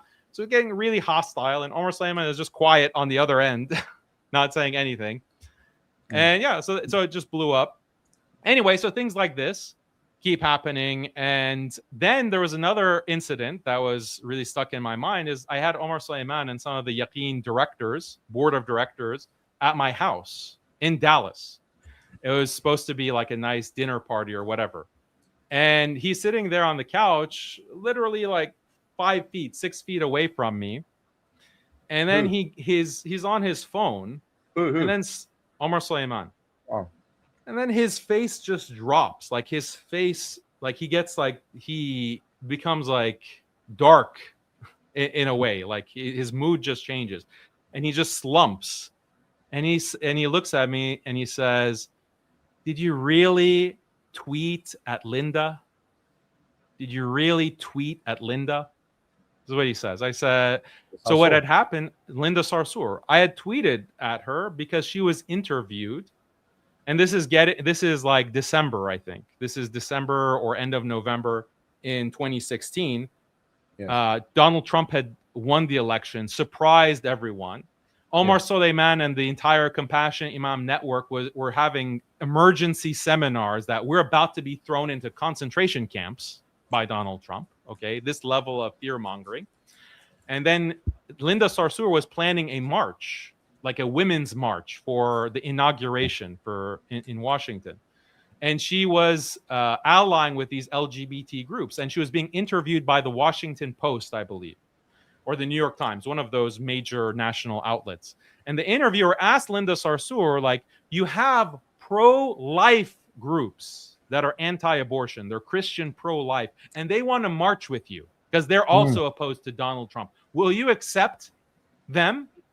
And in the interview, Linda Sarsour is reported to have said, no, I will not. I don't ally with those who reject reproductive rights, basically. And I tweeted just like one sentence, basically, one or two sentences that how can you, and it was not rude. It was just, how can you as a Muslim have this position that's like a pro-abortion position? That was the tweet. Wait. So she said, I won't ally with Yaqeen, but basically because of you. No, let me finish. That wasn't in the picture. Like, this was just a message that she had sent, okay? Or presumably. She messaged Omar Suleiman that, look, Daniel is criticizing me publicly. Oh, He's criticizing me publicly. Oh, I see. And then Omar Suleiman is like, is disturbed by this. Like, Daniel is criticizing my friend. And then this became an issue. Like, this became an issue that as long as Daniel is with Yaqeen Institute, we're not going to collaborate with Yaqeen Institute. These liberals, these feminists, like the worst kind of pro-LGBT feminists, we're not going to ally with Yaqeen Institute. We're not going to work with Omar Suleiman as long as Daniel is there. This was exactly what I had gotten the guarantee from Omar Suleiman. Yeah, so that's how I get it. Now I understand your frustration with it, bro, man. Yeah. So then, I mean, what happened was that they made some excuse. So then, like, they brought me to the office and they said, look, we have to put you on probation. We have to put you on probation. This was in December. I was like, for what? They're like, you're just saying things that are you're too hostile. You're being too hostile. And I said, look, before I joined Yaqeen, I said that what I do outside of Yaqeen is my business, and you have no right to tell me what I can or can't say. And these are things that I have said before. Like, it's not like I suddenly changed. Like, you brought me on and I suddenly changed. Anyway, they put me on probation for 90 days. So whatever. And then after 90 days, and then actually in that conversation, they said another thing that was very notable. Omar Suleiman said this. I said that, look, I'm just criticizing these groups in the same way that I was doing before. Nothing has changed. And another thing that they had a big problem with was I was criticizing Khizr Khan. Do you remember Khizr Khan? He was the South Asian American whose son had been killed in Iraq. So the Democratic Party, Hillary Clinton, was bringing them on like, oh, the model American family. He's a Muslim and American, and his son died in Iraq. And he was being promoted by the Democratic Party. And I was saying that how can we promote this family whose only claim to fame is that their son was in Iraq killing Muslims. Like, we're celebrating that as a Muslim community, and Omar Suleiman and the compassionate imams are like promoting this. Yeah. So Yeah. I was criticizing not Omar Suleiman, but I was criticizing this promotion of Khizr Khan. That was a big problem. So then I pointed this out to Omar Suleiman, and in that conversation, he said that, that was before Daniel. That was before. There's a circle, okay? There's a circle, and before you were outside the circle, criticizing those who are inside the circle. But now we brought you inside the circle, and insiders do not criticize each other. This was what he said. Oh. And I was just shocked by that. So, like, and from his perspective, like, he's saying, like, you play along to get along. Even though if you know something is wrong, you keep silent. And this is not Islam. Islam is not keeping silent for the sake of your relationships, professionally or otherwise. This is not Islam. This is this disgrace, especially if something is being promoted that is damaging the ummah, that is distorting Islam. How can we stay silent? Anyway, 90 days pass. Another meeting they have, again, with Omar Suleiman and the board. I say that, look, I came to Yaqeen with the understanding that these shubuhat need to be addressed. When are we going to have a paper? Because the organization has been around now since it was launched in October, of 2016, September or October. When are we going to address feminism? When are we going to address LGBT? When are we going to address these issues? This was the response. They said that, look, we will have the plan to address these issues, but Donald Trump won the election. Donald Trump won the election, and now is politically not right or not convenient for us to address these issues. Now it's not politically viable for us to talk about these issues. And I was shocked by that. I said, well, you're doing this on the basis of politics and what is politically correct and incorrect and the Democratic Party and whatever. But what if, like, tomorrow the Democratic Party says, like, starts opposing Sharia as a whole and starts denouncing the Sharia as a whole? Are you then not going to talk about the Sharia for the sake of political correctness? Are you going to then reduce the scope of what you discuss on that basis? And then this is what one of these board members said. His name is Ashraf. He said, yes, we will do that. Yes, we will. For the sake of what? For the sake of preserving the organization. That is what he said. Okay, and I swear that is what he said. I swear by Allah that is what he said.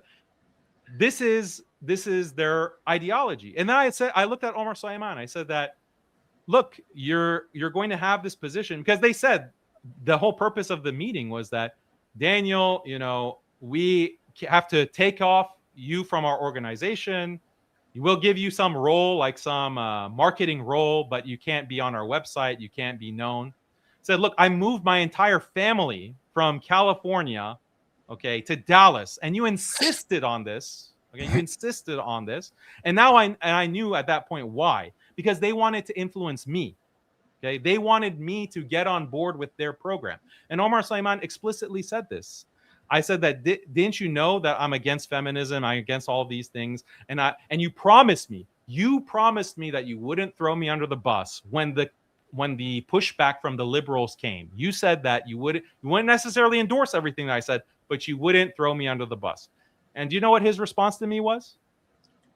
We thought you would change. We thought you would change. So their whole mindset was, we're going to bring Daniel to Yaqeen. We're going to basically wine and dine him. We're going to influence him. We're going to give him this position. We're going to give him this kind of visibility, and he's going to get the picture. Like, he's going to get it, that you don't talk about certain things. You're not going to push certain ideas. You're just going to get on the bandwagon. And they didn't realize that I was basically kind of like an autistic person and I wasn't getting the message, because I was gung-ho 100% on these issues consistently: feminism, liberalism, LGBT. Have you ever been diagnosed with autism? No, I haven't. Oh. But I thought that was meant as a statement of fact. Yeah, keep going. Yeah, so so they said that, yeah, we'll give you this position. I said, that's okay. Yeah, I don't need your dinky position. And I said, I'm out. Okay, so here's my commentary on that. So I think that it all depends on if what the nature of the agreement before you started working with them, right? So if in the contract that you had with them, they had some right to the last say of what you have on your social media, and obviously there's some level of discussion that they were within their right to do whatever No, they there was want. no such clause. There was no such Yeah, if agreement. there was no such verbally, clause, verbally the opposite. Like verbally, it was opposite. yeah, if there was no such my clause, naivete was that I took them at face value. Like I thought, okay, they're a good Muslim organization. They're not going to stab me under the back. And a lot of Muslims that talked to me, they said, like, you should have had a severance clause. Like if they don't retain you and they don't continue to pay you for a certain amount of time, like 2 years, then like they should be penalized for that. Like that should be if explicit. that's the case, bro, if that's actually true, and obviously we haven't heard their side of it, but I mean, No, what but I that's do the know, thing. Like I have challenged them to let's bring mediators. Let's bring impartial mediators. so what would you want I'll to see pick one. to resolve this thing? No, like I there's no result that I want. Like they go and I don't How know much are we talking? How much would we? How much is this for your troubles, bro? Yeah, if I was gonna be paid off, I would have gotten paid off like back in 2016 when I was in Dallas in their office. But I invited them, like, and the still open invitation, by the way. Let's have a mediation panel, and I'll present my case. You present your case. It'll be very transparent and open. And let's see what the mediators, like these. Let's have some scholarly mediators to determine like who's in the right or wrong. Because privately, they go and they sabotage my appearances. They go and push for me to be canceled from events. When I came to the UK in 2023, they were calling people, okay, like some of these individuals that you know, and they're saying you can't have Daniel come to the country and you can't platform him. They had a big problem. Remember we did that. So is your main thing because of feminism? Then is that the reason why they had a problem with you? Feminism and liberalism. Yeah, feminism and liberalism. Those are the main issues. Okay. So do you know what? I have to say then. I mean, because what does check out is the fact that that institute, for the fact that it's trying to, it's got a lot of funding. Okay, Sapiens Institute, where we've got like 7 or 8 full-time employees. It's outrageous the kind of funding they have. It's completely outrageous, and some of it, who knows where it's coming from. Their budget, all of it is transparently available because they have to file as a nonprofit. They have to file. How much they have? They will pull in a revenue of 10 million per year. Unbelievable. 10 million. They have so much money that they have an independent, like their operating costs aren't even on the basis of donations. They've taken the millions and they've created like a trust, and on the base that trust is generating their operating costs. So the salaries, whatever they're doing, we need to start doing whatever they're doing, bro. Just sell out. Just sell out. Like start promoting feminism. It's very easy. Like go work for the Democratic Party. Huh? Who to get it? You think you're telling me who to get their money from? I think that they have wealthy donors. They have wealthy donors internationally. Okay. That's a fact. But it's not just that. They get a lot of wealthy donors because it's an attractive message. They are preaching Islam that's compatible with the dominant political ideology of liberalism and left-wing liberalism with literally the Democratic Party. I'm telling you, on the national convention, they're speaking this stuff now. It's a big problem because the TikTok feminists that you see, they're downstream. They're downstream from these big players that are operating on the level of national politics. No, you're absolutely right. Actually, when it comes to liberalism, you can't have an institute that's in the tens of millions of pounds. That's how much you're getting, bro. Sapiens, we're surviving on scraps. Like we've got 7 or 8 different people. Hamza Zortzis is the one who's in charge of all the finances. Literally, we're nowhere near anything close to what you've just described in terms of the figures. And anyone can go to the IRS page and go nonprofit search, Okay, just No, Google. I don't non-profit doubt search. you. I mean, if you No, I said mean that, you need to see it to believe it, because it also has the salaries. Okay, mentioned. This is all public record, and you can see what Okay. people are actually making in terms of money and salary, No how worries. much money they're getting. Go search with the IRS site, and it's all there. The record is you available. You can show it on your website, on your side, because Zishan just went. Okay, here I'll pull it up. I mean, to be fair, bro, like my criticism of Yaqeen in that case would be that they can't do this because they know that in America, liberalism and feminism is causing apostasy. Their own study showed that, bro. Their own study showed that it's the moral issues that cause apostasy in their country of Muslims and doubts. So if that's what's causing apostasy and doubts, then surely I do agree with you, bro.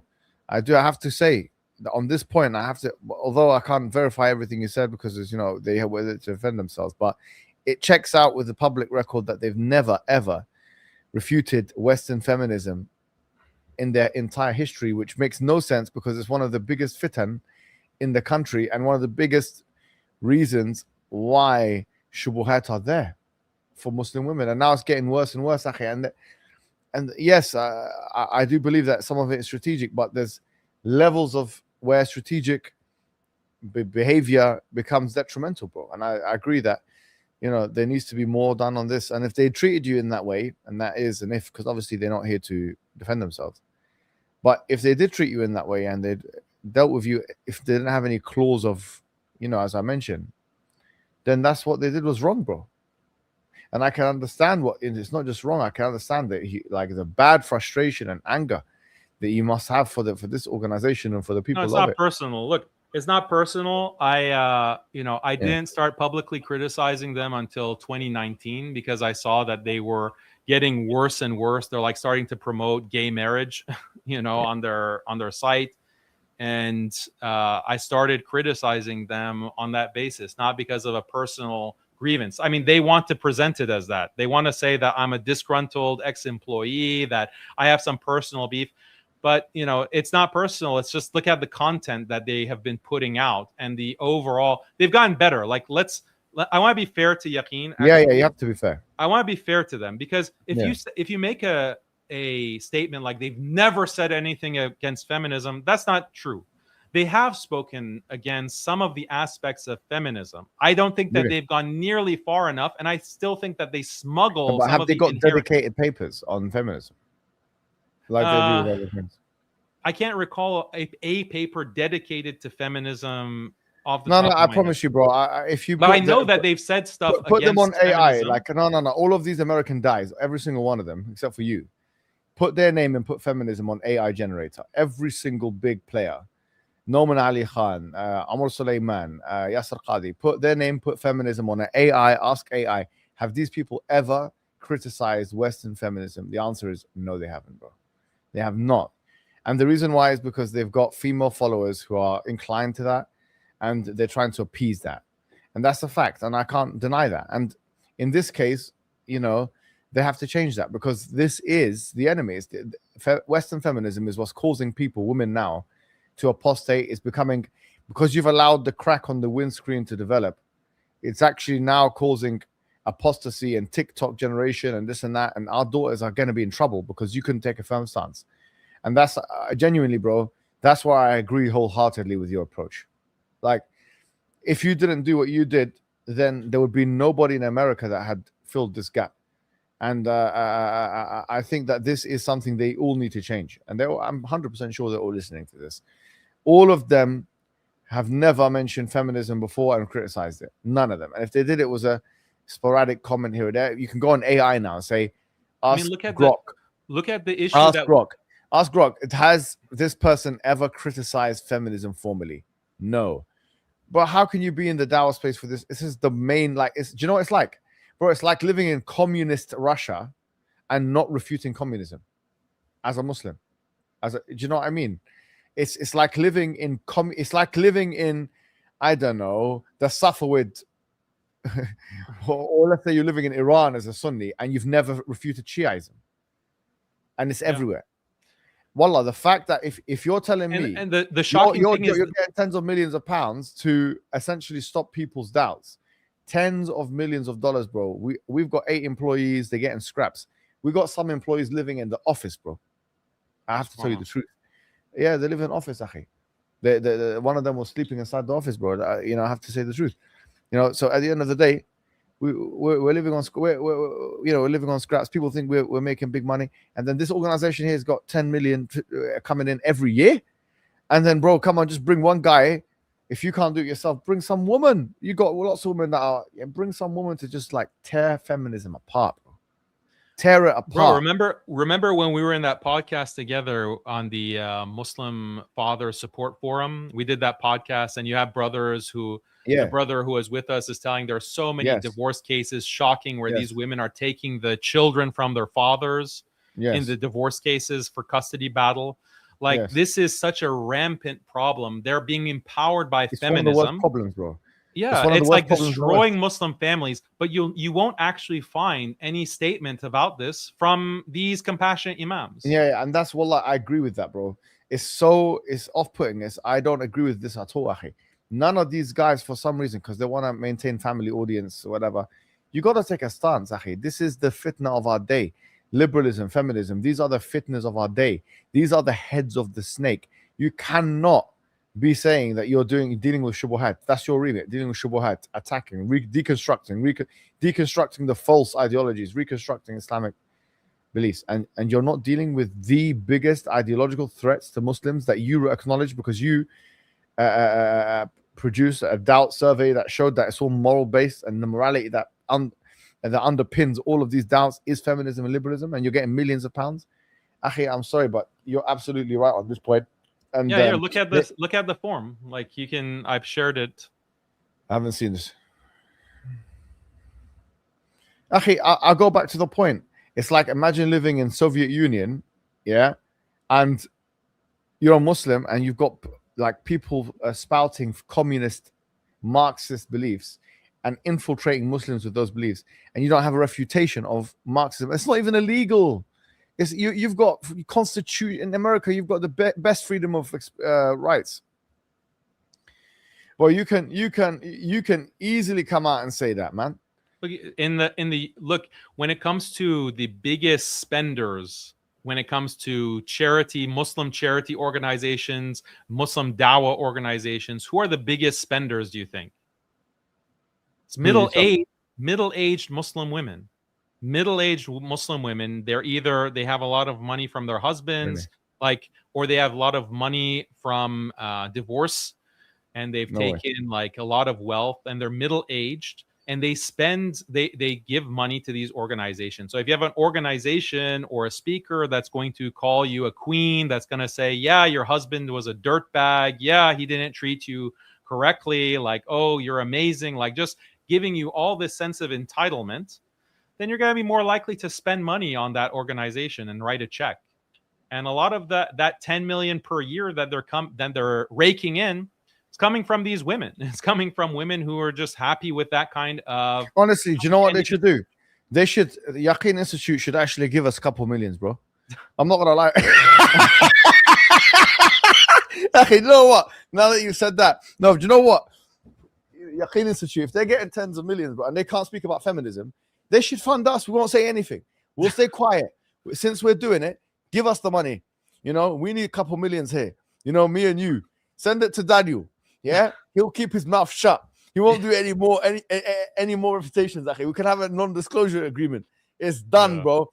Send them money, man. If you got 10 millions, you got a lot of money. You put this man through a lot of hell. Yeah, okay. You might have put them through a lot of hell as well. You might have been so difficult. Let's be honest, you've been a bit harsh on Amos Suleiman, too much as well. Let's be honest. Some of the reputations are too much. Okay.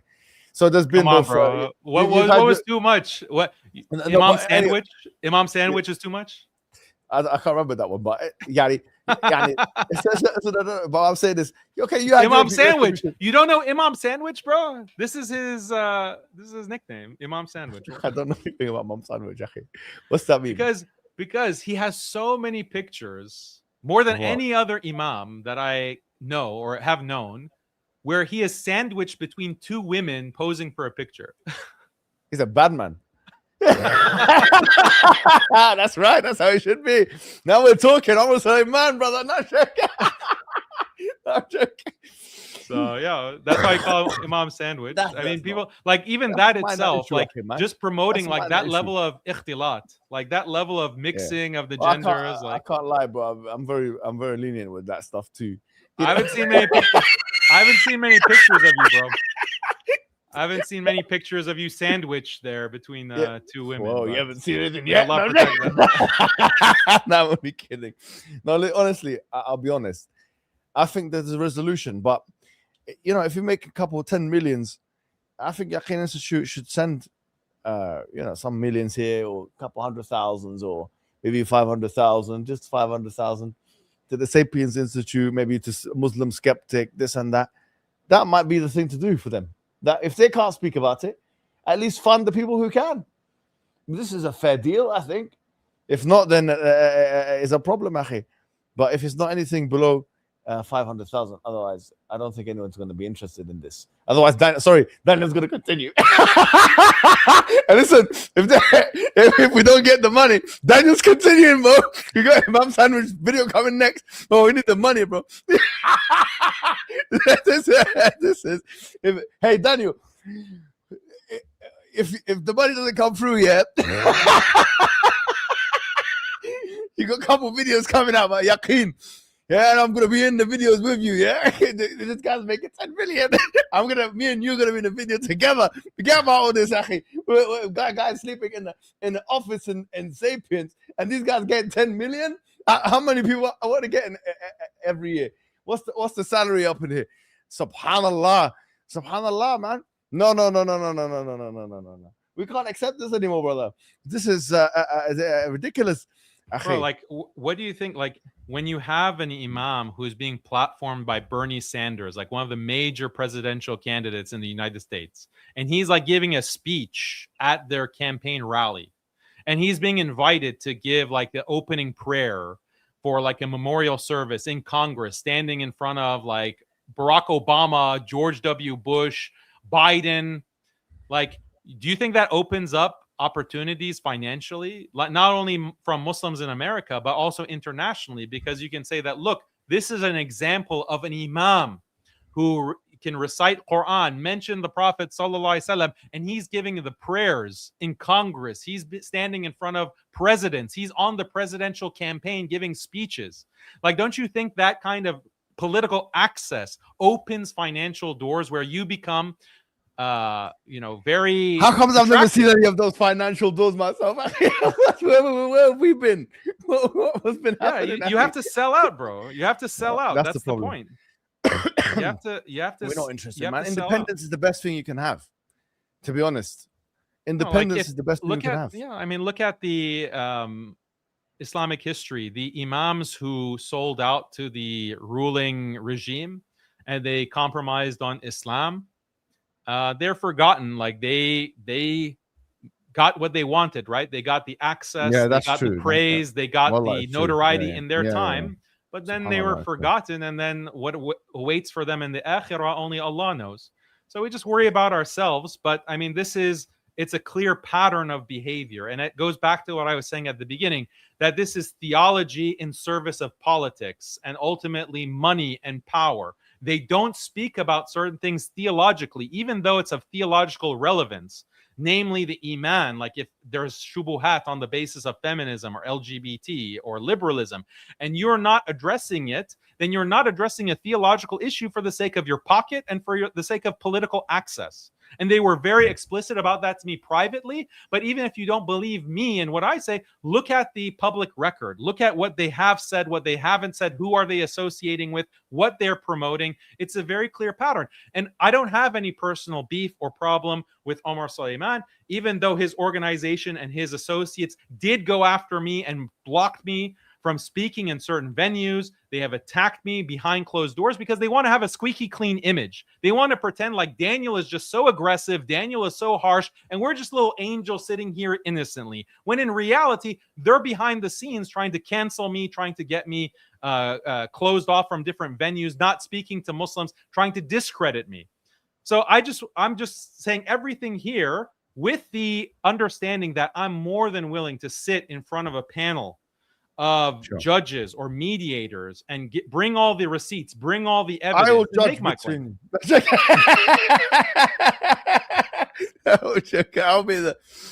Do you know a story, Achi? Bro? Do you know this? No one knows the story, bro.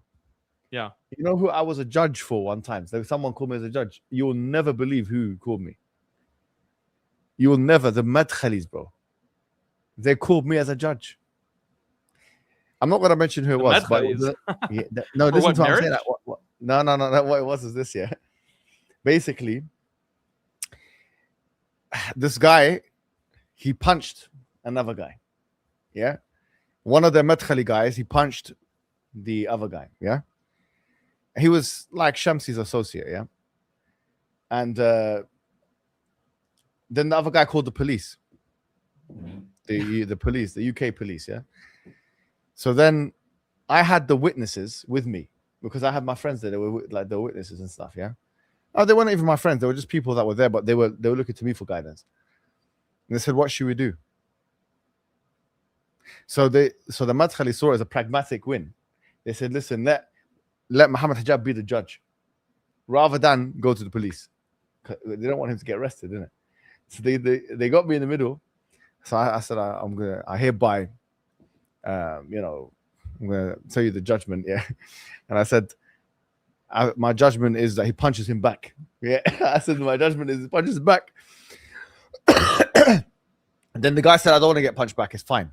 I forgive him, and I'm not going to tell the police." And then that's how it went. So there has been a time where that's happened. But the point is, Akhi, I think that, you know what? Let's make unity happen now, because you're mainstream Sunni orientated. Umar Sulaiman, Yaqeen Institute and stuff, for all of their negatives, they're still Sunni Muslims, and whatever they've done to you and whatever they do in general is not worse than 12 Shia. It's going to always be like that. They don't believe in 12 Shia are not promoting their ideology in our masajid. So 12 Shia are not wearing the costumes of Sunni traditionalists and pushing this. It don't matter. We can still unify. We can still unify for the common cause. But I understand that you may need your compensation. That might be the judge who, you know what I mean, who gets the judge to get this, may have to rule. If they're getting 10 millions, they may be, come on, bro. I mean, they got to think about their reputation as well. They got to think about the squeaky clean image. They got to think about all that. Actually, to be honest, I think this can be dealt with by compensation. I'm not gonna lie to you. I think that could be. I'm being. Is compensation going to erase all the pro-feminist slop that they? No. Two things. Number one, compensation for your troubles, and number two, that they have to be vocal about feminism. You know they never actually retracted the pro-gay marriage article. You know they never retracted that. The one that you talked about with Jonathan Brana on your stream. But he wasn't saying that. He was saying that we can vote for that. In order to, it was nonsense what he was saying, but nevertheless. Yeah, but they never retracted that article. They archived it. They removed it, right? They removed it, but they said, "Oh, we just archived it because it's not relevant anymore." But they didn't retract it. They never said that, "Oh, we were wrong for pushing gay marriage." Like that's how brazen they are. They're so brazen and unapologetic. Yeah. And but what we there are should some do people then, who are associated with Yaqeen that I don't think are so bad. Like Imam Tom. You've seen Imam Tom, right? I think he's a nice guy. He's a very nice guy, and he's done some good work, mashallah. Well, I think all of them the problem is much deeper. The problem is the pushing of a Islam that is politicized by liberalism and left-wing politics, and this is a disaster. We're seeing the rotten fruits of that on TikTok today. But the rotten TikTok women that we see today, and some of these simps as well, they were trained 10 years ago by these compassionate imams. Really? They were trained. They're watching these YouTube videos from the likes of Omar Sayan, Yasser Qadi, and that's what made them think that feminism is actually the Sunnah. Feminism is actually the Quran. They've been emboldened by that message. Well, political message. And now we're suffering. Yeah. Now we have to deal with this trash. We have to deal with it. We have to. Now they have to pull up their socks on this, man. I'm sorry to say, he's right. They won't. They won't, because that endangers the 10 million per year, bro. That endangers the 10 million per year. It's better to have a clean reputation than to endanger. Get a woman to do it. Get a woman to do it, man. Get a couple. They can get a woman to do it. They should. In fact, a woman should do it. It should be a woman that does it. comes The out women are in strong. charge. The women are in charge of Yes Queen Simstitute. The women are in charge. So if and they're they in don't know- charge, then they should be leading the charge as well. They should be leading the charge. In that case, you get a couple women. No, they're Allowed- feminists. They don't agree. Yeah, they think let's that me and you are just red pill dawah bros. We're just red pill dawah bro trash. Right. They think that we're Nazis, basically. This is where it's come from. It's come from the fact that you've got this other group of people here that are not speaking. They want to disassociate with us in a sense. So what they're doing is they are not tackling feminism, but that's going to come at a very heavy price because people are going to see. Like, look at you guys what are getting Mufti 10 million Menk said. pounds. Mufti No. Menk This is goes on his on a lecture and says that whatever my wife wants, I do. If she tells me to quack like a duck, I'll quack. If No she tells me chance, to bro. move, He didn't say that, man. He said that. He said that, bro. It went No viral. way. This is a few years ago. This is a few years. He This is the wouldn't most do that. I controversial. promise you, bro. This guy would no way. Bring was a up the quack clip. person, bro. Zishan, bro. Bring up the clip. If my wife says quack like a duck, Mufti Menk, go ahead. Play the clip. No way, man. Where have man. you been, bro? Where have you been?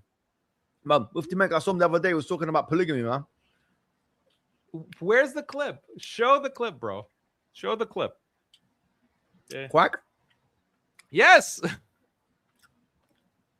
My wife tells me to quack like a duck, I'll quack. Or move like a chicken, I'll move like a chicken. Something like this. No way, bro. Yeah, and you accuse me of embellishing and lying and being kadhab. Let's play the clip. Every time you've challenged me, I've been proven right, bro. Oh, wow. Look who's the interviewer. That's I really wouldn't mind. I really wouldn't mind. If my wife were to phone me now and tell me, move to the left, I'd move to the left, even if there's no place. Out of love, that's it. So what? If that makes her happy, it makes her happy. People might say this guy is a chicken. I don't mind being called a chicken. I'll even quack quack for you a little bit, so long as she's happy. MashaAllah. Yeah, if that's what makes your marriage, let it be. There you go. Not that bad. It's not that bad, man. It's not that bad. Okay, yeah. Look at all the feminists in the comments. Look at all the TikTok feminists in the comments going like, yeah, we love you, Mufti Menk. Yes. That's the standard that they take to their marriages, bro.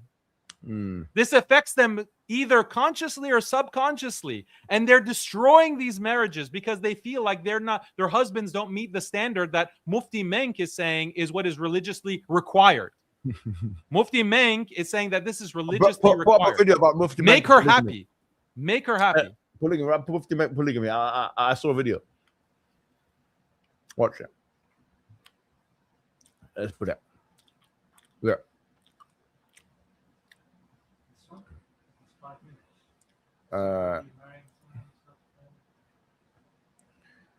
He even talks about his divorce online. I don't know. Which one is the best one that shows what he's bro? Show Mufti Menk skydiving, bro. There's a video of Mufti Menk skydiving, Akhi. No, let me show you. No, you know comments that he made about homosexuality, right? That's Mufti Menk there, bro. Look. Subhanallah, bro. Put this on. Akhi, put this on. One sec. This is Mufti Menk, bro. Trust me, this ain't an easy thing to do. Look, watch it. Subhanallah, bro. Wallah, look at that. Akhi, look, he's jumping in the sky, man. Subhanallah, man. He's what? Is that him? That's it. It takes bravery to jump like that. Subhanallah. It does. Do you think that's easy? You're going on top of a plane, jumping off a plane. Akhi, Yeah, in Dubai. Yeah, in Dubai. Yeah, so it's scary anyway. Going, no, it don't matter. What was the controversy about Mufti Menk? 2 years, he couldn't say one word against Israel. 2 years, he couldn't say one word against Israel. Is it not the case? Then Maybe he gets slammed. Pressure, even Dan Bilzerian came and shamed Mufti Menk. Look. Like Dan Bilzerian comes and shames Mufti Menk and ratios him. Why haven't you said a single thing against Israel? Watch this one. Look. It is not wrong to want to have nice things in this world. Yes. I want to have good clothing. I want to have a good car. I want to have a good house. I want to have good children. I want to have good spouse, and so on. And, be careful because some people here, someone told me, can you speak about polygamy? Can you speak about what? What? About what? What? Polygamy. I want to Religion. tell you, my Yeah. brothers and sisters, Brothers and sisters, say it. Go on. Say it. Go on. Put. No. it is not wrong. What? Oh. No. Bring another one. Bring another one. I think he says something.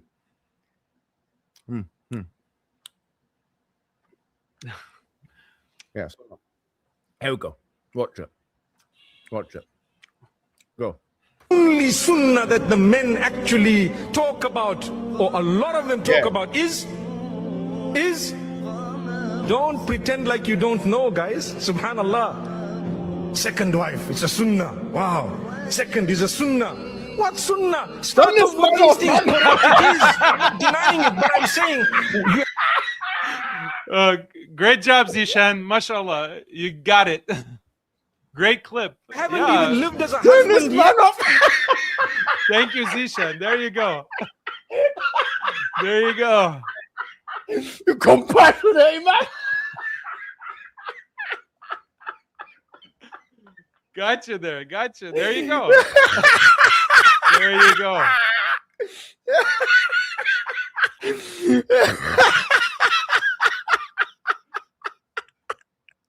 What sunnah? What sunnah, bro? What sunnah? There you go. What more proof do you need, bro? What more proof? He's He a has good guy, thousands, honestly, though, he has wallahi. thousands of statements like this, bro. Thousands of statements from all of them. Even if now maybe some of them will say, yeah, we practice polygyny. Even if they will say that, we accept that. It's always caveated. They always give 1,000 disclaimers. They say, oh, but you have to have the permission of your first wife. You have to make sure that they're exactly equivalent in what you provide for them, even though we know that there is difference of opinion on what does that exactly mean. You know this. You know the fiqh. They insist that, oh, but if it's not allowed in your country, you should never do it. Like all these 1,000 disclaimers. They say, oh, but are you praying Fajr in the masjid? If you're not praying Fajr in the masjid, don't even think about getting a second wife. Like these are the simp disclaimers that they use to discount or to counter message polygyny.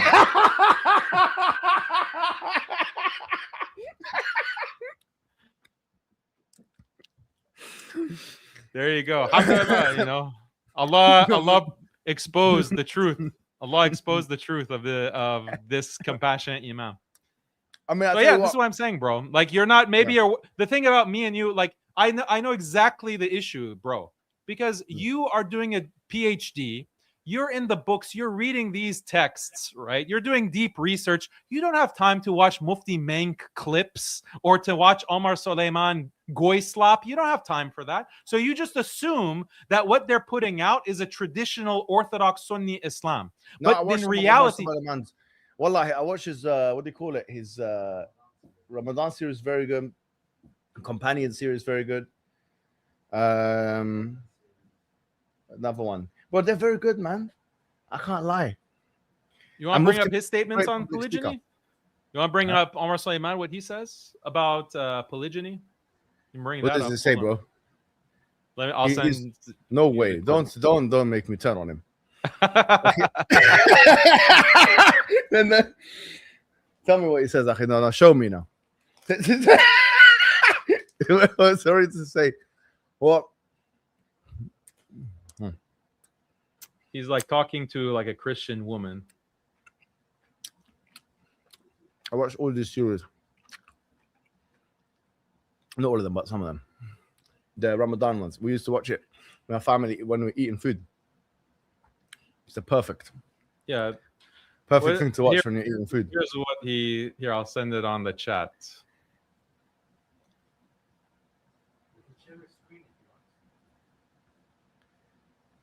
Just play it on because it messes up my screen if I share my screen. So just you share it. If we do a comment al Hajj on them guys, it's done. It's finished. Now we know. Now I know exactly the lever to use with hijab. I know exactly the lever to use. Did the link open?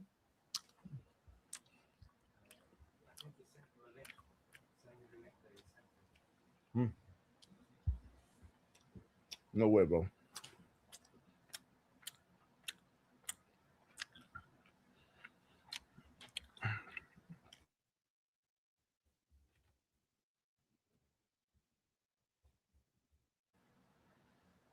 Yeah, I mean, they're just they never present Islam that where Islam conflicts with feminism or liberalism in an unapologetic way. It's always apologetic with caveats, with disclaimers, and after a certain point, that becomes very destructive. It distorts the understanding of Islam by the common people and even non-Muslims, because you have non-Muslims who convert into Islam thinking that Islam is like a liberal feminist religion. Then they read some ayat of the Quran, they read some hadith, and they're shocked, and then they leave Islam. So a lot of the people that actually come to Islam from the compassionate imams, it's a problem.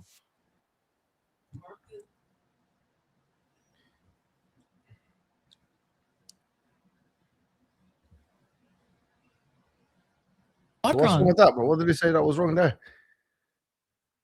What did he say that was wrong? Yeah. Let's count them. So I mean, the thing about a lot of these imams, okay, is that they'll say something that if you just have a casual listening of it, it might sound fine. But look again what he said. He said it was legislated, like marrying multiple women was legislated for the purpose of there are widows in war. Okay. Who says this? Where is this found in Islam? That the reason that you're allowed to marry multiple women is because of this. This is the illah. Is this the illah of? Yeah, that's fine. You're right, but that's a big. No, but bro, he owned it though. Listen, no. First, let me finish my analysis of what he said. Yeah. Okay, because this is very significant. This is a perfect example of smuggling in feminism. Okay, first of all, he denies male sexuality. Okay, because he says that this is just a charity case. Marrying multiple women is a charity case. There are widows and they need a husband. So the whole purpose of polygyny is for the service of women. Okay, this is a feminist message. Okay, this is a feminist message to say that Islam is just for the purpose of serving women's interests and providing for them. This is not actually Islam. Islam does not say that, Allah has only allowed polygyny, marrying multiple women, because of widows in war. Okay, so the fact that he has said that this is the reason for it, the people who are listening to that, who are already inclined to find one man with multiple wives as disturbing and morally problematic, they're going to understand what he's saying is that that's the purpose. So in a situation today where we don't have widows from war, then it would be immoral and it would be un-Islamic actually for a man to have a wife who is not a widow from a war, to have a second wife or a third wife. I think that's stretching that is it, that's the message that they're getting. And if you notice his language, he characterizes this as a practice from the past. He literally says it was a part of religion. He said 1,000 years ago. He said 1,000 years ago. He distances this practice from today. He says our conception. But he also said it's a part of the faith. Let's take a look at that bit because he said it's a part of the faith as well. For widows, it's a part of the faith for widows. That is what he said. You're being uncharitable, man. Honestly, this one here, I don't think he's saying it's only for widows. He said it's a part of the faith. Again, like if you want me to find you a clip of Omar Sulaiman saying that polygyny is wrong, polygyny is actually it's haram. No, the way that they are counter-signaling Islam and turning Islam into a feminist simp religion is this distortion. Where did he say? Like, how can he claim? Be fair, and tell me where in Islam it has been written or said by any scholar. If there's no nas on it, then find me a scholar who has said that polygyny is for war. It's for widows in war. So did he invent something? Did he invent something in the deen by saying that? Yeah. No, I thought what you were going to show me here was something that he invented something, right? And it serves a feminist agenda. It serves a feminist narrative. I think maybe you can make a link because you know the ayah in the Quran that he's talking about in Surah An-Nisa, right? So is this? He's if you fear that you will not be just with the orphans, right? So it's talking about orphans. So maybe he's saying war because of so they've become orphans because of war. That's maybe the link, right? And so therefore he's saying that so this was legislated. The Asbab al-Nuzul was originally for war, but then it was generalized because at the end of it he did say something to the effect of it's part of the faith. He said something else, it's part of the faith. So Look, I understand where you're coming from, but with this one, I think it's an overreach, a little bit of an overreach, bro, a little bit of an uncharitable one. No, bro. I mean, to be fair, the one that we found, like the whole point is what is communicated by implication to an audience that is already liberalized and is already feminist. What is communicated to them by what he's saying? You've already acknowledged that what he said has no basis. Okay, to say that this was legislated for the purpose of taking care of orphans, you've already admitted that. That is a huge problem in and of itself. But the other bigger issue is that he's signaling to an audience something that is very destructive in their understanding of Islam, and it's actually causing destruction in marriages. Because this whole phenomenon, I think you could probably find better examples than this one. Like, I mean, I didn't prepare to have a whole. I didn't have. I didn't prepare for that. I mean, for this, you could probably find. I don't disagree with your sentiment, but I think this is a bad example. Like, this one here is not the. He didn't say, like, if I listen to that, I didn't hear anything too egregious here, if I'm honest. But do I agree with the overarching point that they could confront feminism in a stronger way? Yeah, I agree with the overarching point, and I think that omission is as good sometimes as speech. And the fact that they haven't spoken about Western feminism for I don't know how long Yaqeen's been around for, that's the point to be made. Almost and 10 years, 10 years. Yeah, it's too much, and I agree with that, bro. And I think they are appeasing the feminist women in their country. I do agree with that, bro. And these bits you'll find me agreeing with you, but it's like international. Like this slop is affecting Muslims across the world because it gets translated. You have now automatic translation. 50% of their audience is in the East. Like this is a cancer that is not limited to the West. Yeah, they watch this stuff in Malaysia, Bangladesh, Pakistan. They watch it in Egypt. They watch it in Saudi. They watch it in all over the Muslim world, unfortunately. And again, like I refer you to the Rand agenda. I refer you to Rand and the idea of propping up certain Western moderates, Muslim moderates, as role models for the rest of the Muslim world in order to secularize them and liberalize them.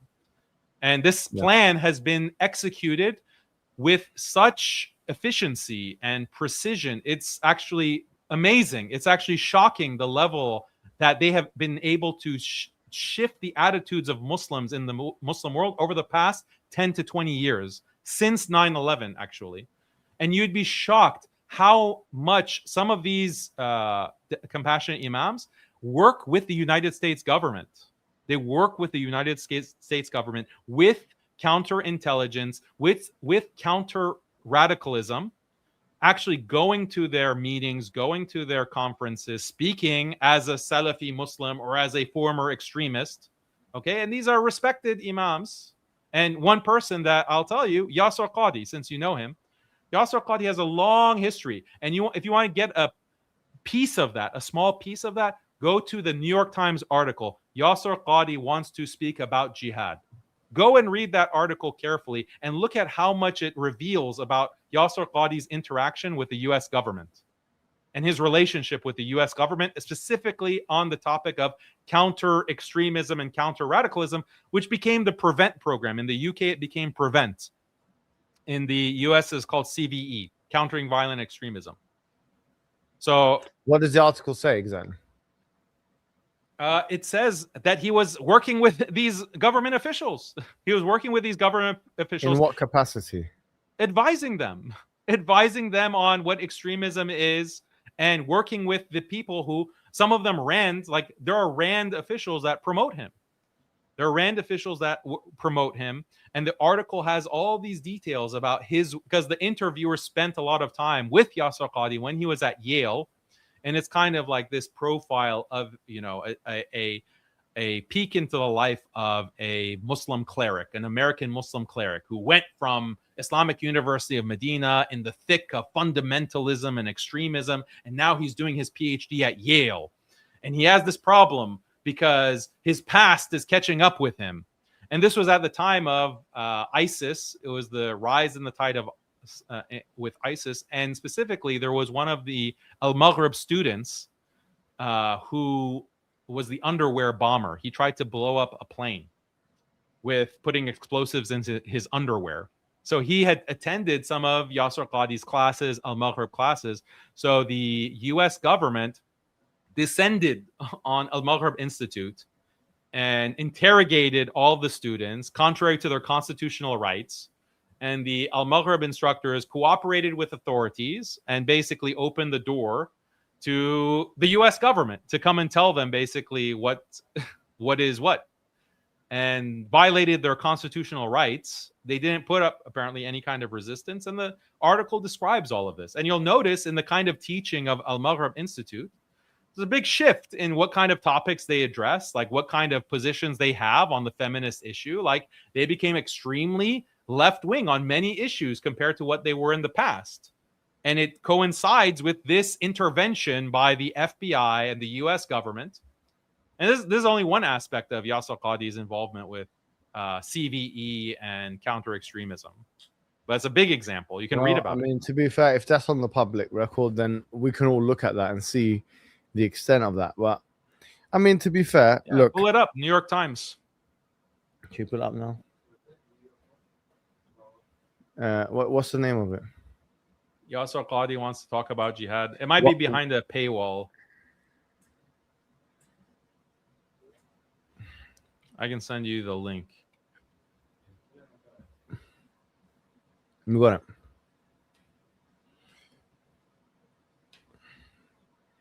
We're gonna, yeah. Yeah, but it's behind a paywall. If you want be able to actually see it, there's a way of yeah. We've got this one second. We've got this paywall.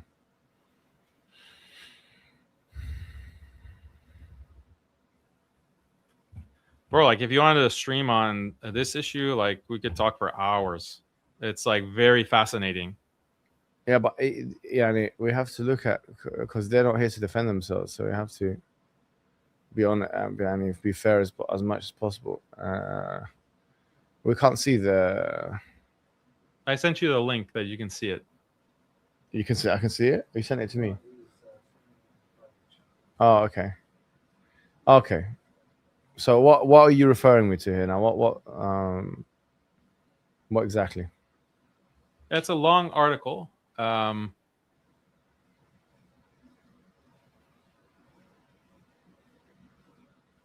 maybe you can like control FBI, for example. FBI. There's not there. Or it might be F.B.I. Yeah.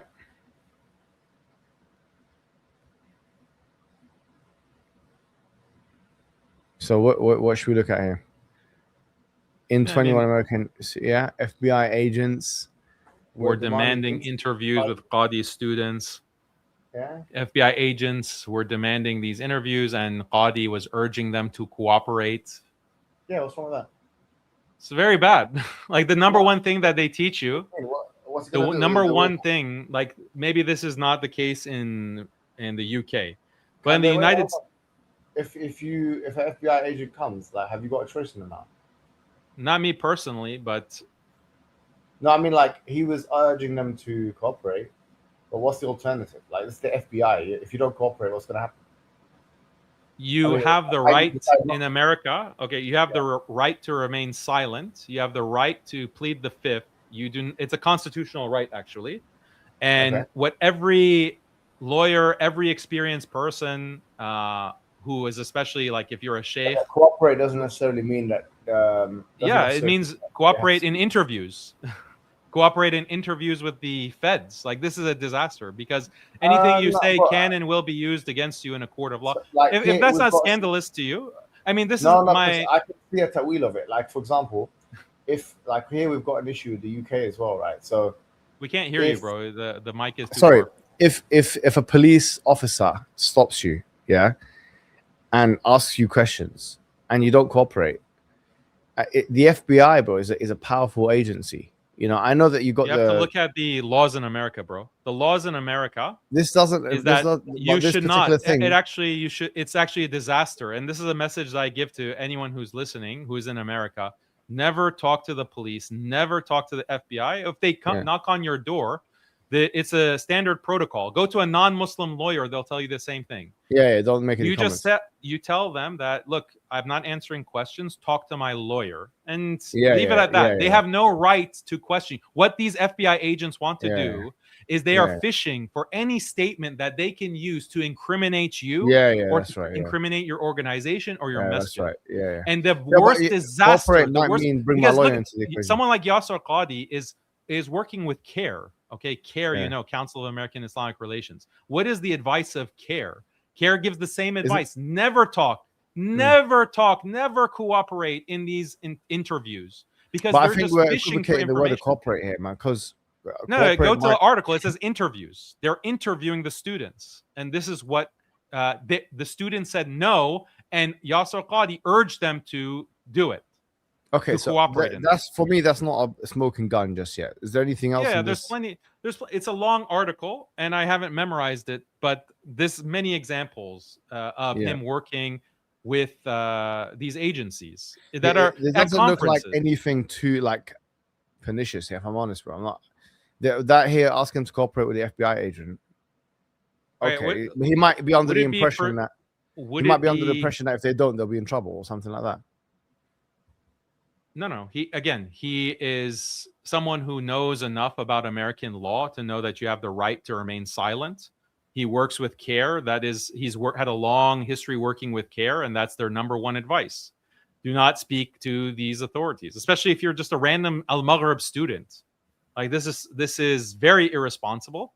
And but the bigger point is that you've opened your door to the influence of these agencies. But I'll ask you, like, is it pernicious if there is a gathering, okay, like a national security gathering, where you have representatives from these agencies, these government agencies, and they're trying to determine a policy for extremism, counter extremism, fighting, you know, this kind of these Salafi or these Islamist, political Islamic interpretations, a gathering, and a Muslim cleric, like an imam, joins that.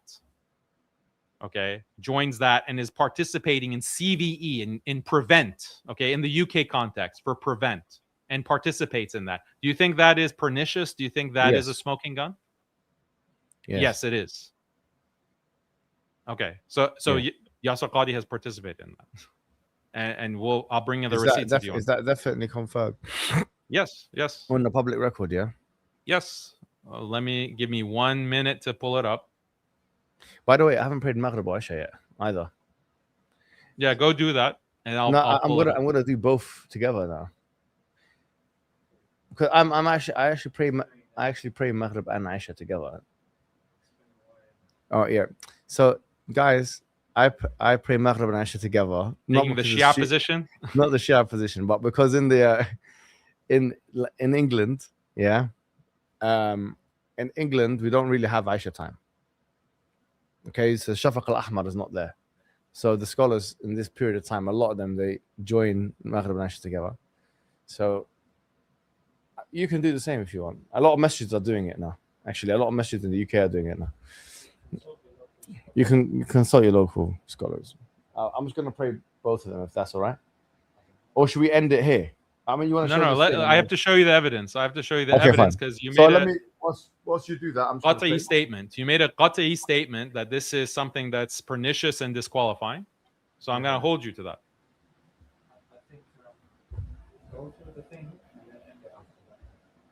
Yeah, because the thing is, the 18 degrees Fajr time is 1 o'clock.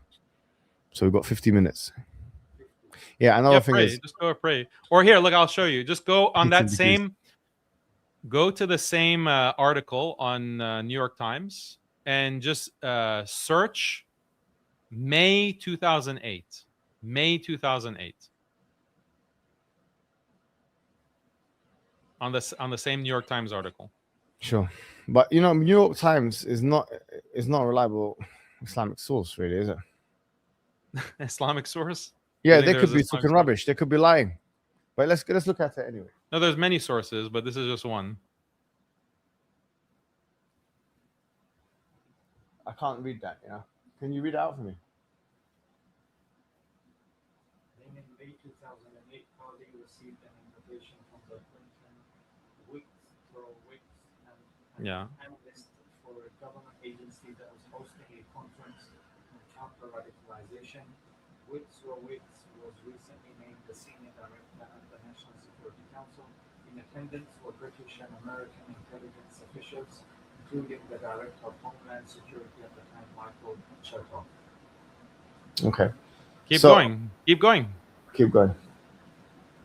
During a break, Qadi stopped a Houston acquaintance who happened to work for Chertoff. I said, don't you think it's ironic that on one hand you're reaching out for my expertise and wanting my help, and on the other hand you're harassing and intimidating me as if I'm a potential terrorist? In the West, Yeah, that's good. That's Okay, good. so- But so he's at attendance at the National Security Council, or a conference with the National Security Council. He was invited.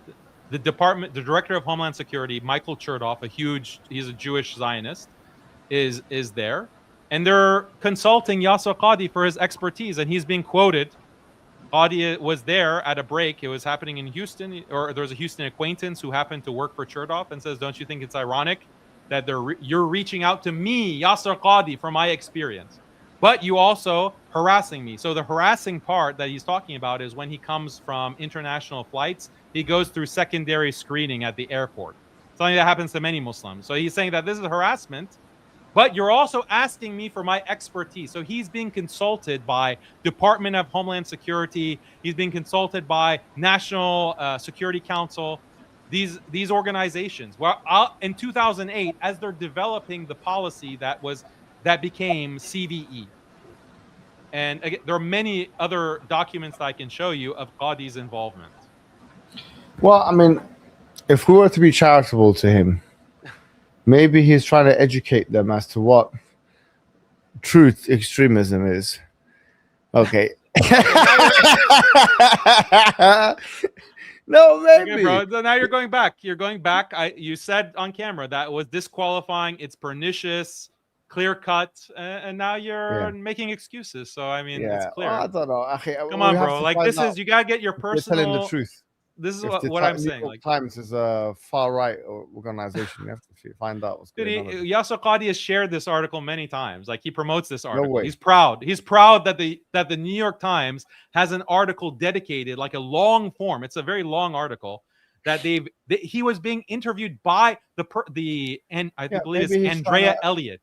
Andrea Elliott, the New York Times reporter, was following him and talking to him over an extended period of time. He agreed to the interview for over months. The interviewer was going to him at his Yale classes on campus. This interviewer was going to him in his Al-Maghrib classes. Like, it's an in-depth profile of Yasser Qadi. And yeah, I mean, if you're going to disqualify it, he should disqualify it and say that, yeah, this is all fabricated, and the interviewer didn't actually spend months of time with me. They have pictures of him in his home. Like, go to the picture of him in his home in the article. Go, Zishan, just scroll down a little bit in that article. You can see him in his library. They're taking pictures at his desk. He has this huge library that he's sitting in Memphis, Tennessee. Okay, this is where the millions are going, by the way. The millions are going. Look at his library. It is personal residence. So this is not representative. Huh? There it is. That's not even that. It's like, I thought I was going to see a palace, bro. This is normal room, bro. It's like looks like. Let's let the people decide. Show the screen. Show the screen. Show me the screen. I thought I was going to see Taj Mahal, bro. I saw this. I thought I was going to see Taj Mahal. Yeah, that's a shack. You're right. That's a shack. Yasser Qadi, we need to donate. We need a fundraiser for Yasser Qadi. He's living in a shack. Look at that. This is in the New York Times, okay? This is the New York Times. So apparently he's inviting the New York Times to his house, in his library. He's looking very serious at the computer, maybe writing an email to Michael Chertoff. We're writing an email to DHS about, the extreme beliefs of these, radical Muslims. So come on, bro. Give me a break. This is maybe he's making money from legitimate means, bro. Maybe he's a businessman. You don't know. Yeah, he's making money from these the millions in donations that they're getting. No, you don't know that. The millions in donations that they're getting. So do you think like he's a baker on the side? Do you think Yasser Qadi is baking halal cakes, or he's like a butcher? Works in college. He works as a lecturer, bro. No, he did. How much do you think a lecturer makes, bro? In the US? I don't know, but you can get that house with it. I don't see a big. That's a shack, bro. That's nothing. That's not With a no Taj lecturer Mahal there. salary, bro. Okay, I can't tell if I you're don't being know about that facetious shit. or not. Like a lecturer. I at don't know about Roosevelt. did this.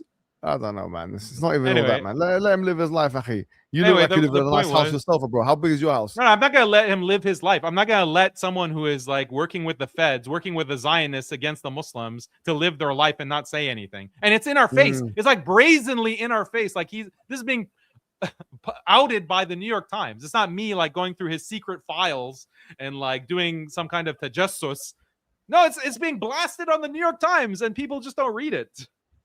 Okay. So how Well, we can stupid still are we? unify How with everyone, stupid? bro. How stupid are the Muslims? Unfortunately, that their main, like these celebrity imams, are advertising that they're working with the feds, and then Muslims are still praising them and making excuses and shoveling money, like shoveling millions of dollars into their coffers as they're sitting there and doing their research in their grand library. Like, give me a break, bro. This is a disgrace. This is a scandal. This is a scandal of epic proportions. Like earlier, you were more mad. You were mad hearing about Yaqeen and their 10 million per year revenue. Like this is equally disturbing, bro. This is a scandal. They have been robbing the wealth of the Muslims to push liberalism, feminism, this goy slop onto the ummah. This is unacceptable. So how can we now, with all these mistakes that people make, should we think of ways to create great unity between us?